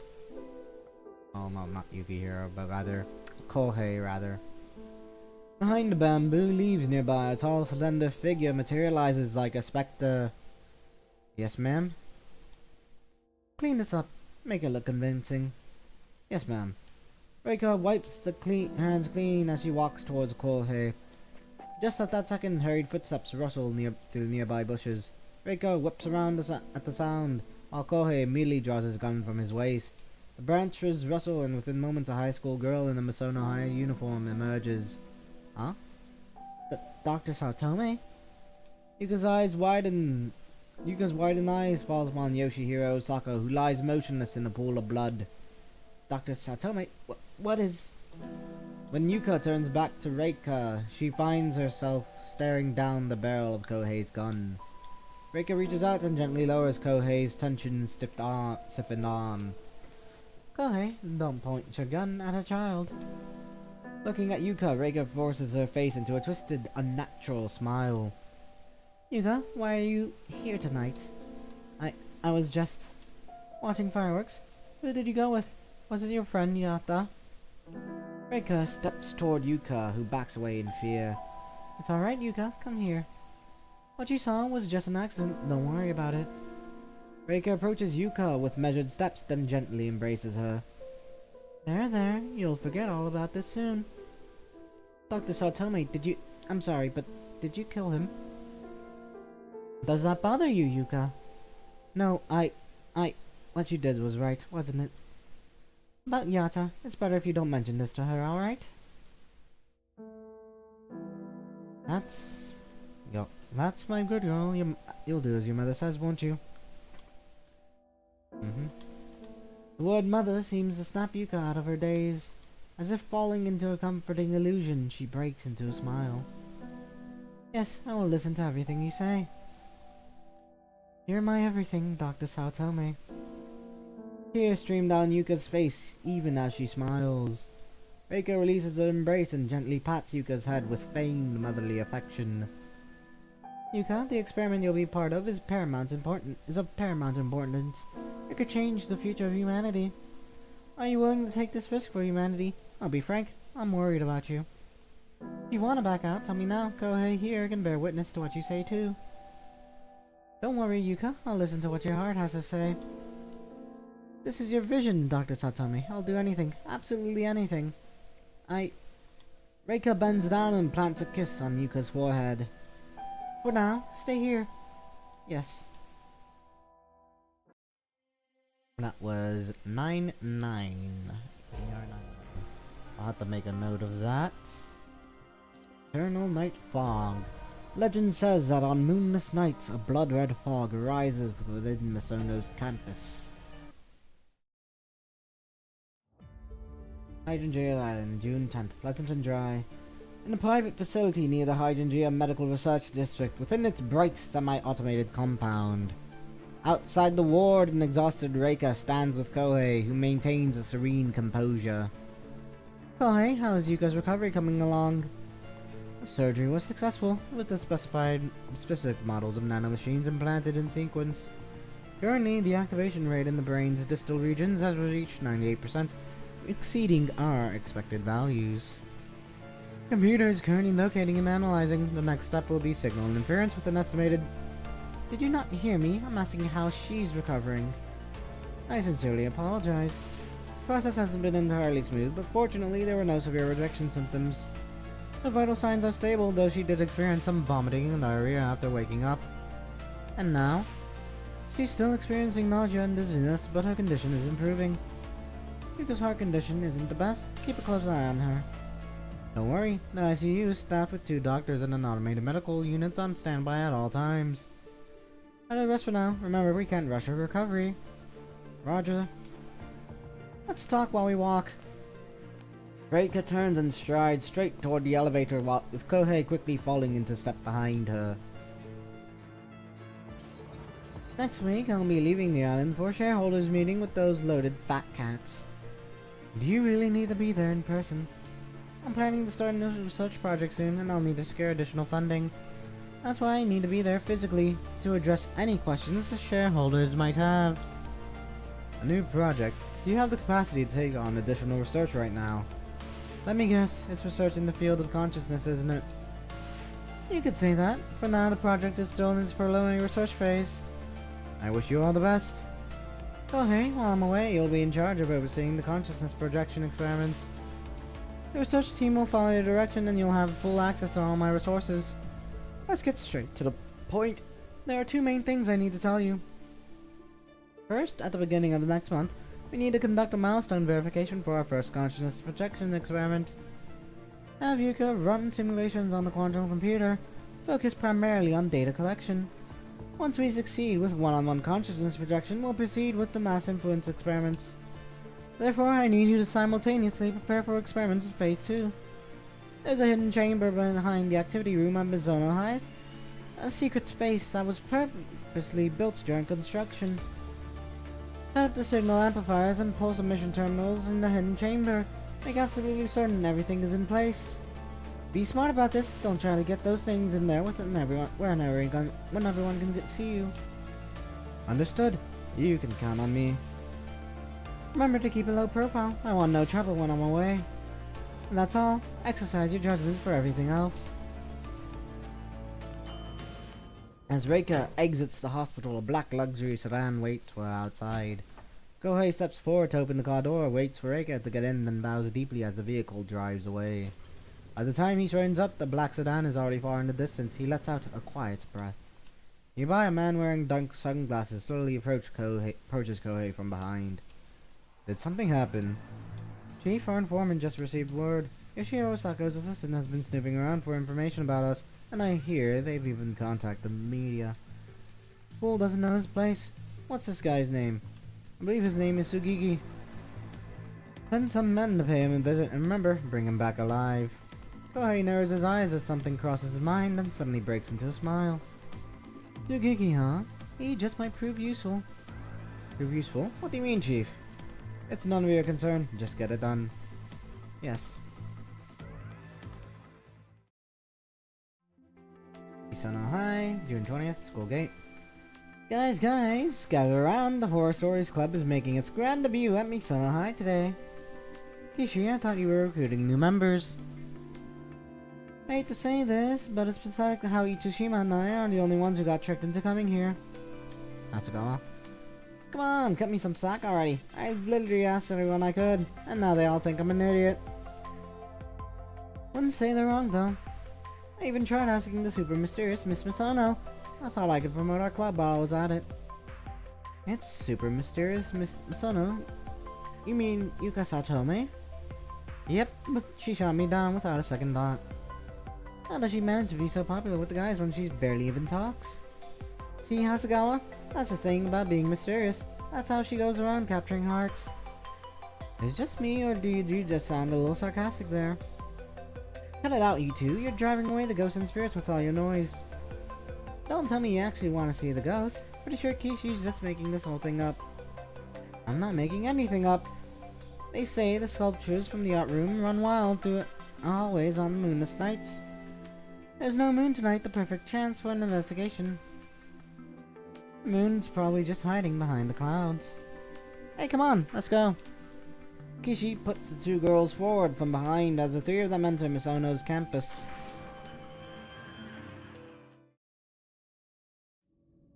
Okay, inside the school building, music room. There's nothing here, Kishi. We just checked the art room you mentioned, and all the statues are standing right where they should be. And now we're in the music room. What? Do you think those supposedly living statues decided to take music lessons? Itsushima shines the flashlight down the both sides of the corridor, and the glass windows reflect three young, innocent faces. The school building, stripped of its daytime bustle, is so quiet that even water dripping in the bathroom echoes clearly through the halls. All three hold their breath at once as the wind outside rattles against the windows. It's just the bathroom leaking. Tsushima feels her way along the wall to the door and flips a switch. The classroom lights won't come on. So they don't let us use lights at night. Are they worried someone's up to no good or something? Let's head back. There's nothing out of the ordinary here anyway. After all, these school horror stories are just urban myths that people keep passing around. Stories tend to stray from the truth based on what the storyteller wants to convey. Maybe to fill in unclear details or simply cover something up. But anyhow, as these stories get passed around, they gradually take on a supernatural core. Like that ghost light in the science classroom, it was probably just someone on cleaning duty forgetting to check the dust lamp. And when the students happened to see it, while leaving school at night, that's how the rumor started. But isn't that exactly why we have the Horror Stories Club, to investigate things like this? You'll ruin all the fun if you explain everything away, Hasegawa. Wait guys, did you hear that just now? Hear what? It's extremely quiet. Quit fooling around, Kishi. No wait, I think I heard something as well. Hasegawa, shush for a moment. Itsushima lies down and presses her ear against the floor, sensing slight vibrations coming from below. A muffled sound echoes through like wheels dragging something heavy across the ground. Footsteps echo from the stairwell. Kishi and Hasegawa quickly hide themselves. A flashlight beam sweeps across from the end of the corridor and then vanishes a moments later. Is someone else here besides us? They're coming. Must be those berserk statues. Okay. Kishi rises to her feet and tiptoes toward the classroom exit. Hey Kishi, you idiot! Itsushima! What do we do now? Let's follow her. We can't just leave her alone out there. Ah, I swear to God. After gently closing the classroom door, Itsushima and Hasegawa head downstairs in pursuit of Kishi. Turning around the staircase, they find Kishi standing dumbfounded outside the activity room. What are you doing, Kishi? Don't just run off without saying anything. Out of breath, Hasegawa pats Kishi's shoulder, shooting her an exasperated glare. Scar, have you seen what's in here before? Activity room? What? Is this a joke or... That's not what I'm talking about. Kishi points toward the pitch black activity room where the once locked door now stands wide open. As Itsushima pushes the door, a thin streak of light mysteriously appears on the floor. Everyone's eyes follow the trail of light toward the wall to where the bookshelves should be. The bookshelves have been moved aside, revealing a crack in the wall with light seeping through from within. While Itsushima and Hasegawa exchange bewildered looks, Kishi has already walked over and placed a hand against the wall. With a gentle push, the hidden door concealed within the wall slides backward, sending a cloud of dust rushing forward.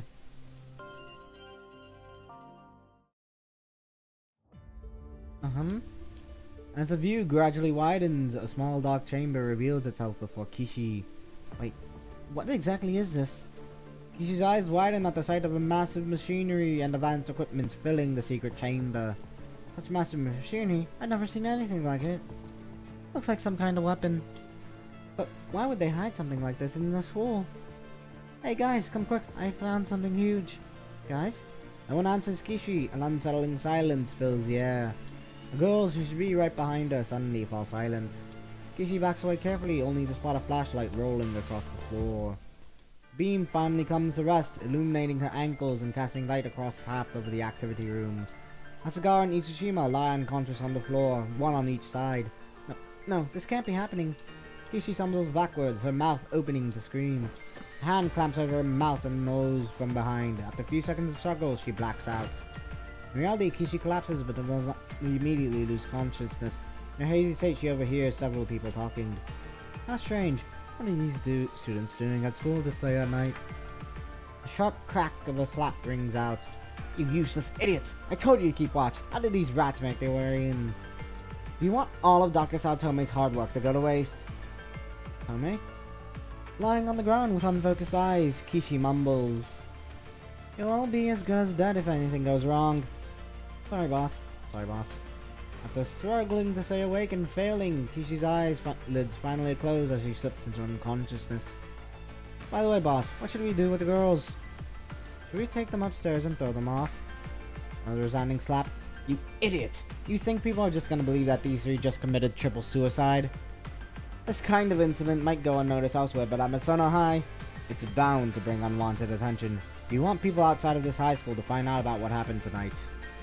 Those reporters from Misono Bunshin have been such a pain lately. What should we do then? Take them to the infirmary. I'll call the school nurse right away. Next morning, Kishi, the school nurse informs them that there was a gas leak in the school kitchen last night and they suffered from carbon monoxide poisoning, which caused them to faint, I guess. Yeah, all have hallucinations, but fortunately they were found by patrolling security guards regarding their serious violation of school regulations. In consideration of their well-being, the school decides not to impose any disciplinary action. Meanwhile, a night curfew is implemented, and evening security patrols are increased. Kishi, Hasegawa, and Nishishima must undergo weekly psychological evaluations, and they must each submit a written account of the incident. Students' activity room will be closed for 2 weeks for utilities, maintenance, and wall repairs, until the daylight saving times officially starts for Misono High.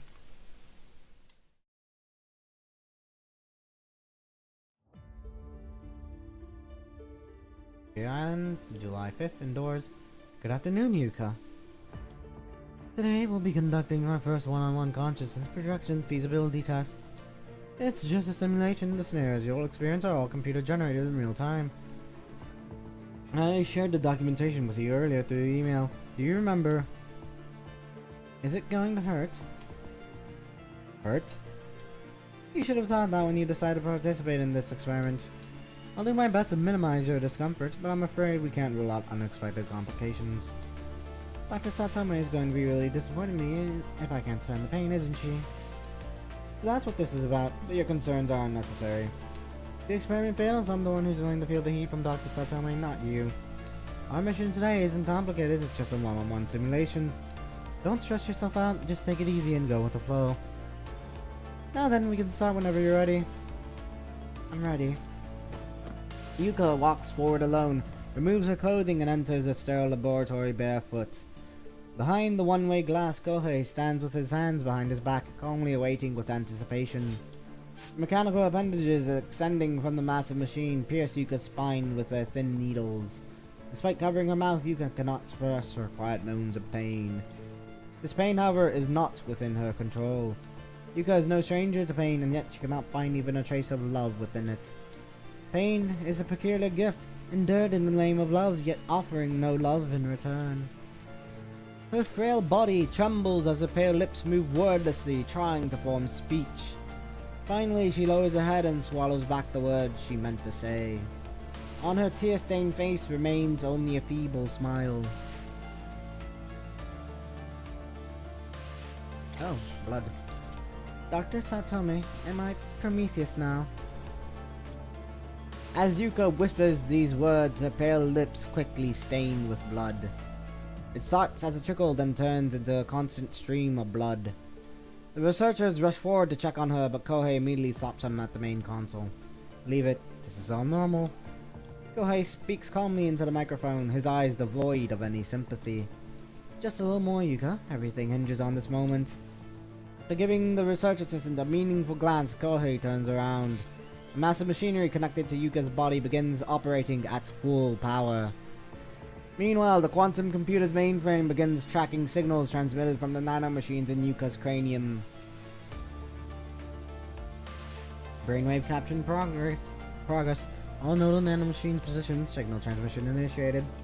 Activation successful. Initiating synchronization. Synchronization in progress. Synchronization rate exceeding 80%. Consciousness field space established. Environment rendering in progress. Chief, the virtual consciousness environment has been established. Yuka's consciousness copy is complete. Good.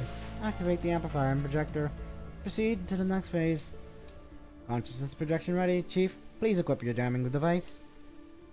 One by one, Kohei and everyone in the control room put on their electromagnetic shield devices for protection against the field effects. Let's get started. Initiating first consciousness projection. Deploying interference field. As the quantum computer powers up, readings on the main control panel begin to fluctuate. In the laboratory, Yuka's head jerks up as if shocked by electricity. Before her eyes, the surrounding scenery begins to fade away. Bizarre kaleidoscopic lights flash past. When awareness returns, she finds herself standing barefoot in the vast sea of grey. However, her hearing and awareness of the outside world remain intact, and Yuka maintains her clarity of mind. Yuka, how are you holding up? Where am I? What you're seeing should be the materialized space of the collective unconscious network. To be honest, even I don't know what you're seeing. Why don't you tell me about it? I see a sea. A completely still sea. A sea? So this is what the consciousness domain space looks like. A sea of consciousnesses. Besides that, what else do you see? Stars twinkle where the skies meet the sea in the distance, but they remain just out of reach. But there's this similar glowing object nearby too. It's like human thoughts, human voices. Good. Try to touch that marker point, then await further instructions. Kohei holds the microphone firmly and turns around to gesture at the researcher, who nods in understanding. In the virtual sea of consciousness, Yuka carefully reaches out to touch the speck of light. Her consciousness merges with someone else's perspective, and with it, her surroundings transform into white walls. I can feel the fear and pain, and above all, an inescapable despair. Why is this person in such agony? Their suffering is even greater than mine. Yuka, you've entered the target's consciousness. Now try to take control of their body. What do I need to do? There's a gun to his right. Pick it up and put him out of his misery. What? I'm sorry, but I can't do something like that. This is just a computer simulation, not a real person. What are you so afraid of? Can't even do this much. Our experiment will be deemed a failure. Still, Yuka, do it. Words leave Kohei's lips like ice, each syllable carrying the weight of a command and the edge of a threat. After a brief moment of hesitation, Yuka takes control of the trembling hand, slowly raising the gun to press it against the target's temple. And she pulls the trigger. In the wake of the deafening gunshot, Yuka's mind is flooded with crimson. She collapses into the crimson sea, letting the waves wash away what little sanity remains, sinking deeper and deeper into the bottomless abyss. Chief, Yuka's lost consciousness. Medical team move in and assist. Let her rest for a few days. Then Kohei takes a deep breath. I hereby declare the first one-on-one consciousness projection experiment a success. Almost immediately, applause erupts from the main console as the scientists rise one by one to celebrate. Kohei waves for everyone to settle down, then takes his leave amid their respectful farewells. Outside, a figure in black is already waiting. Together, they proceed to the adjacent room. As the door opens, a man bound to a chair hangs his head low, blood streaming from the wound on his scalp. Kohei's lips curl into a satisfied smile as he picks up the gun from the floor and unloads its ammunition. Tsugiki, this is what happens when you stand against us. Dying like a dog, now you can reunite with Miss Osako. At least you made some contribution to science. Be grateful for that. Hey, dispose of the body. Yes. Oh, and one more thing. There's no need to tell Dr. Satome about using human test subjects. Roger.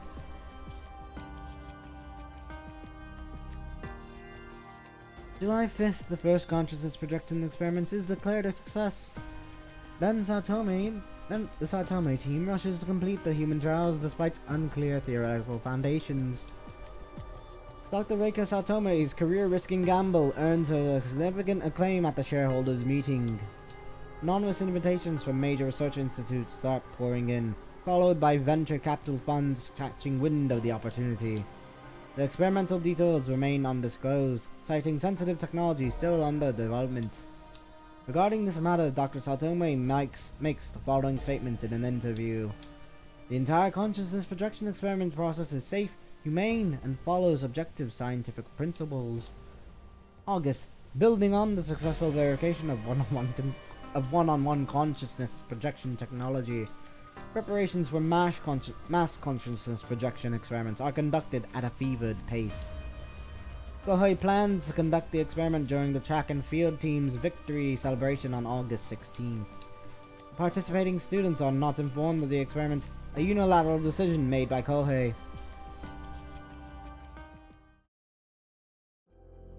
Yana, have you heard? There's this rumor going around. Rumor? I'm not really interested. You know, that one, the eighth mystery of Misono High, the Eternal Night Fog. The Eternal Night Fog? Legend says that on moonless nights, a blood-red fog rises within Misono's campus. The fog lingers until dawn, drifting through every corner of the school grounds.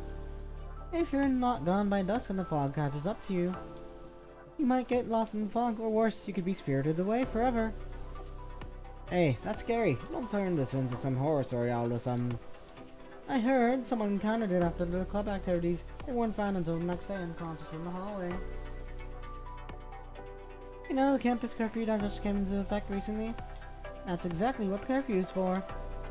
Come on, it's probably just another recycled urban legend. The thing about the school horror stories is that they're nothing more than urban myths that people keep passing around. 9/11. Video world. Punch through, escape the recording, and encounter Yuka. Collect all notes to understand the ending. Okay, let's see what the next set of requirements are. Close that. Open that. And notes on the door before entering the TV.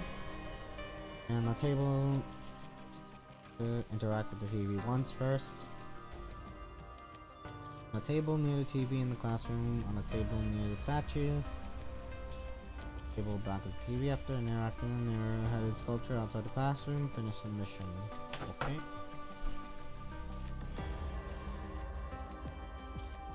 Back to Yata's present. In 2160.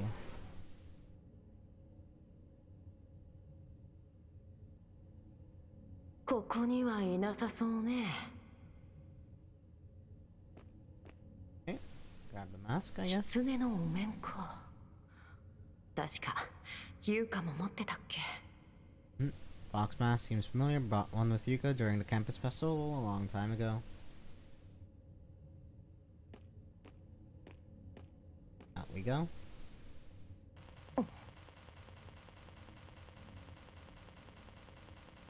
That ain't a TV, that's a computer.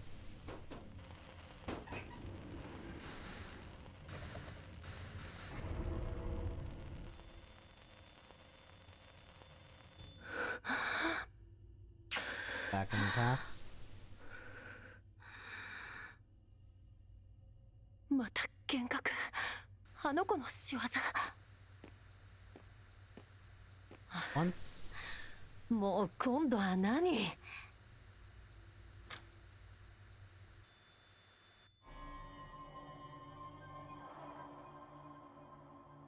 Okay, the music room. Oh. Okay.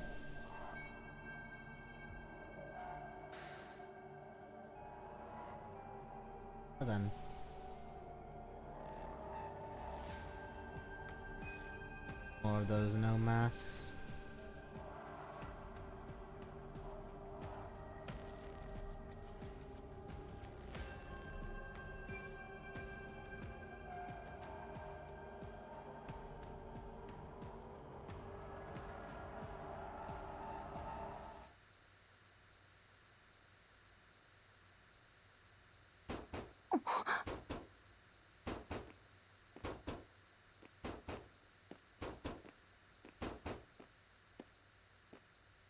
Got another surprise. 脱出方法がなければ映像に入ってみては。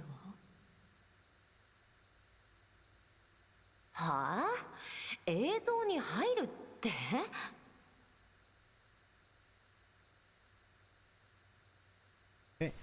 I can't believe I woke up in a place like this. There's nothing but a TV, cursed videotape. Wanna trap me with some boring ghost story? But where's Mr. Osako? I search around, but there's no way to get out. Looks like I'll have to go into the video. Okay.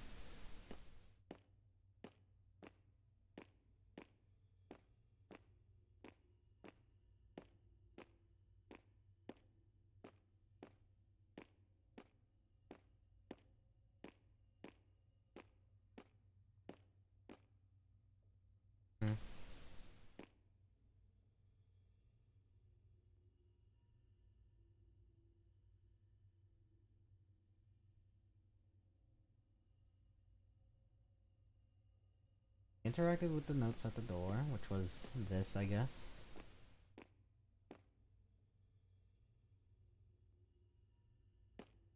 Now we interact with the TV.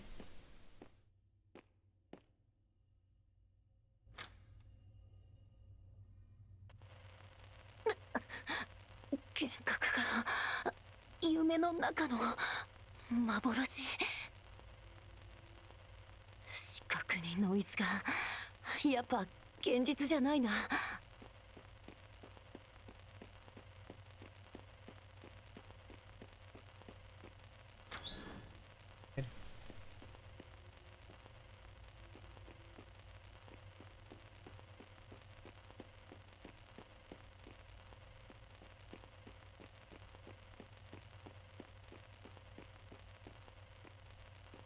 Okay, can't believe I got into the video and they even found the key to lock in it. Like I expected. Let's call it a day. Mr. Sasako is still waiting for me.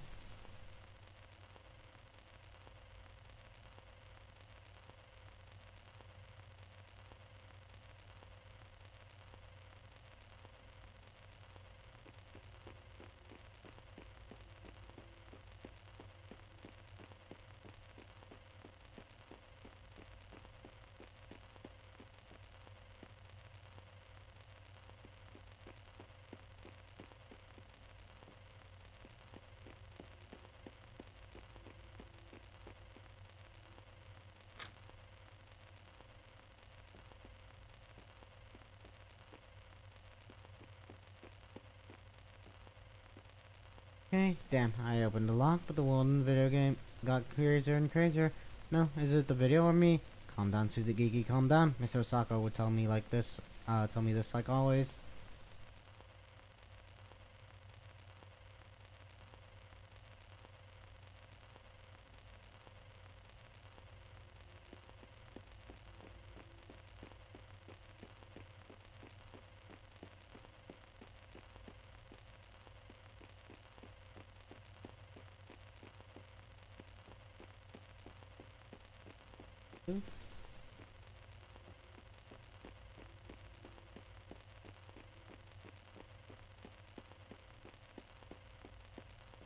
Next.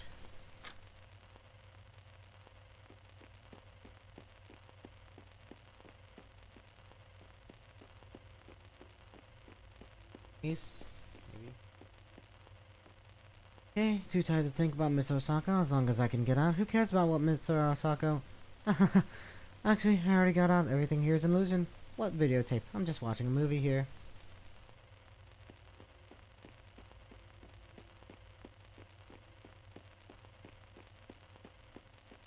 Mask.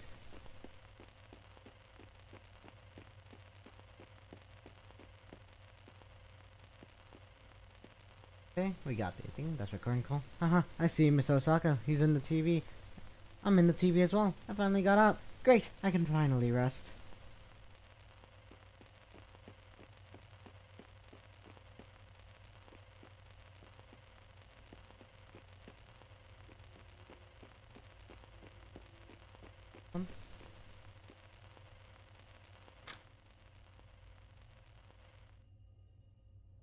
Back to normal. And Yuka.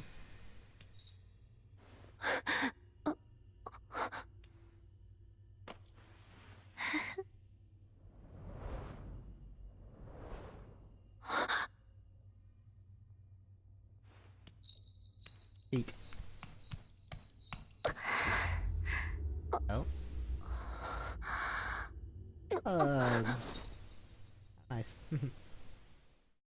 But obviously. Oh, it's a story. Okay, next. What do we got going on here? 9/12. Yesterday once more. Oh, is this the boss already?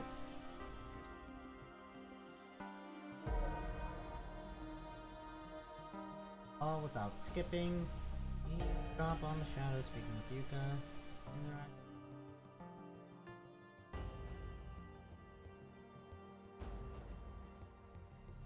That's one where I've actually up to it. So, the world shatters around her like a jigsaw puzzle, hitting the ground, breaking into fragments until only endless darkness remains. Oh boy.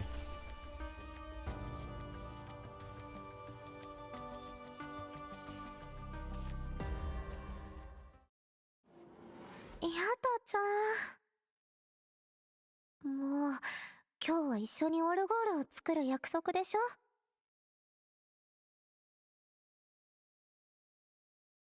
オッケー、すぐ行く。すごく疲れてるみたい。ずっと大変だったの？まあね、頑張ってたんだからさ、ちょっと休ませてよ。Nope. Okay. This. Brass cylinder, one of the music box components with the elegant inscription L'amitié dure longtemps. The friendship forever in French. Or L'amitié dure longtemps. Or something like that. Longtemps. Yata attempts to carve these words many times but failed due to applying too much force. This was the last cylinder. Oh, eventually Yuka made it in one go. Okay, Yuka? Anything here? Oh, what's this? A wooden music box base that gives a faint, sweet peachwood fragrance. Looks like a chocolate cake. It's not the time to eat. Anything else special around here that I might have missed? Nope.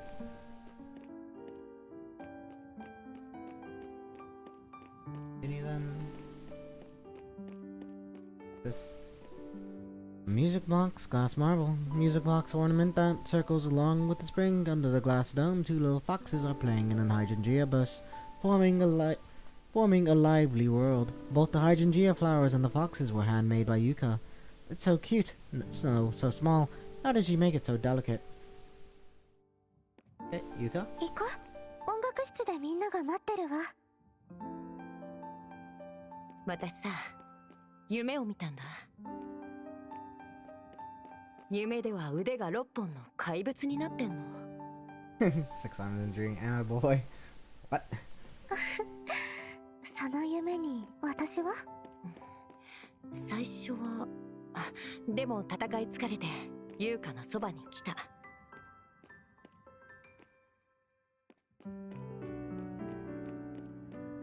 Guys, do they have anything to say? Nope, I think they're just gonna stand there. Can't go back into the room.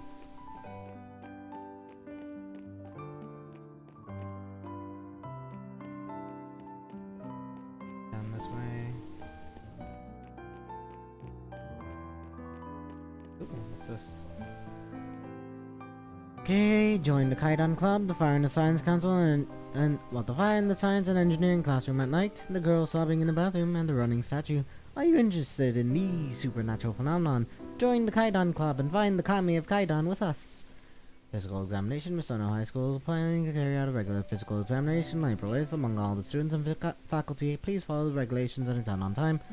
Upcoming track and field events. The second annual High School Track and Field Championship of PGR will soon be held in our school. We wish our track and field athletes good luck in the competition. And something on the floor, but no, I think that's just the destination target. I go down. Nope. Okay. Let's go. Spot.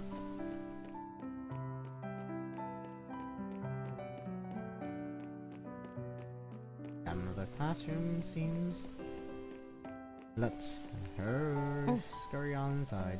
でもこの先はどうかな。とか言ったりただの夢だって。 Okay, open the door. Okay, shadows.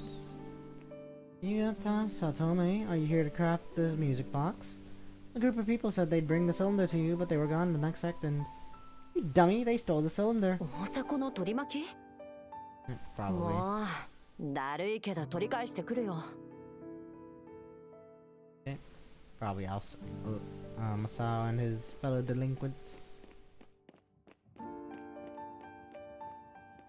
Keys drop. You could don't be sad. We want me to blow bubbles with my saxophone. Wait, is that actually possible? With my lung capacity? Don't worry about it. Let's have lunch instead. Food will get your energy back up. Hold it. That's my lunch. You guys are as popular as ever. Buddha and a couple others. Interesting.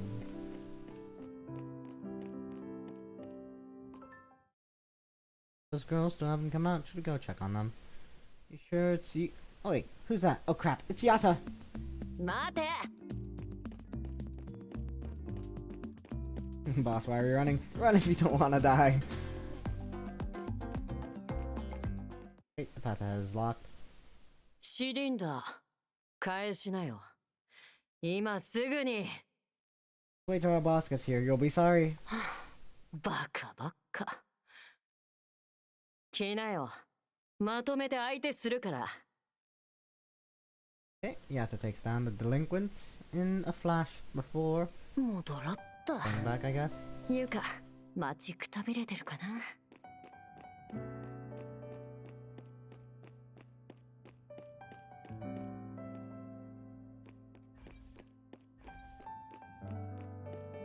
Fox? Is that some kind of fox-shaped cleaning robot? Yata will stay here forever. What's going on? How do you know my name? Strange, they've gone quiet again. I should head back quickly. We do indeed love our tomboys in this household. Okay. You good, everyone? 取り返してきたよ。ほら。 Okay, great. As expected of you, Yata. Now we just need to record the sound into the cylinder. シリンダーに入れる音、どんな楽器がいい Oh, かな。 hey there, Zalgo. Sorry, I didn't notice your comment earlier. How is everything? Fallen Star, what do you need help with? Is it, referring to the, monolith? Or, well, not the monolith, but like those little prism thingies? If so, yeah, I could give you some advice. Though, I'm not sure, like, how well my advice would be. But, pretty much, yeah, just shoot your shot. And just tell me what any questions you have. I'll try my best to answer. ゆか、あんたの歌にしたら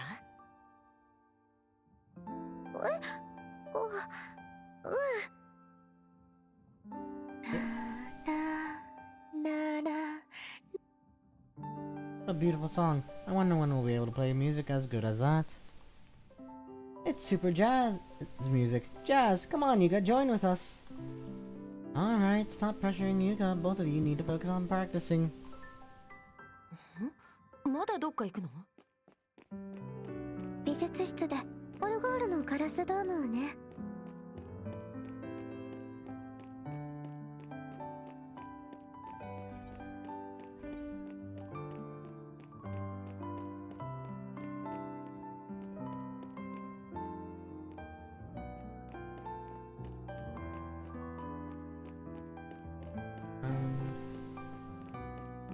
find?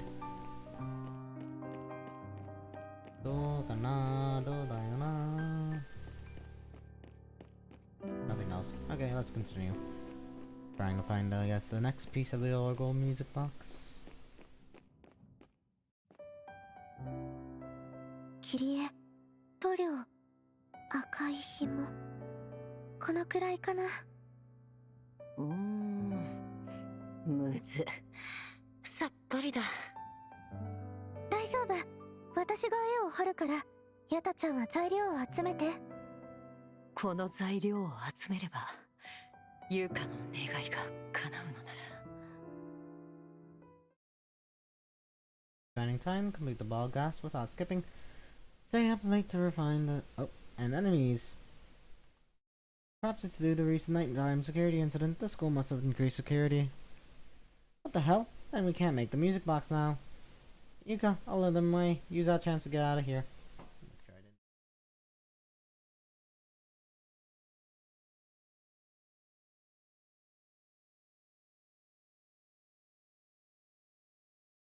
Hey, you have to lose away the patrol members. もう大丈夫かな。早く逃げないと、ヤタちゃんの行為が無駄になる。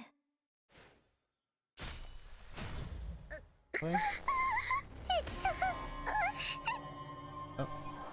Guess that's Home. Complete your task. ああ、夢が打たない。Oh. Header 優香、 creatures? 大丈夫？次の夢。次の夢なら、きっと、引き止められる。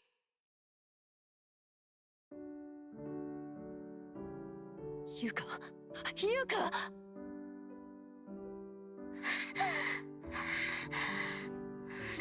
ごめん。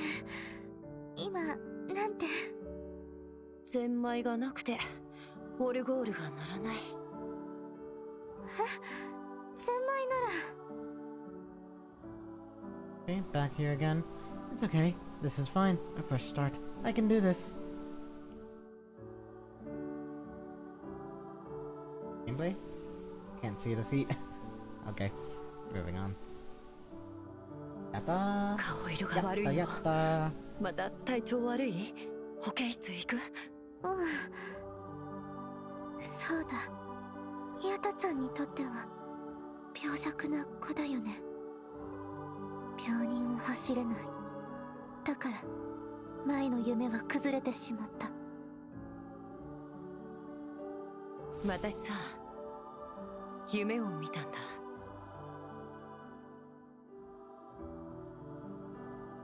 健康な優香の夢。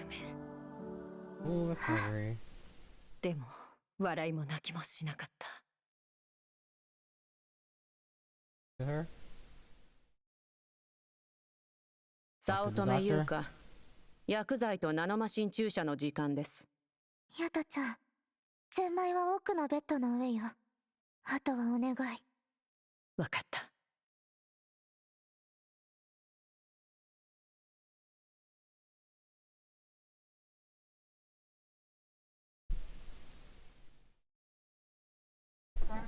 Yep.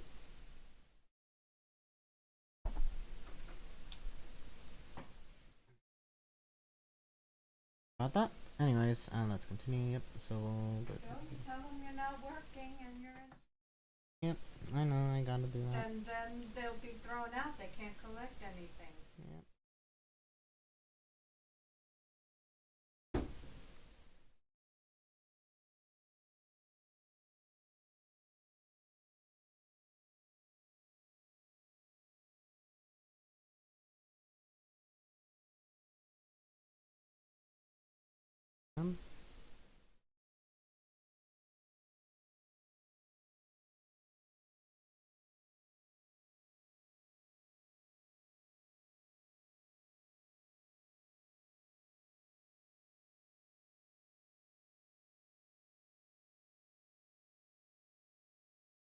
Just bear with me, I'm just checking a couple things.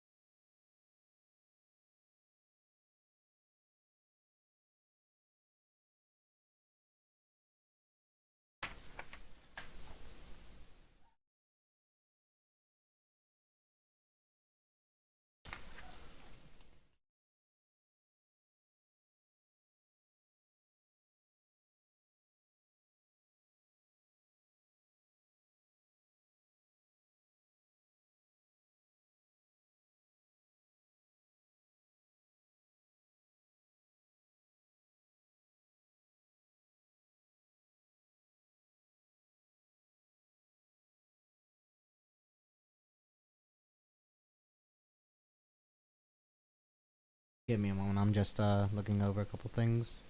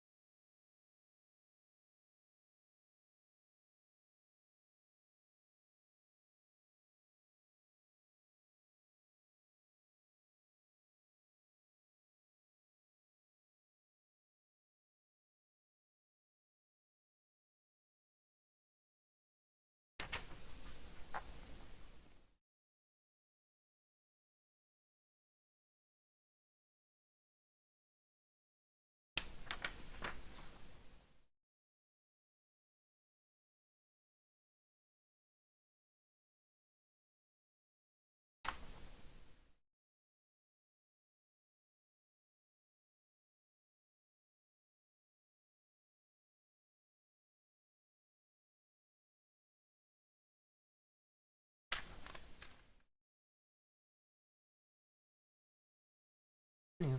Let's continue. Piercing electronic hum fills the air, and a wave of nausea suddenly strikes Yuka's mind. Fighting back the urge to vomit, she opens her eyes only to see flashes of quantum-simulated mind dance before her. さて、意識投射の準備はいい？おっしゃ。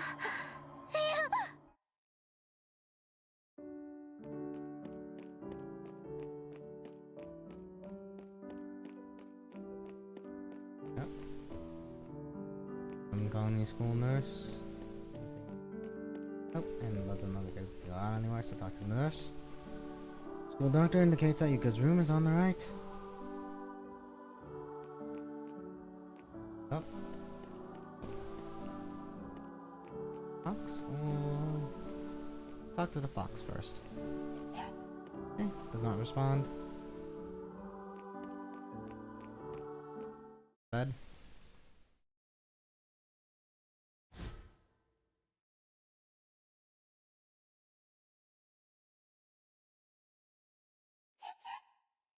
Remember now? Boy Teruka. Yep. Regular Yata. And mine Yata.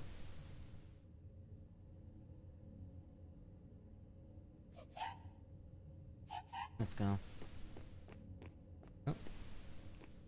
Okay, Yuka lies on the bed as if she has fallen asleep. Why would I say that? Isn't she sleeping? She looks pale and her heart has stopped beating. Yuka! Yuka! No, this is not Yuka. She was standing by my side just a moment ago. This is Yuka. I should understand it. It's just she won't respond anymore.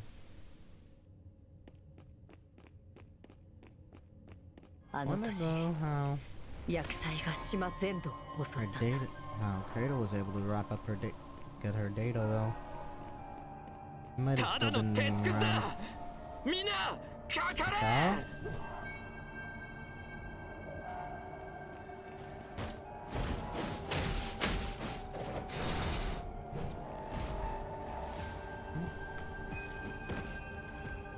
Oh, more header creatures.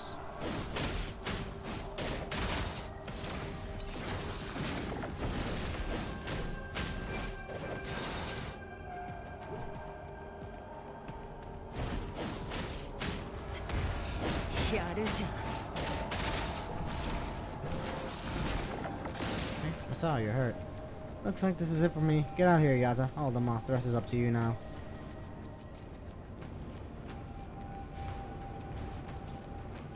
So I guess he was also integrated into the experiment. And go down. あんたは助かった。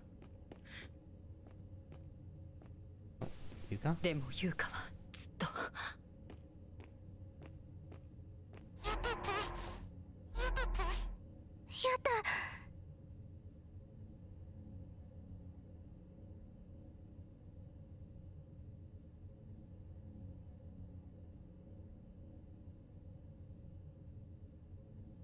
Remember to take the power spring with you, please. Okay, pick up the spring. Power spring gleams with its silver lacquer finish. Its patterns personally designed by Yuka. But will this music box, a symbol of friendship, ever play again with it?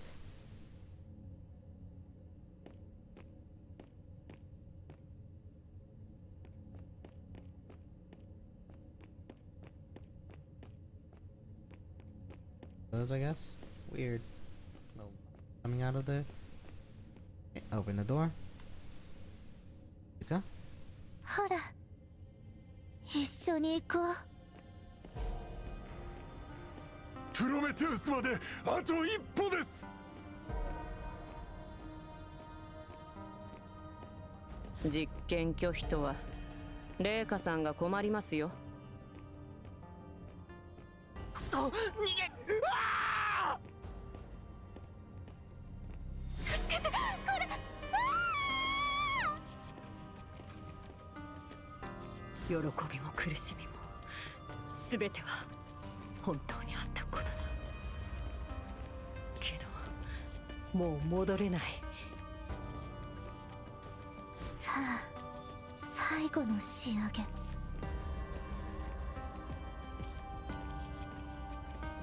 分かってるって。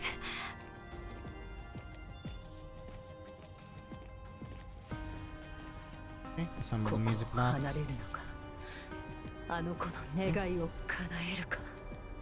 Insert the brass cylinder. Place the crystal ball. ほらあと一歩だよ。ゼンマイを刺せばずっとずっとここにいられる。 Spring, return to reality.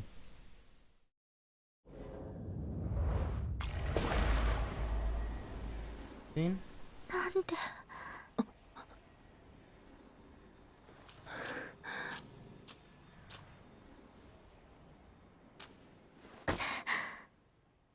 あの時みたいに置いてくの。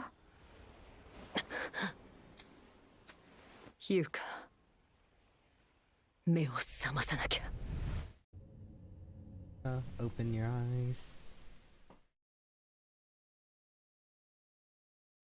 Hey, Yata, are you really leaving? Where are you running off to, leaving me here all alone? I worked so hard to build a proper school life for you.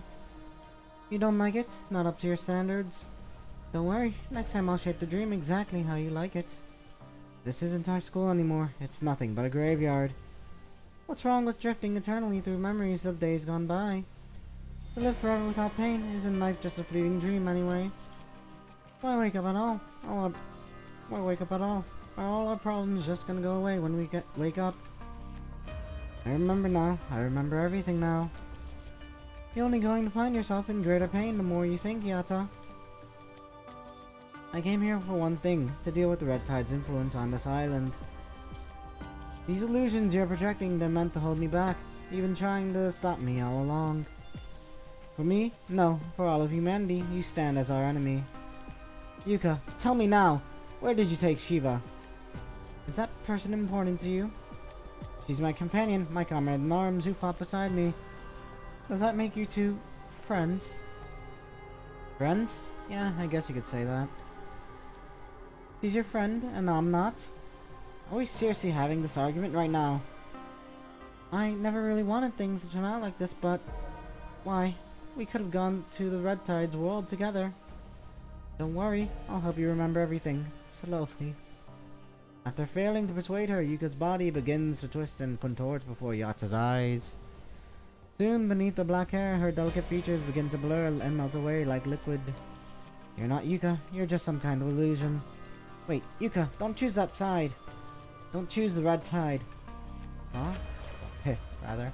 Before Yata's eyes, Yuka dissolves into a puddle of red liquid and vanishes into the classroom floor. We're in an illusion. Figured as much. Like a dream, the moment you become aware of it, everything begins to crumble and fall apart. The reality around the classroom begins to unravel as the red liquid seeps through the walls from all sides. The ground trembles continuously as waves of static and flashing lights surge through the air.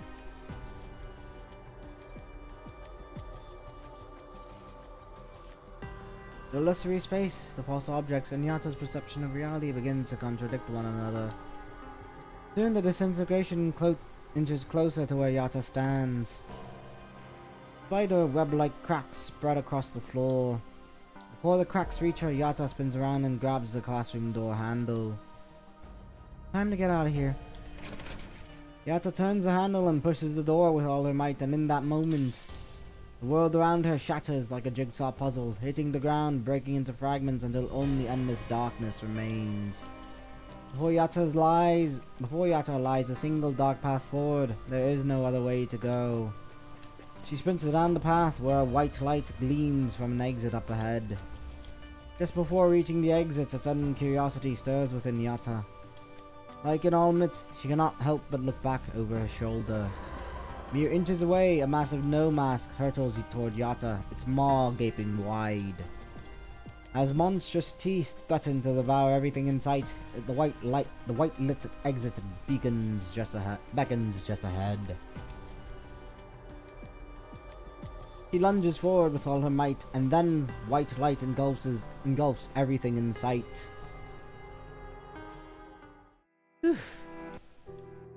Yata's eyes snap wide open as she awakes in an unfamiliar place, gripped by fear and panic. Her breath comes in uncontrollable gasps as the aftershocks of the vision still course through her. For Yata, now a construct, these sensations are nothing but phantom pains, echoes of the person she was when she was still a human. After regaining her composure, Yata surveys her surroundings. Dust-covered audio equipment lies scattered nearby. Yata steadies herself against the soundproof wall as she rises, carefully listening for any movement nearby. She appears to be in a school's broadcasting room. That diary I saw an hallucination just now. I think it said something about a weird machine hidden in the activity room. Why would something like that be in a school though? What exactly was the administration hiding? I wonder if that has anything to do with what's going on in this building now. I feel like I've forgotten something important. Wait, that's it. The mass fainting incident on Persona High. It happened in the activity room. Yes, it happened in the activity room. I gotta look into this. Yata pushes open the door to the broadcasting room and heads straight for the activity room. As she climbs the stairs, her head starts throbbing again. Hallucinations are back. Each step feels heavier than the last, but Yata grits her teeth through the discomfort and presses on. By the time she staggers to the activity room, she's barely pulling herself together. Damn it. Almost there. Just have to make it to the activity room. Through sheer force of will, Yata continues to push forward. Soon, strange sounds reach her ears as visions from yesterday. The people, events, scenes begin to materialize. The abandoned corridor begins to twist and warp as strange lights and shadow dance once again. Dead memories spring back to life and dance vividly before Yata's eyes as the illusions swallow her whole. Okay. Stand by, vividly remembered. Okay. Defeatist. Your woven vision will echo through every corner touched by the tide. Okay. Pleasant and dry. Oh, we at school. Shouldn't we be having this party at a buffet restaurant? Who knows, the school probably has something special planned. Maybe there's a surprise in store. Inside the activity room, Yata sits with her legs crossed on a chair, yawning with an expressionless face. Come on, Yata, don't look so gloomy. You're the star of this sports meet. Something feels off about this. These chairs are arranged way too perfectly. And why did they have to call us here so late at night? You're right, it feels like we're about to take a listening test or something. As the crowd buzzes with chatter, a sharp screech suddenly pierces through the speakers at the front of the classroom. Please find your respective seats as assigned. Your names are written on the chairs. Cold, raspy, emotionless voice creeps through the broadcast system. What's with all this mystery? Who's speaking? I don't think I've ever heard this voice before. Though confused, the track and field club members obediently follow their instructions. In the moments, every chair in the neat rows is occupied, the number of seats matching the number of people exactly. Not one more, not one less. In the darkened room at the other end of the broadcast system, Kohei holds the microphone and turns to question the others. Is Yuka ready? All clear, Chief. She's connected to the mainframe. Good. Boot up the terminal and initiate remote memory projection. I would like to thank you all for your cooperation. Now, let the experiment begin. Experiment? Before Yata can react, an intense headache assaults her brain. Damn it, it hurts. Why? The pain feels like glass shards cutting through her skull as Yata rises from her chair. Ah, I see. This headache first appeared back then. That night, we were called to the club room. Someone was using us as lab rats for their experiments. Damn it. Hey guys! Yata turns around to find the other track and team members collapsing to the ground, one after another. No matter how much Yata shakes them, they remain completely unconscious. Soon, bodies lie sprawled across the entire club room, with Yata being the only one left standing. Fighting to stay conscious, Yata staggers toward the classroom door through waves of hallucinations. What's going on? Why did they all just pass out like that? I don't know. Look into it now. We found the cause. Yuka lost consciousness while she was trying to establish a consciousness connection. The nanomachines in her brain are disrupted. The host system's input signals are going berserk. The pulse signal output has surged to 300% of planned levels in such a short period of time. And the readings, they're still climbing. Damn it. Why does that worthless piece of junk have to fail now of all times? Cut off Yuka's connection to the mainframe now. Yes, initiating disconnection between mainframe and terminal transmitter. That's it, we're done for today. Second mass consciousness projection experiment has failed. Well then. Yata grabs a chair and hurls it at the PA speaker. Speaker crashes to the floor. But the headache persists. It's not the speaker. What the hell is it then? The pain in Yata's head intensifies until she staggers and collapses to her knees. The vision begins to blur as hallucinations nearly eclipse reality. Like the others, Yata's eyes begin to lose focus, growing distant and vacant. Fading away. No, I can't. You can't fall here, Yata. You're not that helpless kid anymore. Yata forces herself forward, groping blindly until her hand touches the wall.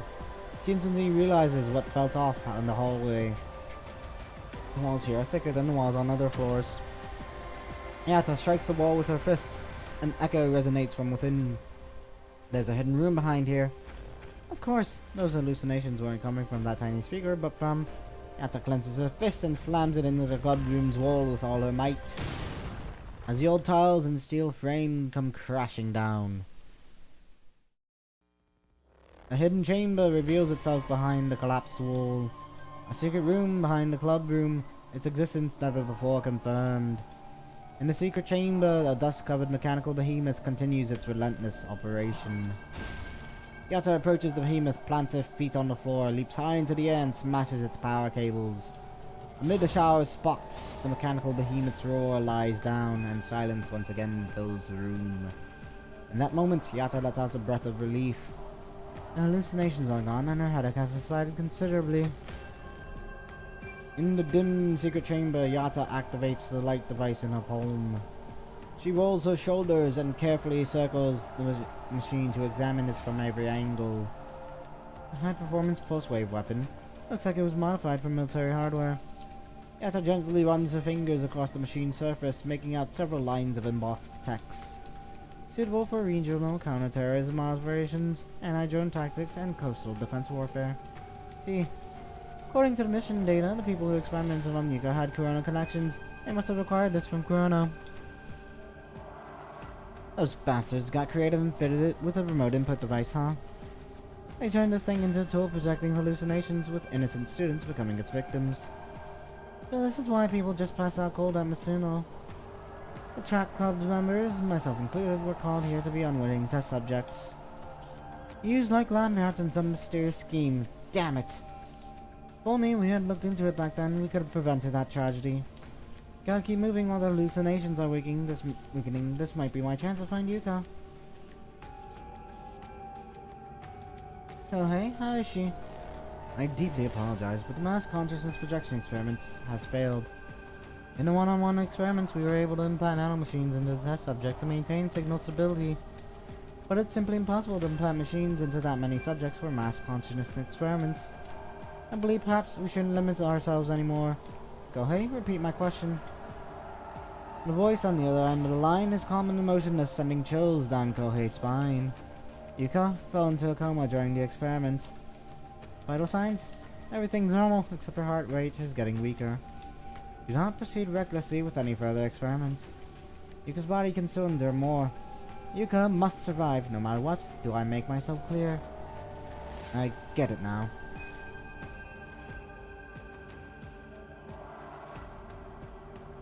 Near Scarab's landing site, night pleasant and dry. The squad, the corrupted are losing their coordination. Looks like Yata's making progress on her end. Let's finish them off in one sweep. Roger.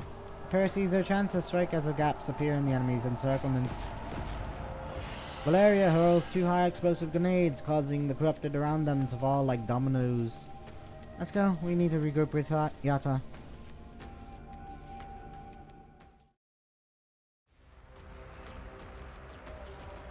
Dunno high, night pleasant and dry. My power is fading. Did Yata destroy the amplifier pulse emitter? Impressive as always, Yata. You never seek to excel. Impressive determination and power, second to none. In the empty lecture hall, Yuka quietly vents her frustrations to no one in particular. As she complains, a rustling sound reaches her ears. Her crimson eyes scan the surroundings before fixing upon a dark figure emerging from the corner. 2 corrupted stagger out from between the seats and suddenly lunge at Yuka. A puppet breaking free from its strings, planning to attack your puppeteer. Yuka pulls a massive embroidery scissors from the ground and slices her attacker in half. The other corrupted tries to circle around behind Yuka, but before it can strike, invisible threads bind it in place. You're nothing but pathetic steel huts that don't even know who you are yourselves. Yuka clenches her thread-wrapped fingers and the corrupted is torn to pieces. Those who cannot dream have no reason to exist. Surrounded by scattered mechanical parts, Yuka plants her scissors into the ground and leans against them. As the night breeze gently stirs her dress, Yuka softly hums a melody from her memories, until footsteps interrupt her peaceful reverie. Feeling overwhelmed, aren't you, even with a portion of the Red Tide's power? Who?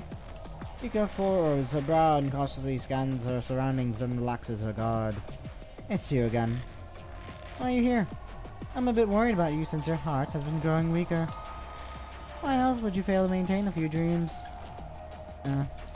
This goes on, even this body of yours might go with the dreams you created. This body wasn't something I willingly received, even if it once belonged to me. But you are special. Instead of having your will devoured by the Red Tide, you strengthen your convictions. That's truly remarkable. I find you quite interesting, Yuka. That's why I didn't devour you, but instead reshaped your body. I chewed up that mainframe connected to you and the data stored in it, and force-fed it to you. I went to such lengths for you, but you hate the Red Tide that gave you rebirth. Well, this is what people call ingratitude, isn't it? You wanted to weave beautiful illusions and endless paradise with the Red Tide. I never stood in the way of your dreams. On the contrary, I've always been on your side. What do you mean? Now that the memory amplifier and projection device are damaged, Babylonia will soon take control of this place. Without the control of the island, your dream will never come true. What are you suggesting? The Red Tide can grant you greater power than that machine ever could. Accept our blessing, and you'll gain full control of the Red Tide. Forget that old piece of junk. Use the Red Tide as your medium to spread illusions instead. Your woven vision will echo through every corner touched by the tide. Cradle moves close to Yuka and whispers softly in her ear. Don't you want to become the Prometheus of this new world? Then achieve your perfect form first, Yuka. The mention of Prometheus, a distant look flickers across Yuka's eyes. She remains silent, gazing wistfully at the podium in the center of the lecture hall. Yuka walks over and hurriedly and gently caresses the wooden podium. I remember how Dr. Satome held quite a few seminars here and presented her hypotheses to everyone. She believed that there are other beings lying hidden beyond Earth in the vast cosmos. Their gaze never leaves humanity. We have to evolve into a higher species through the connection of all human consciousness. Only by unifying human consciousness can we gain the power to fight them. For a long time, Dr. Satome has been waging a mental battle against enemies of her own imagination. Whenever she mentioned threats from higher dimensions, it only drew laughter from the audience. Yet, she possessed an innate messiah complex. Even when no one believed in her, she just stuck to her research on world salvation. She saw anyone who hindered her research as enemies of the world and would stop at nothing to deal with them. Such lofty ideals and sense of mission ultimately led to her to lose herself. Today, the mysterious enemies she had imagined didn't appear. Instead, the punishing came. Earth was no longer solely humanity's home, even though several forces fought like cornered beasts. Anywho, no matter who makes up society, I never believed that human society held any superiority over the Red Tide or the Punishing. When I was human, I witnessed far too many stories of pain and sorrow. Everyone is selfish, everyone fails to understand one another. That's the kind of species we are. I believe humans can never fight the Punishing with the desperate determination that Dr. Satome hoped for. Humans will ultimately fall into corruption. They fall because they live. I deeply respect her, and I will keep my promise to become the Prometheus she envisioned. However, I will fulfill her vision in a completely different way. I'm going to make everyone abandon their ideals of saving the world, embrace their desires and weaknesses, and then drift aimlessly in this apocalyptic paradise of pleasure and let time slip away between moments and eternity. I see. Now I understand why your desire runs so deep. You're a aggressionist among humans. No, more accurately, you're a defeatist. But humanity's final curtain will fall sooner or later. The Red Tide will paint this planet in beautiful colors, and you're just someone who has what it takes to appreciate this beauty. So, what do you say? Let the Red Tide gather here, and I shall become one with its flow. And then this island shall mark the beginning of humanity's fall from grace, the genesis of their descent. Come, enter this fallen Eden. I'm pleased to see such enlightenment in you, Yuka. However, it won't be I who completes this task, it should be you. As you once said, you understand humans better than I do. You're more suited to become the witness. Just as she did before with that construct from the Forsaken. Cradle takes Yuka's pale hand, and crimson threads seep into her body. A scarlet glow seeps through Yuka's school uniform as crimson patterns materialize across her chest. What are you doing? Just a little power, that's all. I'll lend it to you. This way, you can go much further. Why, weren't you the one who wanted to explore human civilization? I can't stay here for much longer. There are more important matters that await me. Where are you going? A place far, far away from here. Before I leave, consider this power my parting gift to you. I'm afraid this will be the last time we meet. As Cradle releases her grip, color returns to Yuka's previously demise. In amazement, she presses her hand against her heart, feeling its intense pulsing. My heart. Goodbye then. Hey! Before you can follow, Cradle vanishes without a trace. What an unlikable person. Just like me. A soft sigh, Yuka turns and walks away, her steps carrying across stone stairs blanketed with hydrangeas. Come forth, tides, gather unto me. White dust drifts down from the lecture hall ceiling like falling snow. As if answering Yuka's call, gentle tremors begin to ripple through her surroundings. Not far from here, the red tide from the Bay Area begins to corrupt its way inland. In the wake of the tide comes an overwhelming swarm of hetero creatures. On the other side of Hydrangea Island, aftershocks continue to ripple outward. An earthquake? That's not all. Hetero creatures from the forest are also surging forward. The interference is back. Discord clutches her head in pain, struggling to maintain balance amid the tremors. Stay calm, take a deep breath, and connect with me like you did last time. As she speaks, Valeria firmly supports Discord by the shoulders to keep her body steady. Feeling better? I can barely move, but there's no time for that. The red tide will be here in no time. The threats we're facing have intensified, and I fear it's the same for Yato too. If things go well for her, comms should be restored soon. If not, we'll have to rush to her aid. The plan remains unchanged. We regroup with Yato as soon as possible and find high ground to secure our position. Okay, 14. 3 eyes, 6 hands. Tony Mystic, quit talking in your sleep.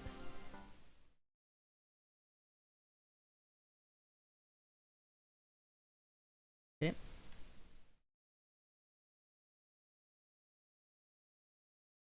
On. Game.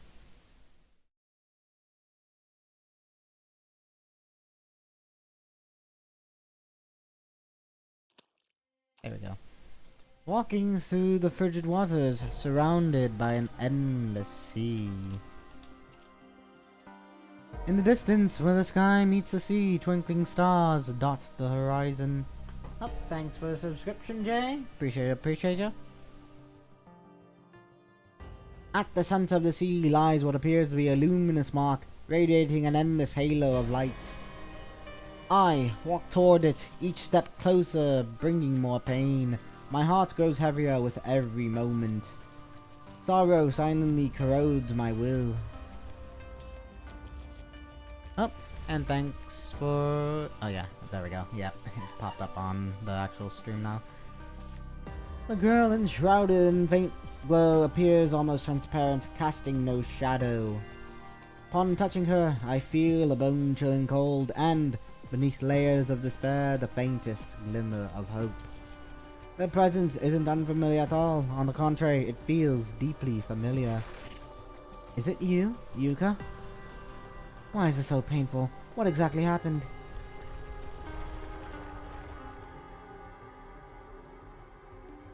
The moment I ask these questions, the dream shatters instantly.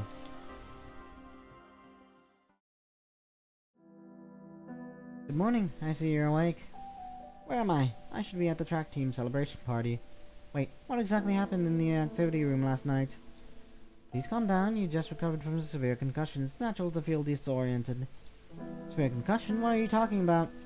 Well, you see, during the celebration party in the activity room last night, the ceiling suddenly collapsed for some reason and knocked you all out, so... That's ridiculous. I clearly remember someone speaking to us through the broadcast system. Those were hallucinations from your brain injury. This happens sometimes. Physical trauma can cause temporary memory confusion. Yata sits up in the hospital bed and tears off the suspiciously pristine bandage wrapped around her head. She grabs the nurse's sleeve, gritting her teeth as she fixes them with an intense stare. Do you even believe that nonsense you just spouted? I'm sorry, but that's what I heard from someone else. To be honest, with you acting like this, I really don't know what to do. I only started my internship at this hospital last week. If the attending physician finds out about this... Forget it. Yata leaps off the bed and charges past the nurses, trying to stop her, bursting out of the ward. Her slippers slap against the floor as she strides forward in her hospital gown. An inexplicable urge in her heart drives Yata toward somewhere within the hospital. After walking for what feels like forever, she slows down in a corner. To her left stands a partially open door to a ward, isolated from any other rooms nearby. Like something that materialized out of nowhere, an object that feels completely out of place in its surroundings. Yata gently pushes the door open to find a frail girl lying on the solitary bed. Yata knows her. Hearing the movement, the girl struggles to pull herself up into a sitting position. Yuka? Yata, so you're here too. Why are you back in the hospital? Weren't you doing fine just a few days ago? I'm sorry. Why are you apologizing? It's not like you're the one who made me sick. No, Yata, this might sound strange, but you weren't supposed to find me here. I don't have much time left, and I probably won't be going back to school anymore. That's why I wanted to say a proper goodbye. I might have pulled a few tricks. I hope you can forgive me for being selfish. What are you talking about, Yuka? Weren't you getting better? We were just talking about becoming an apprentice at the flower shop. Why are you being so pessimistic now? I don't need those things anymore. I heard that in Spiritual Eden, there are gardens more beautiful than anything in the real world. Spiritual Eden? What's that? Do you even know what's coming out of your mouth? When I filled that place with hydrangeas, Yata, that's when you should come pay me a visit. Yuka turns to her side and takes a folded paper fox from the bedside table, placing it in Yata's hands. Paper foxes? I don't have anything worth giving you, but please accept this as a parting gift. I folded it while I was still lucid. When you see these little ones again someday, please don't forget our promise. As Yata takes the paper foxes and is about to say something, there's a knock at the door behind her. The person who knocked enters directly, wearing a doctor's white coat. He has clearly overheard their conversation. The doctor shows no surprise at Yata's presence, only staring back with cold indifference. I'm afraid you'll have to leave. The patient needs a rest now. Please come back another time if you would. Yata rises from her seat in protest, but Yuka holds her hand and nods to the doctor. Come visit me again another time, Yata. I'll come back tomorrow. I promise I will. Goodbye, Yata. Head back to school now. Yata leaves with lingering doubts. As she reaches the corridor, something suddenly crosses her mind. The doctor's cold voice sounds familiar to her, but she can't quite place where she heard it before. Time freezes like a paused film, and everything around comes to a sudden halt. The dusk light silently streams through the window onto the floor, while birds outside hang motionless in midair. The surroundings take on an unreal quality, as if they become part of a photorealistic painting. In this frozen moment, footsteps echo from behind Yata. If only she had recognized the doctor's voice back then. If only she had realized it was Yuka's cry for help. At the very least, she wouldn't have had to watch Yuka head down that dark path alone. In the end, I did nothing. I couldn't change anything at all. Even you, as you are now, are nothing but a shadow formed from the depths of my regrets. Did something happen to Yuka? On the day of the punishing outbreak, she was trapped in the laboratory with no way to escape. When the rescue team published their list, Yuka's name appeared under the column of deceased. Years have passed, and this nightmare has haunted me relentlessly until I came back to this place. Only when I saw her through these memories and hallucinations did I finally understand that Yuka's tragedy didn't end with her death, it began with it. Yuka's tragedy began with her death. Decades have passed, and she has made her appearance again at the abandoned Misono High ever so quietly. I can only believe that the real Yuka died, and whoever she is now is something else entirely. And yet, she definitely has Yuka's memories, and I can't bring myself to see her as an enemy. I just can't think of her as someone I have to fight. Has Yuka become your enemy? She's taken control of the entire island, commandeered Babylonia's strike team, and kidnapped my squad mates. If that doesn't make her an enemy, then what exactly is she trying to do? Perhaps she just wanted to see you one last time. After all, you were Yuka's only friend. Wanted to see me one last time? She has always been easily influenced by people, and she's going through puberty, right? Puberty? Yes, even after all these years, if her mind hasn't changed, then she's really no different from any other teenage girl. Her brain hasn't fully developed yet, while her personality is so sensitive, and she has many unrealistic ideas about the world. Like a child who never grows up, her soul remains trapped within this school.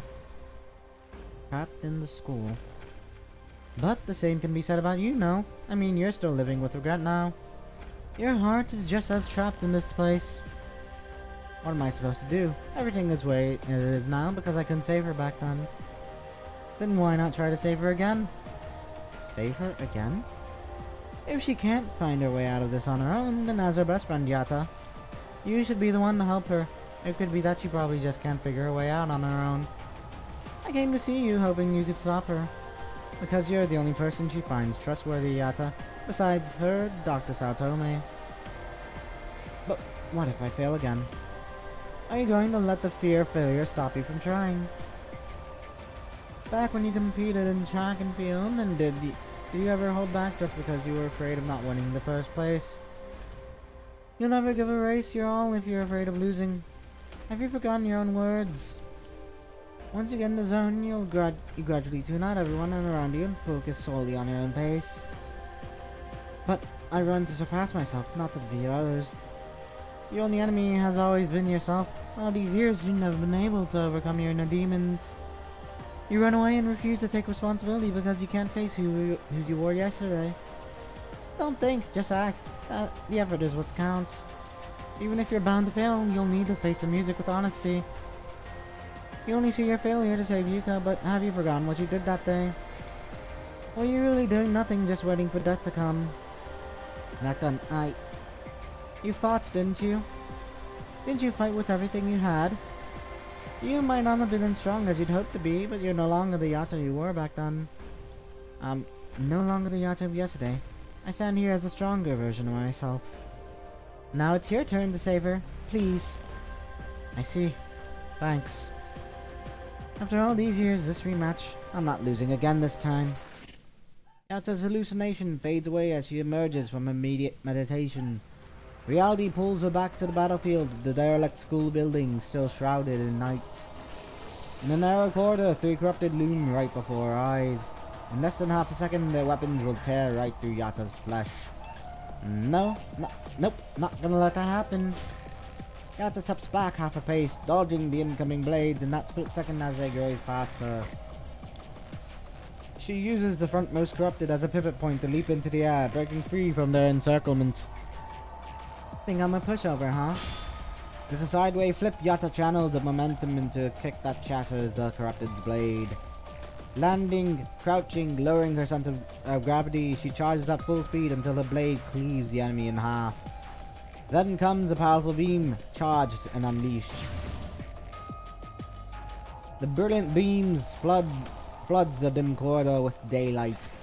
Scorched scrap metal and dismembered parts litter the ground around Yata. Stepping over the activated corrupted, Yata finds Shiva unconscious at the end of the corridor. She kneels down and gently shakes Shiva. Shiva! Silence. Not a single word marks her body, her eyes tightly shut. Well, wound marks her body, her eyes tightly shut. Only the third eye on her forehead still emits a faint green light, telling Yata that she's still alive. Damn it, this is not working. Did Yuka do this? Shiva's kidnapper probably had absolute confidence when they left her in the corridor, and absolute certainty that those under her control wouldn't easily awaken. Come to think of it, the corrupted here are growing more restless, and the interference signals are getting stronger. Yuka, have you chosen the red tide? Ah! Another wave of intense pain surges through her mind, and Yata clutches her head in agony. Yata, a 6-armed freak, what's going on here? Is there not a single normal person in Scarab?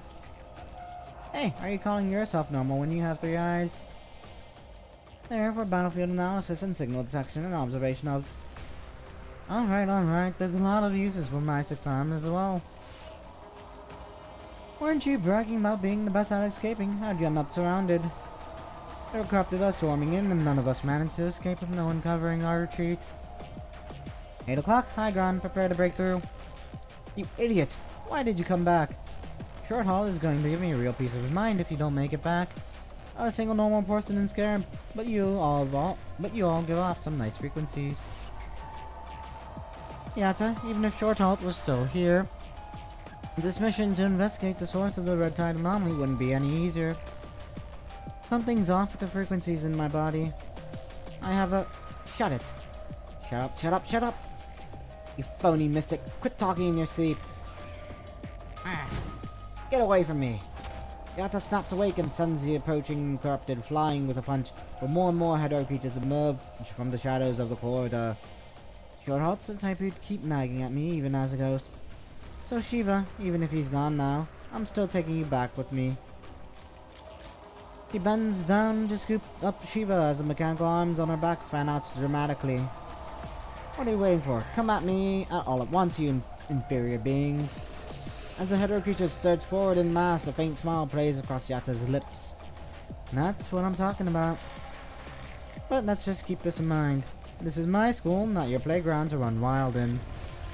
A deafening explosion rings out, accompanied by the crisp sound of shattering glass. Several Hedor creatures come hurtling down from the school building. In an instant, violent gunfire tears through the second floor, echoing from the stairwell corner in the end of the hallway. Gotta establish contact with Babylonia now. Sprinting full tilt, Yata makes her way to the school building's rooftop. Yata quickly sets up the communication anchor and picks Shiva up again to leave. If everything works properly, communication should be restored in 5 minutes. But there's no time to linger here, because projections keep going stronger. This goes on, no one here is ever going to wake up again. Okay, and the best choice. Reach out from far away, chase Yuka. Yata run. Okay, Babylonia. Construct? According to Scarab's intelligence, this woman called Yuka is at the core of the experiment. Minutes ago, the communication anchor set up by Yata successfully restored contact with Babylonia and began transmitting mission intelligence in real time. According to records, there are 2 non-compliant expenditures, a giant signal amplification device, and an uncoded clinical procedure.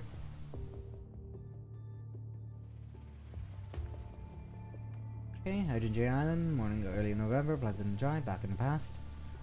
Well, I guess I have to thank you for all the little drama you caused while I was away, Kohei. I deeply apologize, but this experiment will definitely succeed. If we can produce results before the Science Council fully intervenes, I believe the Academic Committee will recognize our efforts. Yuka's body is at its limit, isn't it? I have failed in my duties, but I've already found a solution. The academic community previously conducted research on human modification, and they made some preliminary progress. You're suggesting construct modification surgery? Yes. Since you brought up this surgery, tell me what's its success rate? I know the success rate is still quite low, but this is the only way to move the experiment forward. As you've always known, constructs not only far surpass normal humans in physical capabilities, but also possess advanced cognitive structures.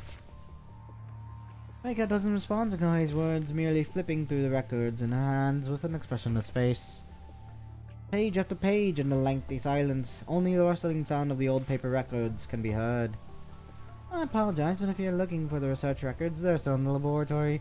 What you're looking at is Yuka's medical records. These medical records are exactly what I wanted to see. Consciousness projection. As a branch of consciousness technology. Oh my, that's my wrong voice. Consciousness projection, as a branch of consciousness connection technology, has been based on the mental structure of constructs since the beginning of its research. The budget doesn't align with Babylonian standards, but when we consider the prerequisites and calculate the project's other expenses, these so-called clinical procedures will most likely construct modification surgeries. Why weren't the modifications performed from the start? It was mainly due to the extremely low success rate of the surgery. Based on what we know here, Reika Saotome probably didn't have a lot of... A barely perceptible look of disgust flashes through Asimov's eyes. Test subjects. The two exchange a knowing glance, their understandings unspoken. However, this is just my deduction based on the experimental data at hand. According to Yata's information, Yuka was Reika Saotome's adopted daughter. Perhaps this familial relationship is what caused the delays in progress. Nicola taps the table non-committally. So the key question now is why Yuka just woke up all of a sudden after several decades. Who's there? Show yourself. Greetings to you, my dear construct. The figure in the shadows lifts her skirt and performs an elegant curtsy. Cradle. He passes Shiva to mechanical arms behind her and cautiously raises her fist into a fighting stance.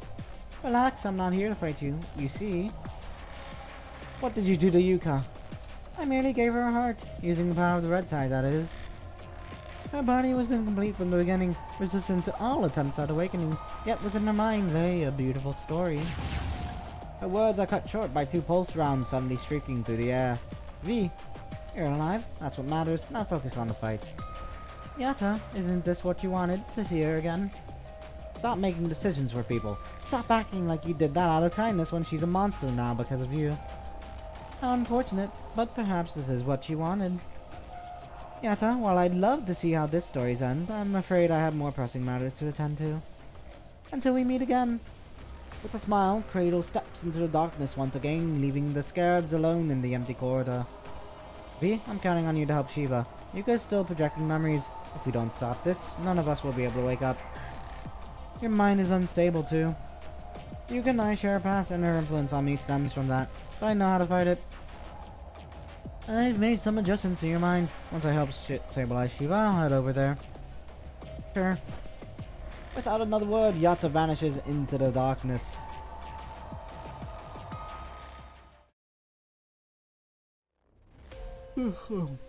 Research Institute, back in time, Hydrogen J Island, President Dry. How did modifications turn out? It worked, partially. Yuka's heart was too weak and it required an external power supply device during the modification process. Now she can no longer survive without it. However, as long as the external power supply device functions properly, Yuka can live a normal life. Her cognitive structure has improved significantly. I believe the experiment will be successful soon. Losing interest in what Kohei has to say, Reika walks straight into the laboratory. On the metallic examination table lies a young girl, as delicate and lifeless as a porcelain doll. Power tubes resembling instruments of torture connect one by one to the girl's back, sustaining her fragile existence. Dr. Satome. An unhealthy flush appears on her pale face as she struggles to sit up. Why are you here? Lie back down. Even Reika herself fails to notice how her voice has unconsciously softened. As she speaks, she supports Yuka's back, gently helping her lie back down. How are you feeling? My heart, it's no longer fragile. You don't have to worry about it anymore. After a brief hesitation, Yuka manages a weak smile. Unable to face Yuka's smile, Reika instinctively turns her face away. Her fragile heart has been replaced with cold power conduits. Around Reika, Yuka has always been good at pushing herself past her limits. That pale smile is proof enough. Is something wrong? Did I fail to do something properly? Yuka's anxious voice pulls Reika back from her daze. No, Yuka, I'm just... Dr. Satome, look! As she speaks, she hands Reika a flower. Only when Reika takes it in her hands does she realize it's made of paper. I folded this myself. It's a hydrangea. Does it look nice? The blue-dyed petals bear delicate, perfectly placed patterns that make it almost indistinguishable from a real hydrangea. If not for the slightly stiff texture of the card paper, Reika might have thought she was back in May. I've never been physically strong and never done anything right. But being able to participate in the experiments makes me feel that even someone like me can do something for you. I've always loved the hydrangeas on the island, but they wither away once September comes. Sometimes I find myself wishing they could bloom forever. That's why I made these paper flowers by hand, as a gift for you. Even when hydrangeas are not in bloom, these will stay by your side. Though barely above a whisper, Yuka's voice carries an unmistakable hint of determination and resolve. As the paper flowers rest on the palm, Reika's lips part to speak, but the words die on the tongue. Something was up in her chest and Reika grows restless. This kind of emotion makes her uncomfortable. Every researcher detests such emotions, the unknown means, trouble, and lack of control, so Reika closes her eyes. Behind her closed eyes, the magnificent sight of humanity's interconnected consciousness unfolds before her. For a moment, the tension in Reika's chest eases, only to tighten again. For there, in the corner of this grand spectacle, a girl huddles helplessly. Dr. Satome? Reika opens her eyes at Yuka's timid call. She stares at the young girl, letting silence stretch between them. Why don't we call it quits, Yuka? What? Dr. Satome? Why? Her eyes widen in disbelief. Having overheard their exchange, Kohei rushes over. What are you talking about? You've already come this far. Kohei's outburst brings Reika back to her senses, but the turmoil in her heart only grows stronger. Are you questioning my expertise? No, I wouldn't dare, but... While Kohei stands speechless, Yuka is the first to act, grabbing onto Reika's sleeve. Did I do something wrong? My body has already been modified into that of a construct. I'm sure I can do this, so please... Tears suddenly stream down Yuka's face as her voice turns almost pleading. You haven't done anything wrong, Yuka. Your condition is deteriorating severely. If we go any further, I'm not certain the experiment will succeed or if it will even yield valuable results. Considering the experiment would not be a wise choice. But this is the only way to prove your theories. If it's the only choice, then it must be the best choice. Reika's gaze shifts from the girl's clothes to her face. Yuka's unwavering gaze helps Reika regain her composure as reason gradually overtakes emotion. Please. As Yuka tries to speak further, Reika suddenly reaches out and gently pats her head. Yuka, don't die. You have to live. Yes, of course, Dr. Satome. Reika turns around and leads Kohei out of the room back to the monitoring station.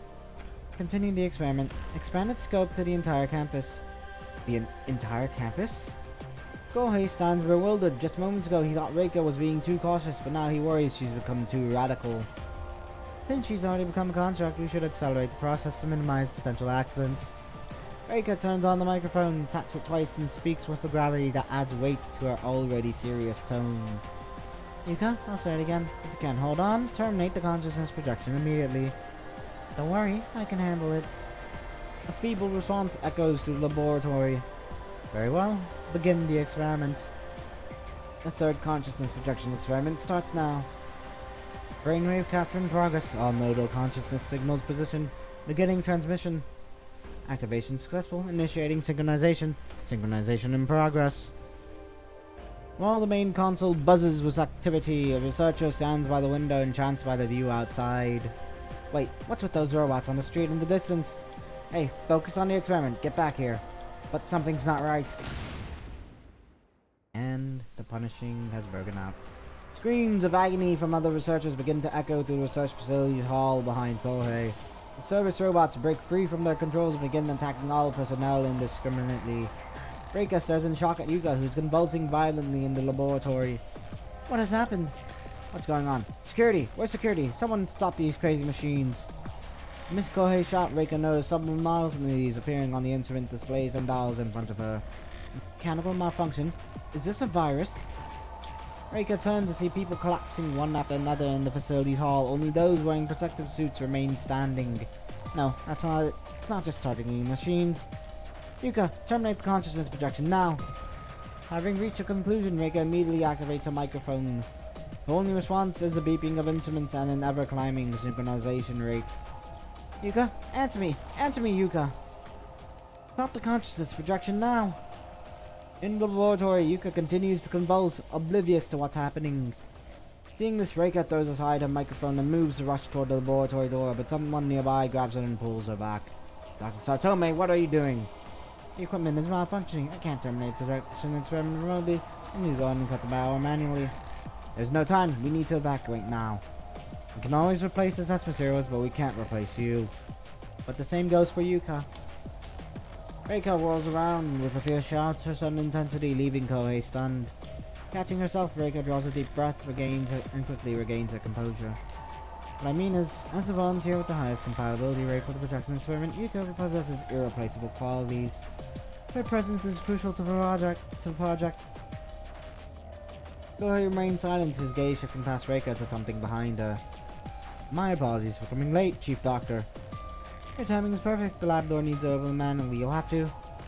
Before she can finish, the guard, following Kohei's silent signal, renders Reika unconscious. Take her away. You give me the gun. If we don't cut the power to the consciousness projection host, none of us will make it out of here. The guard nods, hands over his gun, and swiftly carries Reika away.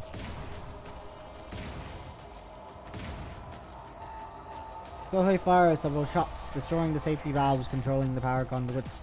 As he glances at Yuka convulsing inside the lab, a flicker of pity crosses his eyes.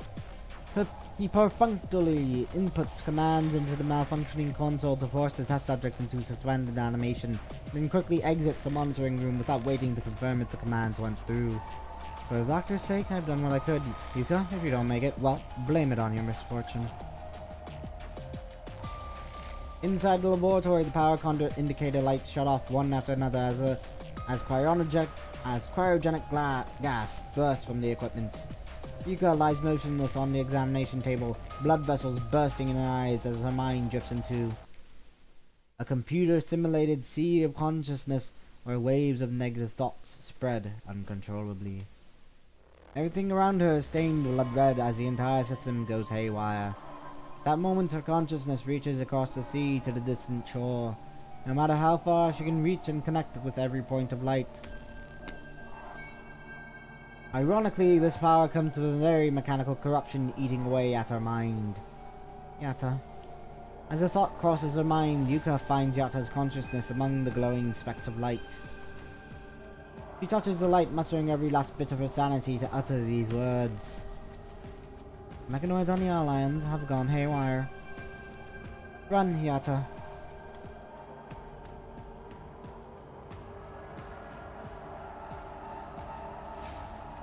Track and field ground, Mitsuno High, morning, December, pleasant and dry. While warming up on the track field, Yatta is suddenly struck by an intense headache. She falls to the ground and hears the voice echoing in her head. This voice, it's Yuka's. Why am I hearing it inside my head?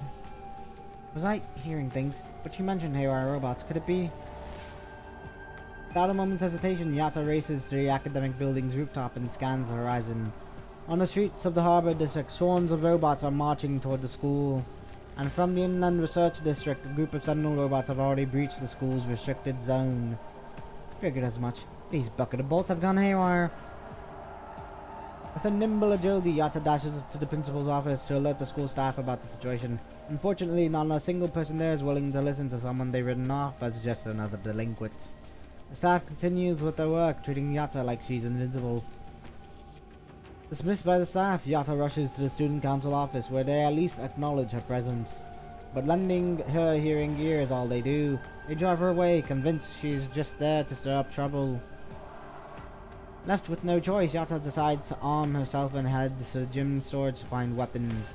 By coincidence, Yatta runs into Masao Sako in the gym storage room. Hey, you troublemaking prefect, looking to pick up another fight with me? Listen, Osaka, I don't have time for this. I got more pressing matters to deal with. Ignoring Masao, Yatta frantically rummages through the equipment. Hey, what's with the attitude, Yatta? Is this how you treat your betters? Be honest with me, what's going on? I've never seen you this rattled before. Something's coming from across the sea. A legion of robots is making their way to our school. Never mind, you probably wouldn't believe me anyway. Yatta, swear to me you're not making this up. Dead serious. A robot legion, huh? Sounds like we're in for a tough fight. Can't exactly punch through metal. But with my Osaka gang backing up your track team, we might as well stand a chance, right? Wait, you actually believe me? Well, that look on your face tells me you're dead serious. To be honest, after Dad passed away, I've been doing a lot of thinking. Something about this island just doesn't add up. At this point, nothing would surprise me anymore. Osaka. Masao slowly pulls out two cloth-wrapped objects behind him. These are the science blades my father left behind. Pretty sure you've seen them before. The red one is called Rainbow Breaker and the blue one is Snow's Grace. Got that? A monomolecular vibration blade. Think I could cut through those mechanical bastards? Don't be ridiculous. These are my father's masterpieces. Yatta, with these blades, you could cut through anything, even the gods standing in your way. But how are you going to fend for yourself if you're giving me the blades? These blades are too damn heavy for me anyway. I'm better off with my baseball bat. Some hesitation, Yatta takes Rainbow Breaker and Snow's Grace before rushing off to the track club. People from the track club trust Yatta completely. They spring into action without a moment's hesitation. Meanwhile, Masao leads the Osaka gang to position themselves at the school's back entrance. The swarm of corrupted effortlessly tears through the school's security checkpoints, and so begins the battle for Masona High. At first, Yatta attempts to hold back the invading corrupted at the main entrance, but she quickly realizes the overwhelming gap in combat prowess between machines and humans. Left with no choice, Yatta falls back to the school building, with people too frightened to venture out, remaining inside the building with her. This proves futile. The machines soon breach the school building as well. Ah, what the hell is that thing? Help! The two corrupted corner a pair of fallen high school girls. Their grotesque red eyes glare down at the girls as they raise their mechanical blades. As the blades flash twice through the air, the terror on the girls' face gives way to vacant stares. Red blood cleaves the corrupted in half at the waist. It's Yatta, standing behind what remains of its body. Are you two alright? We're okay. Head to the gym and lecture hall. The doors there are reinforced. Without another word, Yatta races to the stairs, cuts down two corrupted at the corner, and continues her ascent. She swings Rainbow Breaker relentlessly, using both hands and feet to maintain her momentum. Though somewhat disheveled, Yatta manages to save many people along the way until she finds herself surrounded. Caught in the middle of a corridor, with enemies on all sides, Yatta readies her blade in a defensive stance. Guess I've got no choice now. Yatta looks at Rainbow Breaker in her hand and lets out a sigh. This blade truly lives up to its legend of cutting down goods. I might still have a sliver of hope. As the corrupted lunges at her, Yatta sidesteps and cuts down one in a single motion. The rest of the corrupted spring into action and Yatta meets their charge with her blade. A sharp crack rings out and her blade shatters. Rainbow Breaker, you should be breaking rainbows, not getting broken yourself. Corrupted behind Yatta lunges at her, but she can't draw Snow's Grace from its sheath in time. She knows one thing for certain: in the next moment it won't be her enemies or gods being cut down, but herself. With no time to turn and face her attacker, Yatta desperately tries to look back, but it's already too late. You sure fought hard back there. Even the most powerful weapons can break, not to mention the human body is nothing but vulnerabilities. Without the resolve to sacrifice and can't even step onto the battlefield. Oh, you're stronger than me now, as far as the determination to fight goes. Well, look who showed up at the perfect time. How's it going over there? I guess I'm doing alright from here on out. I'll be fighting by your side. Yeah, let's do this together, right here, right now. Let me ask you a question. Why are you trying to protect all these people? That's just who we are, sticking our noses where they don't belong. We'd rather die than to yield to our enemies. Don't tell me you've forgotten. Has my future self really become just another jaded grown-up who's indifferent to everything? If you've forgotten what you once stood for, then I refuse to become someone like you. No, I haven't forgotten. I'm just afraid I won't be able to protect everyone. And this feeling, it pains me every single moment. But wouldn't you regret it more if you ran away from that responsibility? You're right, giving up would make everything so much easier, but the challenges will still be there. Are you really going to surrender your fate? Life's challenges won't disappear just because we run from them. I guess I never really graduated from that lesson myself. If regrets are inevitable, we might as well fight and make our stand. You'll never know unless you try. Even failing is better than not trying at all. Are you sure? Leave no regrets behind. Give it your all, so you know that you've already done your absolute best when you look back. If you ever forget your reason to fight, just keep your eyes on me. I see. I'll take point from here.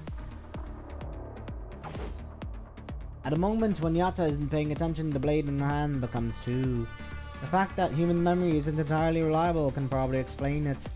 Sometimes people confuse past events, even in their hallucinations. She sees the truth before her, yet chooses to forget certain parts of it.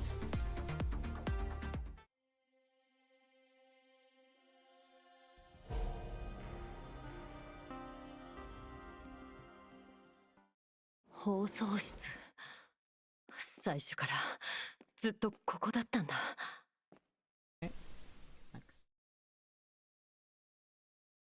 優香、意識投射をやめて。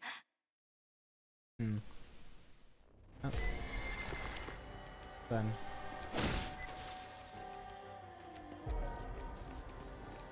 Onward.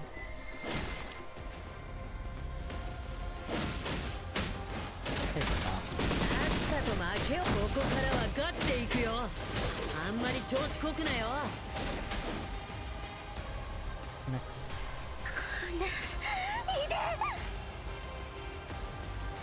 Oh. Another dream. Please help the real Yuka come to her senses. Yata, did you do your best? Yata, I'm sure you can reach places we can't see. Yata, you can't stay here anymore. Run! Hey, don't look back. Do what you need to do. せっかく作った楽園楽しくないの。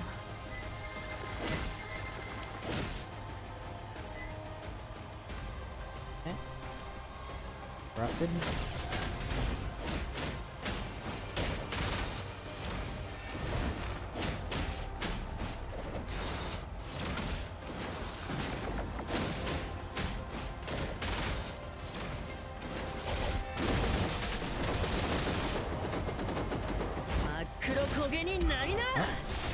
That's how.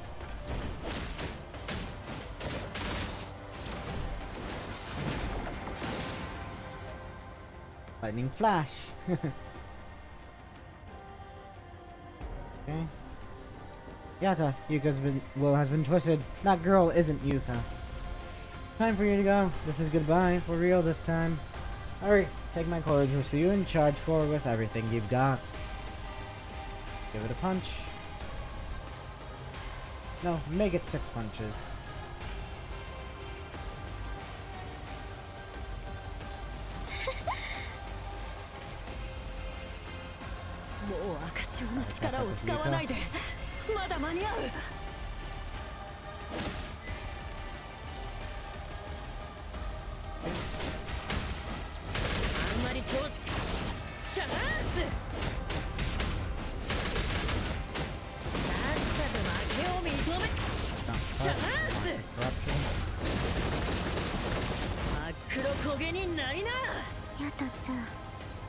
私たちの仲間になればあなたにも理解できるはず。 Wake up. 咲き誇れ夜明けの花。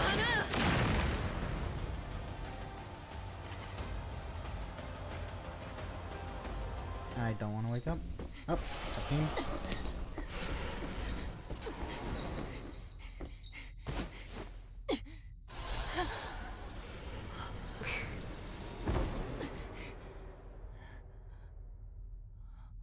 And hydrangea.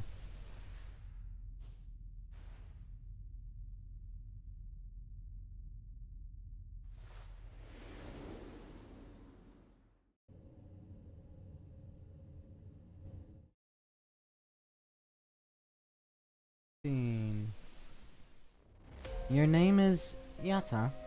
Yes. Yata, your physical parameters are excellent. You meet all the surgical requirements. But there's this thing I'm curious about. Why do you want to become a construct? Don't you want to live as a human? You could die any time out on the battlefield. Oh, you could die at any time out on the battlefield. I want to go back there. What? I want to go back out there to that battlefield. Guess I've got no choice now. Yata looks at Rainbow Breaker in her hand and lets out a sigh. This blade truly lives up to its legend of cutting down gods. I might still have a sliver of hope. A sharp crack rings out and the blade shatters. Rainbow Breaker, you should be breaking rainbows, not getting broken yourself. No time to turn and face her attacker. Yata desperately tries to look back, but it's already too late. The very last moment. You sure found hard back there. Appearing out of nowhere, Masao blocks the corrupted blade with his own sword just as it's about to strike Yata. Hey Yata, don't lose focus. Oh, look who showed up at the perfect time. As she speaks, Yata draws Snow Grace and gives the blade a few test swings. How's it going over there? We've lost ground. The back entrance has been overrun by a robot army. I've ordered my men to fall back. We can't afford to keep losing resources like this. You should leave too. What good would you possibly do here? Don't forget who just saved your hide. Gee, I'm feeling seriously underestimated here. Great, I was the only one trapped before and now neither of us can escape. Hey, with all this chaos going on, you're telling me that the main man doesn't know about it? Word is the rescue team is on its way, but it'll take time. We just have to hold out until then. Got it, I'll take point from here. Alright. After a head-on clash with the corrupted Yata and Masao finally break through the encirclement. Fighting their way back, the two retreat to a hidden storage room. As soon as Yata enters, Masao barricades the door with heavy objects. After running for so long, Masao is too exhausted to even stand straight. Yata carefully leans against the door, listening intently for any movement outside. Looks like we lost them. Hey Masao! As Yata turns around, she finally notices Masao sitting on the ground, exhausted. He gasps heavily for air, his school uniform stained crimson with the blood around the chest. Despite Masao's attempts to press down on the wound, the bleeding won't stop. Sorry, Yata. They got me. Those robots are damn good at what they do. With blood trickling from his mouth, Masao manages to smile before his body goes limp. Hey, Osako, stay with me. The rescue team will be here any moment. Yata frantically searches for bandages, but Masao stops her. It's too late for me. I'm done for, but you still have a chance. Give those tin cans what they deserve. Stay with me, Osako! Listen to me, Yata. Humanity won't lose humanity. Before he can finish his words, Masao falls silent, passing away peacefully. Damn it. No, he can't just... Why? Here of all places. Yata grabs the broken Rainbow Breaker and Snow's Grace and charges forward. Within moments, she carves a bloody path through the corrupted, blocking the corridor. Yata reaches the gymnasium and lecture halls, leading to the hiding students toward the rooftop. The rescue team's transport aircraft soon arrives and makes several trips to evacuate survivors. As soon as the military personnel arrive for rescue, Yata frantically questions them. Where's Yuka? Have you found her? Yuka? Yuka Satome. I'm sorry, but I have no information about her. Her name isn't on the list of survivors. Wait, can we continue the rescue operation? She must still be in the school. As far as I know, everyone from the school has already been evacuated. Please, let me go down there. I'll find her myself. Come on, you're not gonna last a second with that body of yours. But... Hold on, there's an incoming transmission. The man in the military uniform turns away to answer his satellite phone. Yes, the experimental zone? I see. The man glances at Yata while speaking and then hangs up the phone. Young lady, I just received word, specifically from a helicopter, about your classmate Yuka, whom you mentioned earlier during a routine hospital checkup this morning. A bunch of robots went haywire in the building she was in, and she died when the building collapsed. Wait, but Yuka, she... My condolences. Having said that, the officer puts on his military cap and takes his leave. Yata slumps into the transport's temporary seat, despair evident in her vacant stare. It's all my fault. Shortly after, Yata received news that her classmates who were rehearsing for their graduation ceremony didn't make it out either. The situation on Hanjunia Island and Misono High got out of hand, both falling to the corrupted. December. Daylight savings time ends for Misono High. Yata, this battlefield you're so eager to return to. As far as I'm concerned, it's nothing more than a post-traumatic stress response. What happened left its mark on your brain since you were still pretty young when the tragedy took place. Clinging to hatred, even becoming contract, none of that will bring what you've lost. But I refuse to live my life just as another survivor. Somewhere on Earth, there must be people waiting to be saved, just like those children were back then. I've carried this survivor's guilt for far too long. I can't take it anymore. This mindset of yours, I'm worried you'll come to regret it someday. It's because of my regrets that I chose to become a force against the punishing. And I'm just going to end up living with more regrets if I don't become stronger. I understand your desire to fight for redemption, but still. But let me ask you one last time, Yata. Are you willing to become a construct, to become part of a weapon? No matter how many times you ask, my answer remains the same. I'm willing as long as I can keep fighting. Please let me become a construct. And crack. Like morning dew, this warm shall fade. Memories drift in dreams of dreams.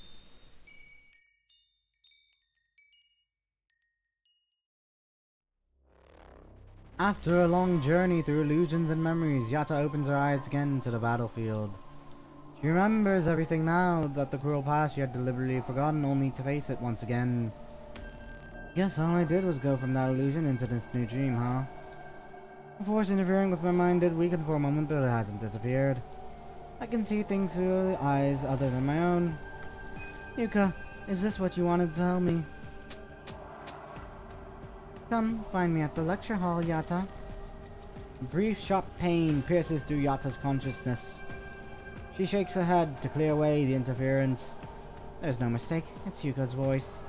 Yuka, it's time we wake up. And now, cutscene and then probably the finale. Okay, the child's mind is filled with memories of countless others threatening to drown her own. Memory projection. She attempts to calibrate the audio-visual module, but still has a hard time sensing her surroundings. Shiva? Shiva? Valeria. The sound reaches her ears as if filtered through layers of ocean water, while her vision remains a blur of light. Where am I? The ruins next to the school building. The punishing is in no concentration here. Just as Shiva begins to relax, a shadow flashes across her, rippling, distorted vision. Valeria, look out! The moment she speaks, the world of her begins to spin violently. Following that is a distinctive bang of a pulse gun. As her mind fully clears, she realizes Valeria supporting her through a series of rapid advances and dodges. Such remarkable reflexes and physical prowess. Sharp applause rings out from nearby as a woman of elegant bearing emerges from the shadows. Reika Satome. She's still alive. They say the average reaction time for a normal adult is around 300 milliseconds. Trained professionals can cut that time in half. In track and field events, reaction times under 100 milliseconds are considered a false start. Despite the dark gun barrel trained on her, Reika speaks casually as she strolls. Valeria, based on what your team members have said, you must be human, correct? Such extraordinary reflexes and physical capabilities. Quite rare for a human. According to the records, you're now a construct, though you look exactly the same as when you were human. I've already removed all those unnecessary encapsulation lines and unsightly modification traces. Though I've had to sacrifice my frame's combat capabilities in the process. I have OCD. I can't think like a human unless every detail of my body perfectly replicates human form. Through modular customization, I've made both my face and figure as human-like as possible. You're smart enough to understand what I mean. I don't care what you look like. I want to know why you came back. Then, you should also know that you're in no position to threaten me right now. Reika casts a meaningful glance toward Valeria's side, where Discord clutches her head in pain. If you don't retreat now, Yuka's interference will only grow stronger. And yet, here you are, completely unscathed. Just as a small privilege, hardly worth mentioning. A gentle yet distant smile remains fixed on Reika's face, causing Valeria to unconsciously tighten her grip on her gun. Of course, I can answer your earlier question about why I've come back. The reason is simple. Yuka has awakened. Your initial construct surgery on her was unsuccessful and she required an external power supply system. Even after she was turned into construct, her body structure remained exceptionally fragile. After the punishing outbreak, my assistant took it upon himself to sever most of her power conduits, forcing her into the low power hibernation state. Many modules in her body were damaged as a result. Even with today's technology, her condition remains virtually indistinguishable from death. Fundamentally, the damage wasn't limited to just regular modules, but also her mind. For decades, I've tried everything to wake Yuko up. Orthodox methods, unconventional approaches, nothing I've tried ever worked. As if sharing its rage at this cruel reality, the ground begins violently shake once more. The school building is starting to tremble as well. It seems the red tide isn't far from here. And yet, she fixed something that I couldn't fix for decades using the power of the punishing and even the red tide. As she speaks, she backs away, her figure melding with the darkness in the corner. What price has that child taken upon herself this time? Her expression is hidden in the shadows, but Valeria can hear the sorrow in her voice. Where are you going?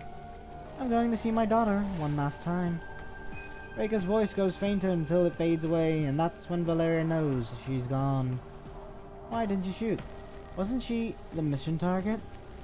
Silence. We can talk about mission targets after your and Discord's minds stabilize. Discord turns to look and notices beads of sweat continuously forming on Valeria's face. To stabilize both of their minds, she's overloading her mind beacon output. Well then, Yata. You must have heard our conversation. After a burst of static, a soft sigh comes through from the other end of the terminal. Valeria closes her eyes wearily. Okay. It seems that while the exact reason for Yuka's awakening remains unclear, we can largely credit it to Cradle and the Red Tide. If you have time for small talk, shouldn't you be more concerned about your squad members? The rescue transport drones were already en route the moment we lost contact with the Scarabs. Sending more people would have only led to pointless casualties because of that bizarre consciousness projection. We can only place our hopes in the Scarabs now. Nicola narrows his eyes, irritably scanning through real-time mission briefings. More than that, what intrigues me is how this consciousness projection can control everyone like puppets on strings. It's simple. What we call consciousness projection isn't real projection at all. What do you mean? As you should know, consciousness connection is essentially achieved when the command and beacon connects to the construct's mind, which helps stabilize the construct's consciousness. Consciousness projection, being a derivative technology, operates on the same principle. Without pausing his typing on the virtual keyboard, Asimov lets out a barely audible sigh. You should elaborate on that. In other words, while it still involves connecting someone else's mind beacon to one's mind, consciousness projection allows multiple mind beacons to connect simultaneously. This so-called projection is nothing more than creating illusions within one's own mind to simulate the effect of controlling others. If you could actually manipulate people, people would have talked about it more, wouldn't they? Nicola tosses the mission brief aside and massages his temples. Sharp observation. Having multiple beacons connect to a mind simultaneously is already an enormous burden. Transmit information on top of that, let alone creating illusions to control others, is an extremely dangerous operation. Projection was never meant to trap people in illusions. Consciousness projection, as its derivative, causes severe destabilization of the mind model even when creating an illusion for just one person. Which means the Yuka we know has transcended human limitations both physically and mentally. Maintaining such a state constantly inflicts tremendous pain on her mind. The extreme demands on the test subject and the ease of inflicting fatal mind trauma. This is why consciousness projection deserves nothing more than to be lost to history. Yet, as a derivative of consciousness connection, its targets aren't limited to humans. It even affects constructs and mechanoids. This must be the Red Tide's influence. The Punishing never has been picky about what it corrupts. Of course, rather than the Red Tide granting you a power, it's more accurate to say Asimov takes a deep breath and slowly delivers his conclusion. Yuka has become a single amplifier for the Red Tide. Or signal amplifier, rather. Dr. Saotome, a well-mannered child you are. I shouldn't have stopped and you shouldn't be here. All six hands unconsciously clench into fists as Yata's expression grows increasingly fierce. After everything that's happened, what right do you have to see Yuka? Because I am her mother. Her face maintains a polite smile, but her voice is utterly devoid of emotion. Mother? Mother. Yata turns these horrifying words over in her mind twice, and then thud. A deafening crash echoes through the dilapidated school building as dust clouds fills Reika's vision. As the dust settles, Reika sees that Yata has punched a hole in the wall behind her and is now glaring at her with undisguised fury. Yes, some mother you are. Reika remains unmoved by Yata's threat and responds with the same steady smile. Oh, that was supposed to be Yata speaking there. Cut the act. When have you ever seen her as your daughter? Have you ever, for even a moment, felt her pain? All of it, both from her past and now, as she's being corrupted by the Red Tide. Sacrificing your own daughter for scientific research, is this what you call being a mother? Though she tries to contain her anger, her voice grows louder and louder until it becomes a frenzied roar.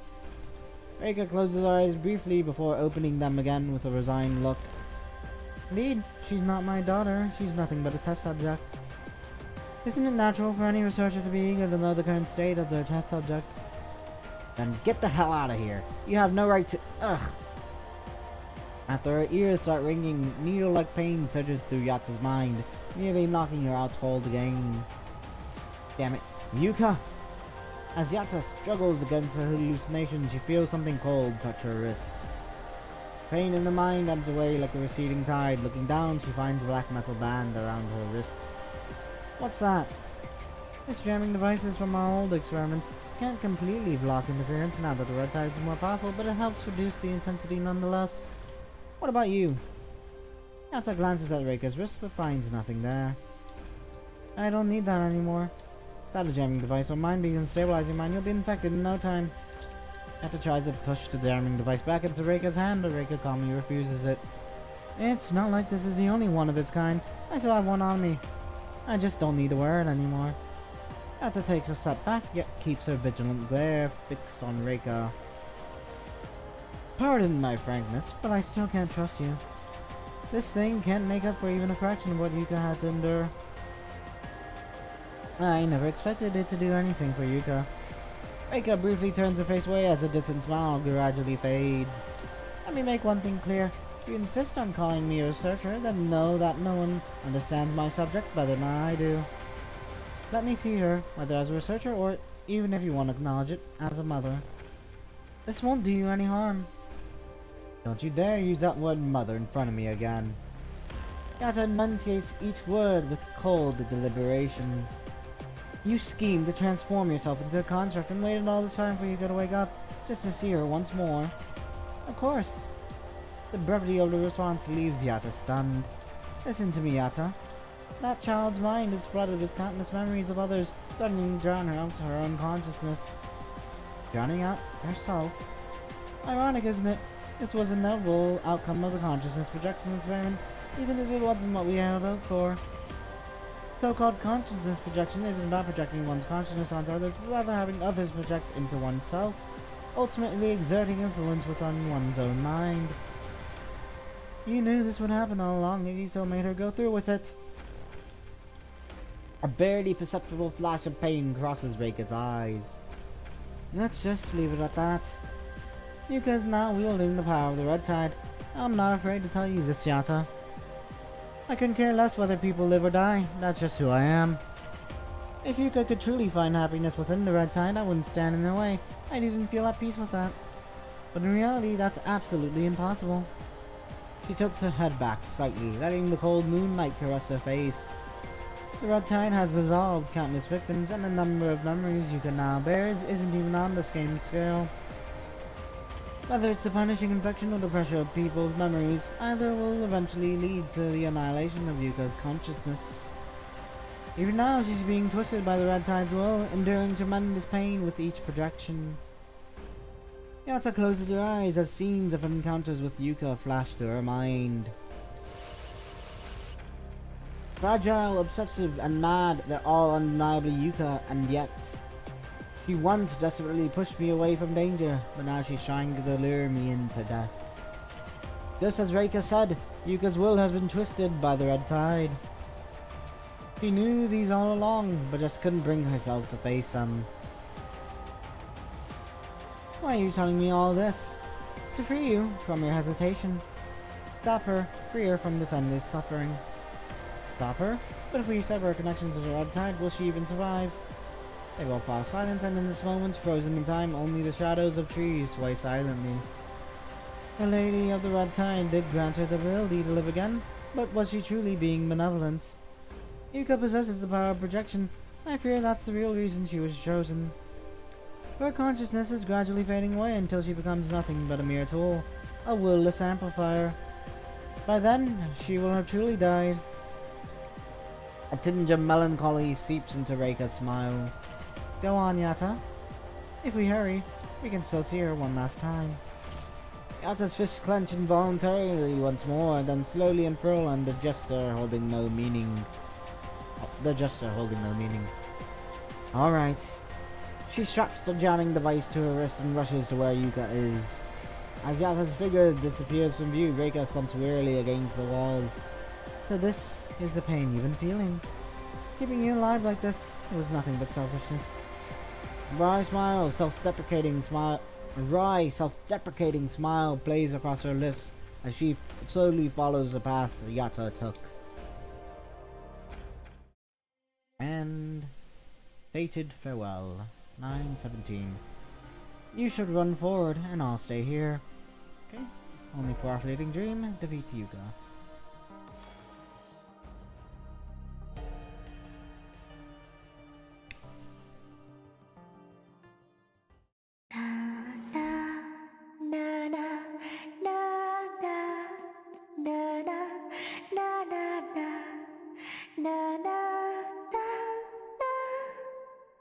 ゆか、もう目を覚まさなきゃ。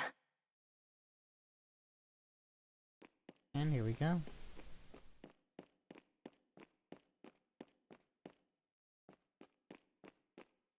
Awaken Yuka.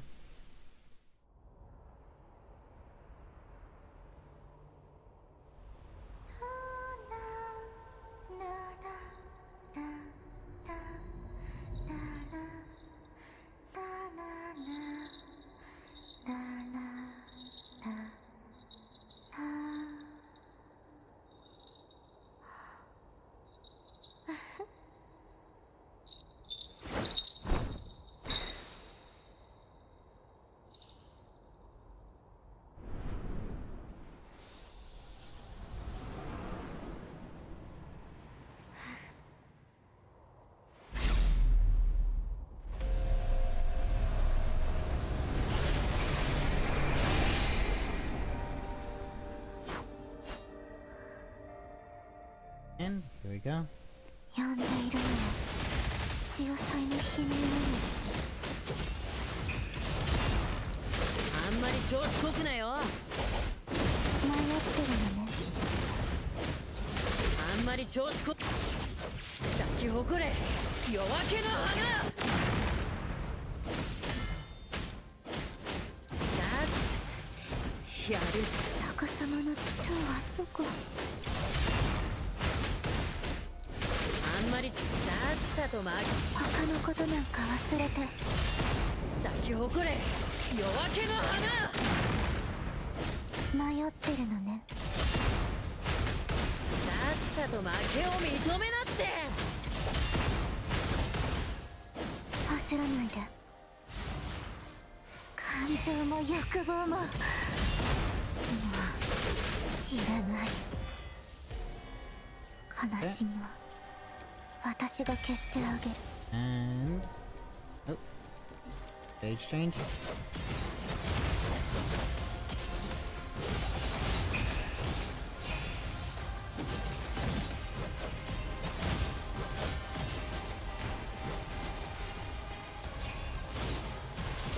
迷ってるのね。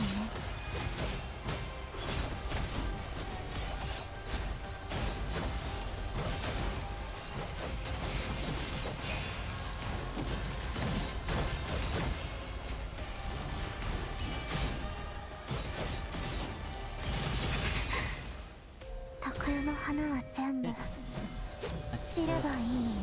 ここでもう目覚めないで。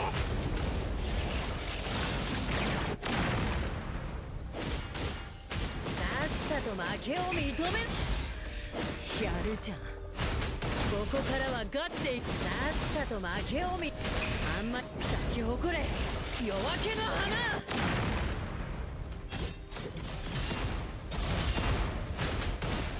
あんまり調子こくなよ。ここからはガチでいくよ。やる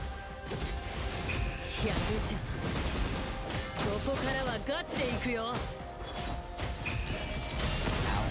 咲き誇れ夜明けの花。迷ってるのね。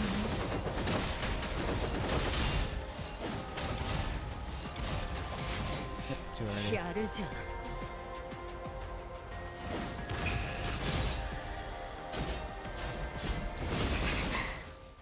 聞いて、私の悲しみを。 Okay, again.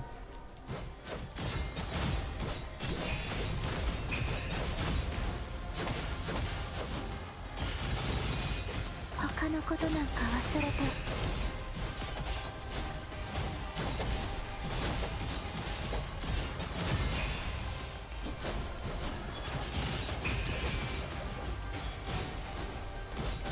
迷ってるのね。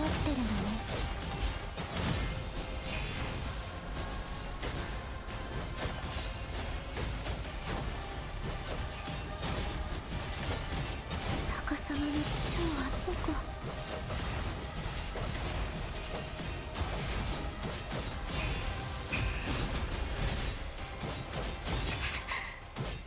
一緒に Okay, 死んでみない。 final phase.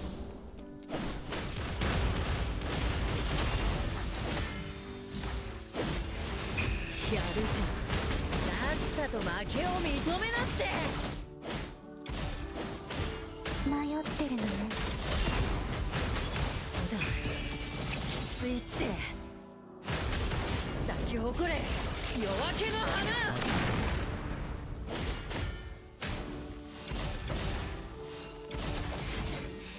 や焦らないで。さっ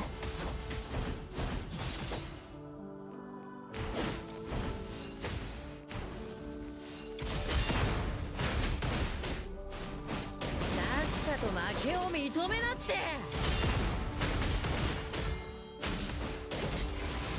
やるじゃん。迷ってるのね。咲き誇れ There 夜 we go. 明けの花。 Barely. Almost got skill issued.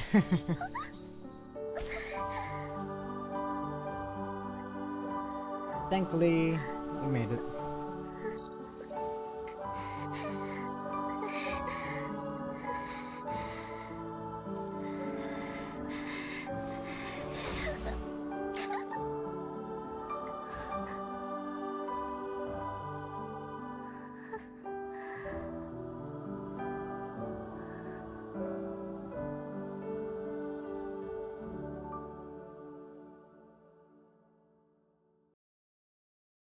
Goodbye, farewell, defeat Yuka.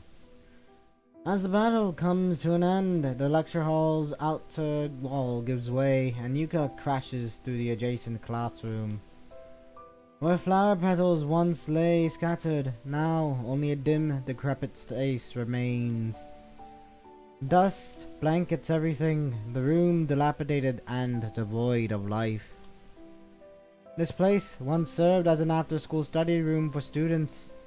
Decades have passed, leaving behind only the school supplies that couldn't be carried away during the evacuation. Having exhausted all the power Cradle had granted her, Yuka collapses into a pool of her own blood. Yatta. The daybreak sun pours freely into the space, yet comes to an inexplicable halt before reaching Yuka. She looks around at her surroundings with bleary eyes, as if just waking from a dream. After a long moment, her gaze slowly refocuses on Yatta as understanding dawns. Thank goodness he managed to escape. A smile of relief spreads across her face. Yatta feels a lump in her throat and unconsciously closes her eyes. The tide of memories rushes backward, threatening to sweep her away. A desperate scream echoes from afar, fragments of broken words pouring into her ears. Run, Yatta. She snaps back to reality just in time, grasping at the final lifeline in this world of devastation. Thank goodness he managed to escape. Yatta opens her eyes, a storm of conflicting emotions churning in her chest. What's all this talk about escaping? Can't believe you're still hung up on that after all these years. Not just back then, it remains true even now. The girl before her gazes on quietly, the obstinance and madness in her eyes fading away along with the power of the red tide. What do you mean, even now? I'm glad that you made it out of my consciousness projection this time.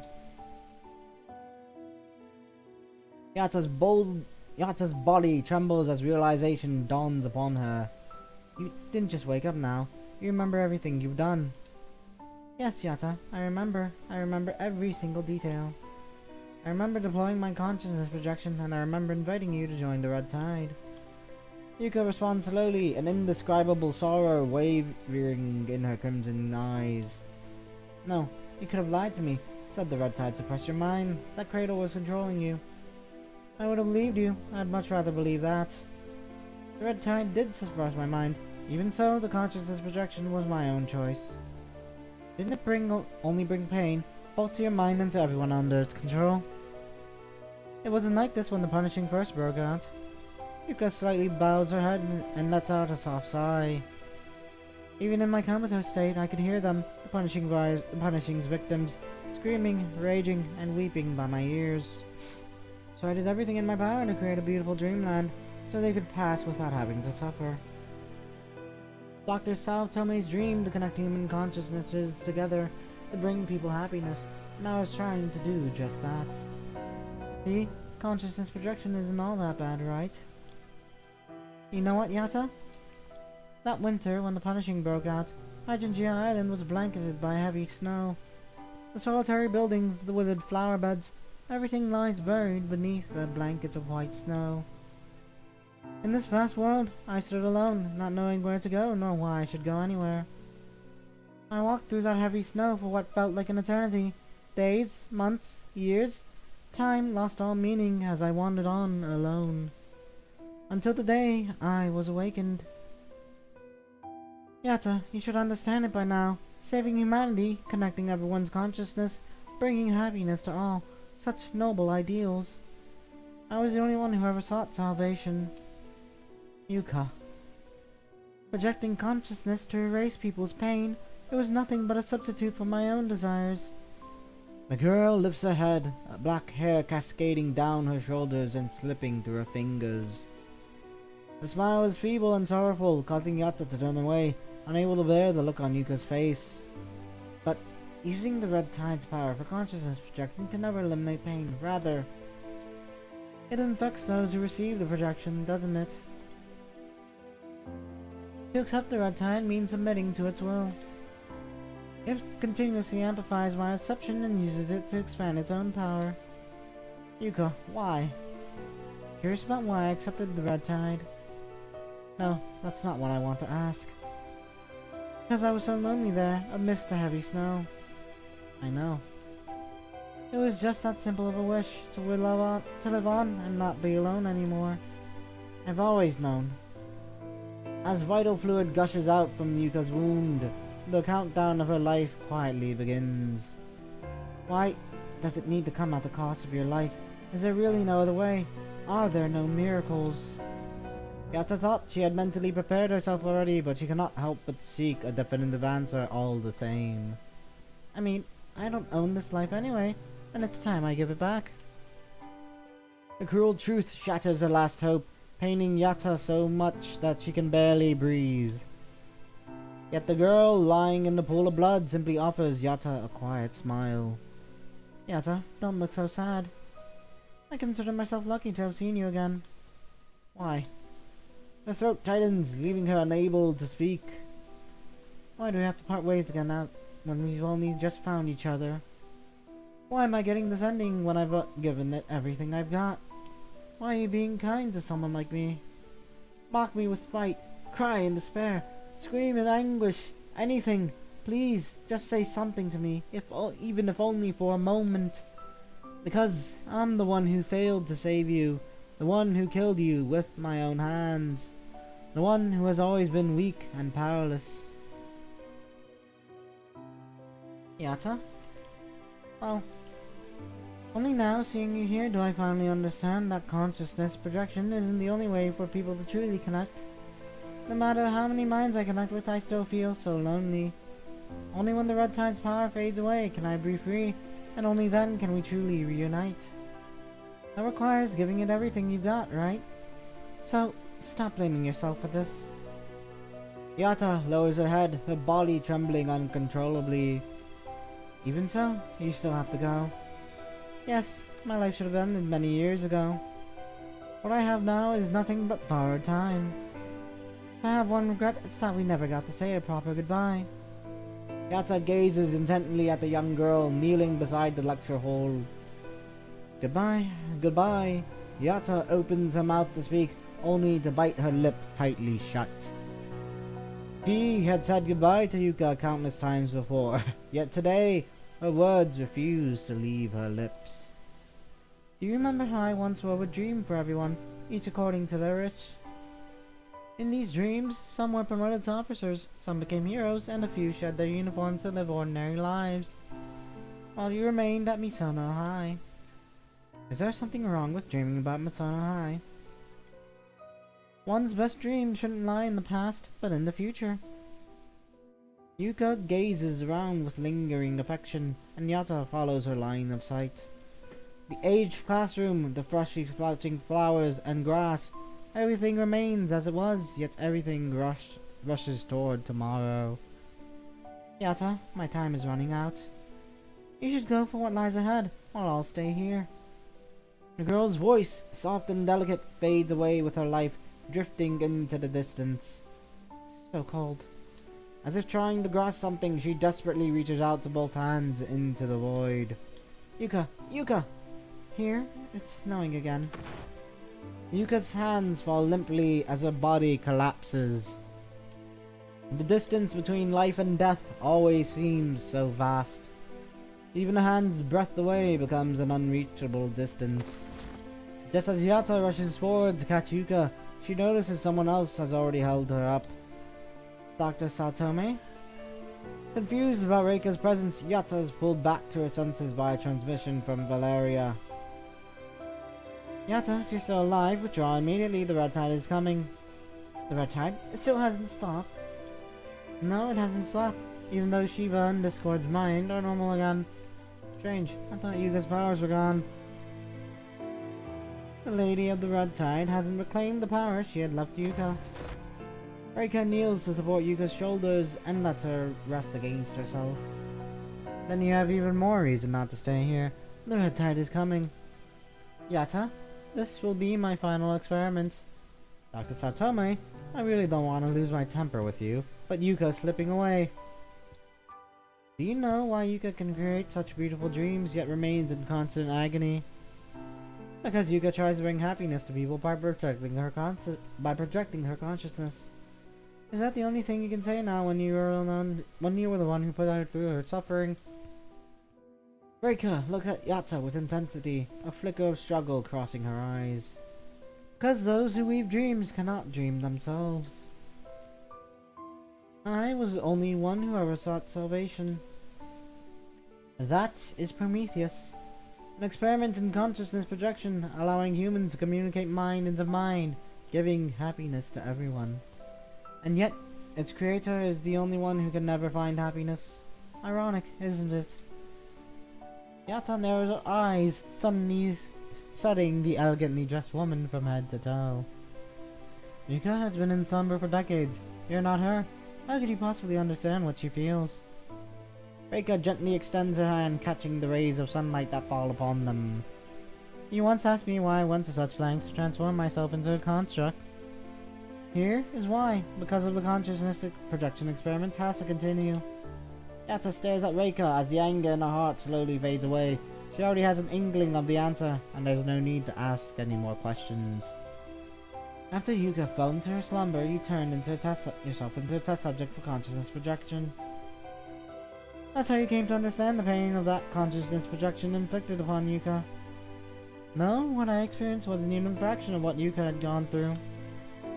Reika gazes at the young girl leaning against her, who now lies with eyes tightly shut, quietly awaiting her life to fade away. Yuka created beautiful dreams for so many people, but she never had any of her own.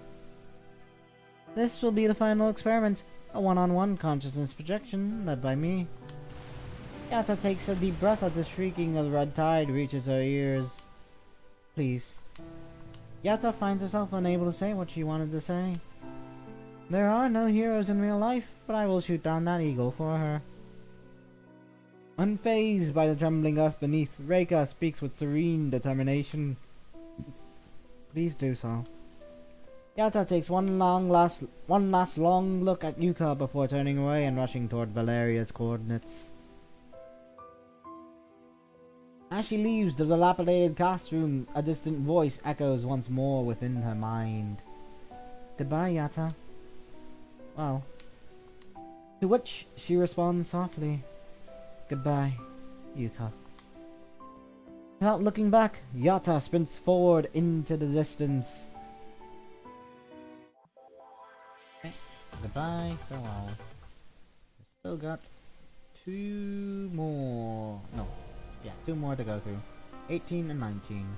Then, please use me. The dreamer's dream.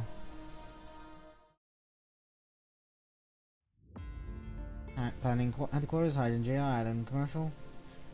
Here's my entry application for the island. I brought all the required documents. Is everything in order? Dr. Satome, your documentation is indeed complete. However, what's wrong? If you'll pardon my frankness, your research history is marred by several incidents. Drug abuse, unauthorized experiments, and more. Aren't you all well aware of these matters already? Are you people seriously hung up on these things now when I'm already here on your invitation? We absolutely support your research principles. In fact, it's precisely your adventurous approach that caught our interest.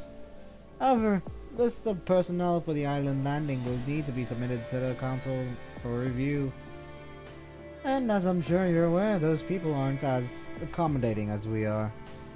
How do you think they would react if they saw your name listed among the teaching staff? They would immediately connect your radical methods with the island's research direction. Not only would they deny your entry to the island, but the entire Hydrogen J Island business initiative would fall through as well.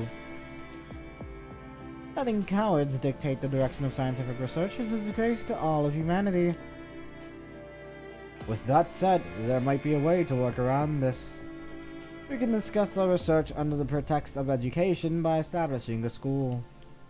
College research projects tend to attract attention, but a high school would be relatively safer.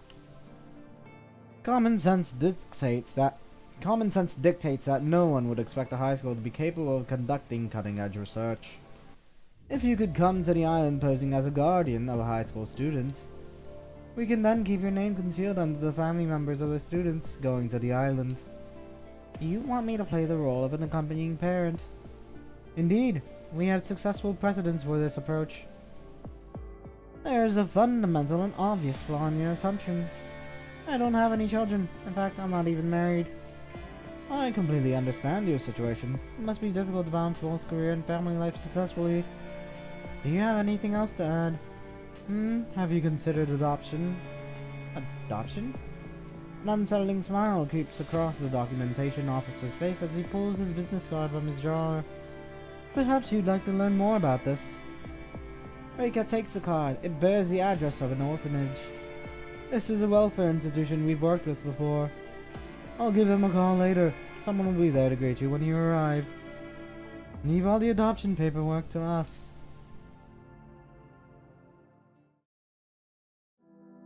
Okay, and that's how she met Yuka. Nissan Corporation.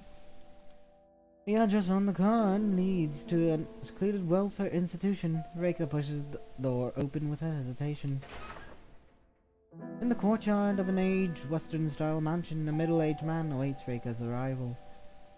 You must be Miss Saotome. Yes, that's right. Please, follow me. We understand this is just a formality, but please select a child that matches your disposition. You see, even photographs can be questioned, so we exercise caution in every detail. The director pushes open the heavy doors behind him. Under the incandescent lights, floating dust particles force Reika to cover her nose and mouth. Several boys and girls in elegant western dresses gather around Reika as soon as they spot her. Good evening, ma'am. How's your day been, ma'am? Not too bad. Ma'am, I simply adore your outfit and hairstyle. Ma'am, would you honor me with a moment of conversation? Confronted with children's unexpectedly enthusiastic reception, Reika finds herself at a loss for a response. She carefully maneuvers away from the children's encirclement, taking a quick glance at their unnaturally pristine faces. Doesn't take long for her to detect the concealed apathy beneath their overwhelming enthusiasm. Their contempt for the world seeps through the carefully trained pleasantries their handlers instilled in them. These emotions subtly dance across their young, innocent faces. Their ingratiating smiles fail to win Reika over, instead creating an invisible barrier between them. As you can see, we have bright children of all ages. Jack, to your left, excels in mathematics, while Dora beside him shows remarkable talent in physics. They're all exceptional children. Does anyone catch your eyes? Why do I have to search for my own reflection? Do you enjoy staring into mirrors? That's not what I meant. Let's move along. I'm sure we'll find a child to your satisfaction. Reika trudges forward with resignation as the children greet her one after another. As she approaches the stairs, a cough echoes from the corner. The abrupt cough cuts through the cheerful atmosphere like a cold wind through warmth. Curiosity draws Reika's gaze to a girl curled up alone in the corner. The girl, noticeably older than the other children, is absorbed in a book. Something about the girl stirs memories of Reika's own childhood. Back then, Reika too would sit alone in corners, clutching her books. Lonely, focused, lost in her own world. Ah, that child. The director notices Reika's lingering gaze and shifts uncomfortably. Some of our clients have taken her home before, but she always ends up being returned shortly after. She has a weak constitution due to the congenital heart condition. The doctors don't think she'll make it past adolescence. Clients, you say? Reika turns to the man beside her with a fierce glare. You must be making a fortune treating these children like merchandise for sale. Pardon my rudeness, Miss Saotome, but you came here despite knowing all this, so I assume you're not particularly troubled by it. Reika Saotome lets out a soft sigh, despite deciding not to pursue the matter further. What's her name? Yuka. Reika walks over to Yuka, who's sitting on the ground and seems to have noticed her presence. As the footsteps come to a stop, Yuka carefully closes her book and sets it aside. A flower's way of acting, thinking about becoming an actress. No, I'm just reading it for fun. Do you enjoy it? I don't really understand art. At best, I only know how to make things look pretty on the surface. But I notice your shoes. They have such delicately embroidered hydrangeas on them. You're quite detail-oriented, aren't you? The girl adjusts her posture to sit formally on her knees, looking up to observe the adults before her. Reika holds her breath instinctively at those melancholic eyes. Just like a porcelain doll. Beautiful child, isn't she? Like a delicate piece of art. Without warning, Reika kneels down to sit at eye level with the girl, examining her carefully. Oh my, what are you doing? Would you like to come home with me? Can I? Taking my surname, you might face a lot of hatred from people in the future. Even knowing this, would you still want to? Not many visitors here would bother to initiate a conversation with me. I can tell you're a good person. Perhaps I'm just being hypocritical. The Satome family has always been good at producing two-faced philanthropists. No, I find you interesting. Do you really think so? Yes. You silly child, I'm just trying to use you. Well then, please do use me as you wish. No, never mind. Yuka, that's a beautiful name. When Reika steps out of the welfare institution, she sees the world outside blanketed in heavy snow. Against the vast white expanse, the black executive car from the Neuroscience Symposium stands out starkly. The adoption procedure sure is disgustingly efficient. Well then, Yuka, please wait here for now. I'll come back for you once the symposium is over. A flash of disappointment crosses the girl's calm face before quickly fading away. As if deliberately hiding something, she clasps her hands behind her back and gazes at Reika with feigned innocence. Have a safe journey. Guess this is it. After that, instead of returning to the orphanage, Yuka followed my car for hours until she collapsed in the snow. When I went back for her, I was told she had already been taken to the hospital. The sound of the tide ever draws closer.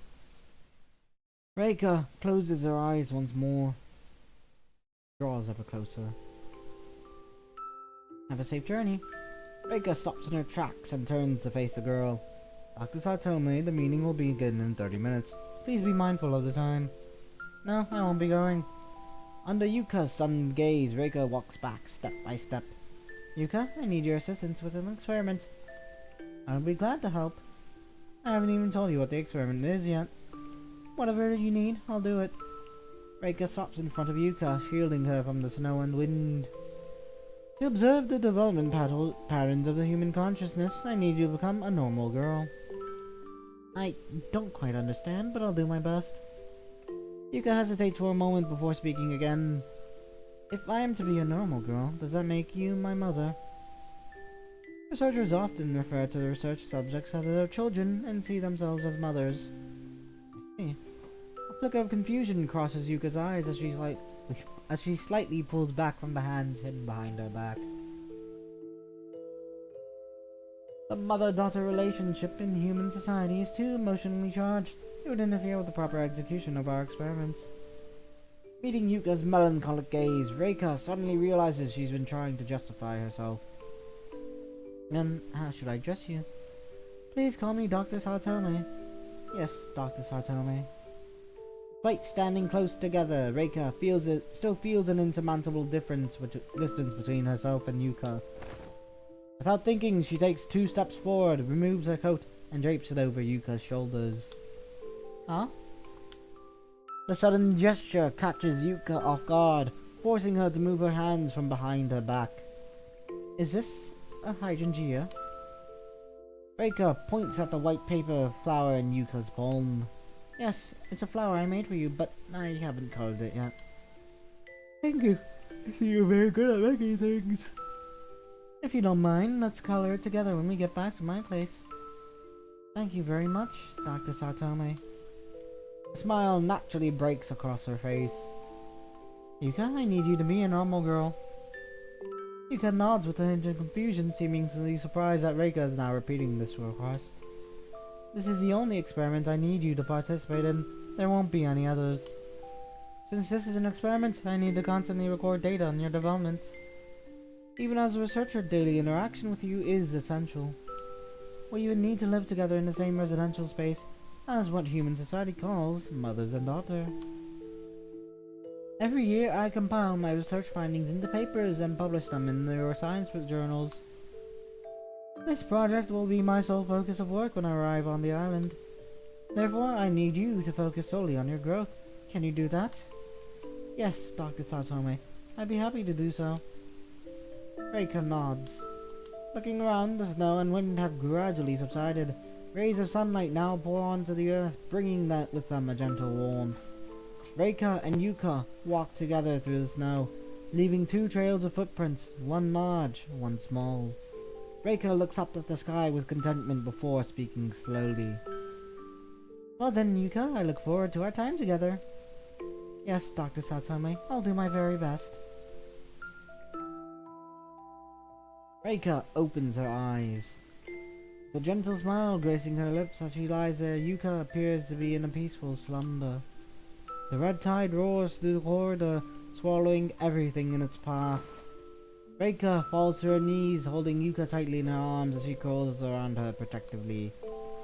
For the last time, she closes her eyes. And now for the final.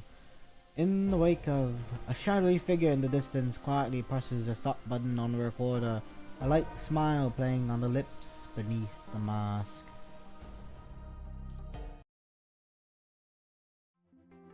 And that is what happened. After returning from Hydrangea Island, I became Scarab's new captain. Though to be fair, V pretty much forced me into it.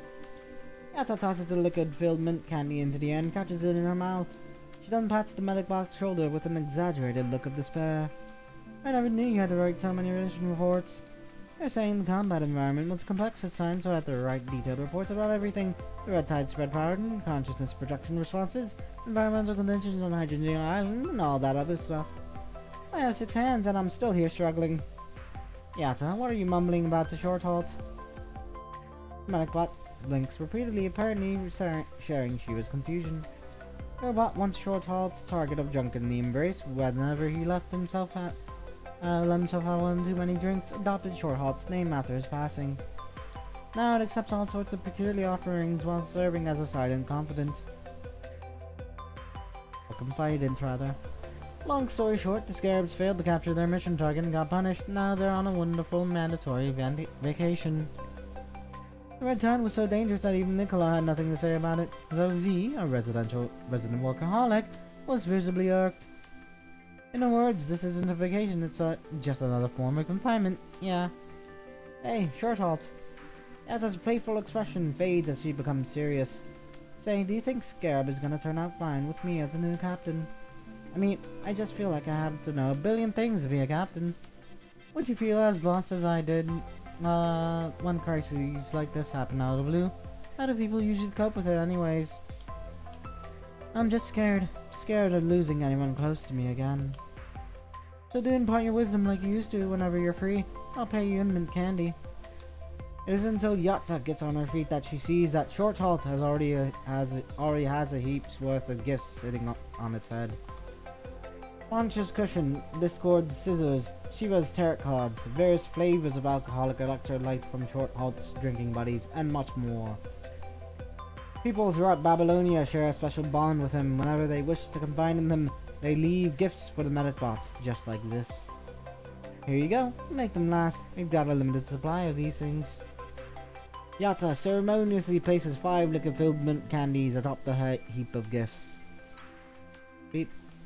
In the distance, a shadowy figure quietly stops the recording. Beneath their mask, the corners of their mouth curl into a subtle smile.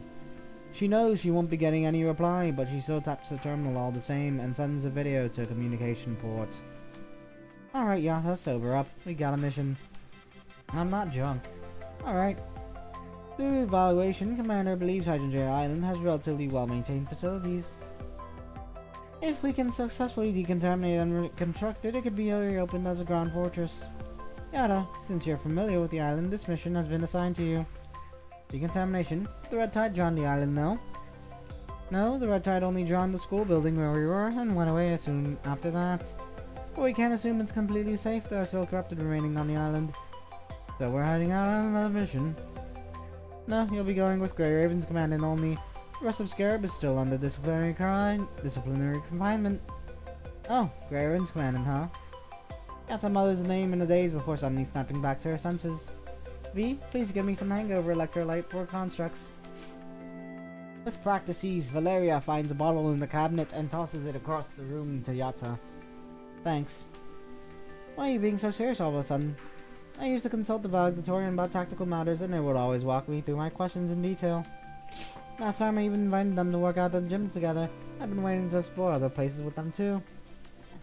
Don't treat this like a vacation. Watch out for the corrupted. Yata downs the hangover drink in one go and waves dismissively at Valeria. Don't worry, V. She shoulders her powered arm pack and leaves the lounge. And that's that. So it has been a while, and unfortunately, we only have less than 5 hours before maintenance. So, as much as I'd like to go through, yeah, that's arcade down that over. As much as I'd like to go through to the galaxies, we're definitely not going to be going through any of that in time. So, we're gonna have to just call it here and just move on. So, thanks for everyone that came to the stream. Appreciate all the new follows, all the topics and people talking. And I hope y'all have a good one. And that